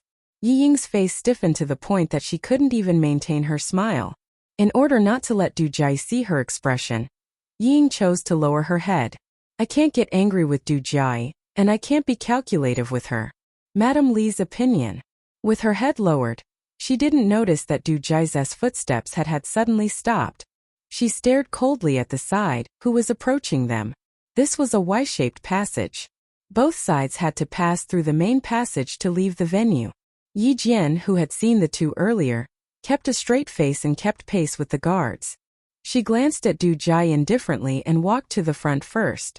Yi Jian was not surprised that Yi Ying was walking with Du Jia. What was there to be surprised about? Han Zhang had already said that Madame Li was very satisfied with Yi Ying, and wanted her son to marry her. Du Jia straightened her back and looked at Yi Qian, who ignored her. Her expression changed. What an arrogant and conceited military academy student. She didn't even smile when she saw that he chose to ignore her. Very well, I'll teach her a lesson later. Staring at the back of the person in front of her, she said in a low voice, "Why didn't you greet your cousin when you saw her?" Yi Ying didn't see Yi Qian from the front. When she looked up, she only saw the side of Yi Qian's face. It was calm and filled with an aura that made her not dare to look directly at him. She doesn't like me talking to her. Why should I be annoying? Yi Ying said, trying to cover it up. She lowered her head even more. Too despicable, too despicable. Both of you are too despicable. Yi Qian, Du Jia, there's no one more despicable than you. Chapter 2156. Yi Ying didn't dare to offend either of them and could only curse in her heart. She lowered her head and cursed in her heart with every step she took. She didn't want to run into Yi Qian at all. She didn't want Yi Qian to be standing not far away when she was talking to the Deputy Chief of Staff Du. Thinking of this, Yi Ying couldn't help but slow down. Du Jia was the opposite. She didn't like the two sisters. Discord? Great. Let them disgust each other. She could just stand aside and watch. She had to let Madame Li see her, and let her know how hypocritical her daughter-in-law was. Her words were so disgusting that it made people vomit. Yi Ying wanted to leave a little later, but Du Jia didn't give her a chance. She urged, "Walk faster. Do you want my parents and Colonel Zhong to wait for you?" My mother hates waiting for people. Don't make my mother angry. All the words were not as lethal as this sentence. Ying could only grit her teeth and catch up. She couldn't worry about this and that. How could Yi Qian be next to her when she was talking? Her luck couldn't be that bad. If she was really next to her, she could just not say anything. That's right, it would be fine if she didn't say anything. What was she worried about? Instead of worrying about running into Yi Qian, it was better to coax Madame Li. She could only rely on Madame Li now. Ying adjusted her mood and pursed her lips. She took a deep breath to relax her expression. She showed Madame Li's favorite obedient smile and walked out of the passageway. Outside, Madame Li smiled and said to Commander-in-Chief Xia, "Old Xia, let's sit together when you have time. Bring Ah Yuan out. Don't force him to stay in the army all day long. Young people need to socialize occasionally. If he stays in the army all day long, he might find a daughter-in-law who is like a male soldier." Not everyone knew that Xia Jinyuan had joined the army, and it was impossible for them to know that he was of marriageable age. Colonel Zhong was one of them. He smiled and said, "Commander-in-Chief's son is of marriageable age? When the time comes, please remember to invite me to the wedding banquet. I'll remember it on behalf of Shi Lai. When his son gets married, I'll give you a call if he forgets to inform you." Deputy Chief of Staff Du agreed with a smile. When they were outside, he would not let others see that he was not on good terms with Commander-in-Chief Xia. Instead, he would show that they were on good terms. Commander-in-Chief Xia naturally wouldn't let anyone see through him. He smiled and said, "As long as he's willing to get married soon, I'm happy to invite all of you over for a drink. Old Du, I didn't get to drink the first 2 cups of your wedding banquet. You must remember to inform me when the 3rd cup is held." When the Deputy Chief of Staff Du's eldest son and eldest daughter got married, the Du family did not invite Commander-in-Chief Xia at all. Now that this matter was brought up again, the Deputy Chief of Staff Du's smile became a little forced. What did old Xia mean? Was he blaming him? Commander-in-Chief Xia's meaning was obvious. The 2 families were not on good terms, so it was best not to interact with each other in public if possible, let alone say something that showed that the 2 families were close. Of course. You escaped the first 2 cups, so I won't let you escape the next 2 cups. Compared to socializing, Madame Li was much better at it. She calmly changed the topic into a joke. Colonel Zhong didn't talk much. When it was time to laugh, he would laugh. When it was time to speak, he would say a few words. The 2 people standing in front of him were not people he could casually interrupt, so he just listened carefully. Chapter 2157. The Xia and Du families were not on good terms, and Regiment Commander Zhong did not know the twists and turns of the story. He only thought that the 2 leaders were just teasing each other. Yi Qian did not disturb Commander-in-Chief Xia as he walked out. He even told the guards not to go over and to wait for a while. "Who are you waiting for? Do you need me to bring you over?" A crisp and polite voice came from behind him. Even without meeting the person, one could feel that the woman who spoke was very cultured. But Yi Qian, who had already met her, knew that her politeness was all a facade. When she spoke, it sounded like she was being polite, but in reality, every word was directed at her. If Ying walked with Du Jai, even if she was betrayed, she would still count the money for the other party. He turned around and smiled at the northern beauty. "No need, thank you." "You really don't need it? Didn't you sit with Commander-in-Chief Xia before? Are you looking for Commander-in-Chief Xia? Ying told me that you are cousins with her. I have a good relationship with Ying. If you have any difficulties, tell me and I will help you solve them." After Du Jai finished speaking to Yi Qian, she decided to let the 2 of them bicker. She smiled at Ying and said, "Just now, you said that you were afraid that your sister would not talk to you. Look, I already spoke up for you. You took the initiative to greet her. How could she ignore you?" She thought that the 2 of them had a good relationship, but it turned out that it was just that. Yi Ying's face was so stiff that she could not even smile. Du Jai acted as if she did not see it. In her previous life, she heard from Sun Dongqing that Yi Ying and her sister-in-law had an average relationship. Even though many things had changed in this life, their relationship was still average. Yi Qian had a playful look in his eyes. He did not plan to deal with the 2 of them. He smiled faintly and replied, "Yi Ying and I are not cousins. Miss Du, who does not know the situation, it is best that you do not meddle in other people's affairs. Ying and I are not cousins, so our relationship is naturally average. No, it is not average. It is very, very bad. Yi Zichen, who was smiling faintly, went straight to the point and talked about his real relationship with Ying. He even called her Miss Du, and got what he wanted. Both of their faces changed. Ying looked at Du Jai and then looked at Yi Qian. Miss Du? Du Jai didn't even introduce herself earlier. So how did Yi Qian know her surname? Unless the two of them already knew each other. Thinking that the two of them knew each other, Yi Ying's face turned cold. They clearly knew each other, but Du Jai did not mention a single word to him. What kind of intentions did she have? Du Jai's expression was ugly because she thought that Yi Ying had lied to her, and said that she and Yi Qian were sisters. Because of Yi Qian's words, the two of them suspected that the other party had ulterior motives. Madame Li had already seen Du Jai. She signaled to another guard of the deputy chief of staff to bring her over. She smiled and said, "Commander Zhong, there is a new recruit in your regiment. I will have to trouble you to discipline her. I asked her to come over and greet you. Otherwise, she will not know that you are her commander when she sees you in the future." Commander-in-Chief Xia heard this and knew who the new recruit was. He smiled calmly and said, "Then I will leave first. I still have some matters to deal with. Okay, I will call Schumann when I have time. You can bring A Yuan out to have dinner with her. Schumann has already returned to settle down. You should let the mother and son see each other more often." Madame Li, who was almost at a disadvantage just now, even made a fool of Commander-in-Chief Xia in front of one of the commanders. "You want to embarrass the Du family? Xia Xinhui, do you dare to talk about your own family matters?" Chapter 2158. What was there to be afraid of? Commander-in-Chief Xia shook his head and sighed with a smile. Try to persuade her. Our child has grown up and joined the military.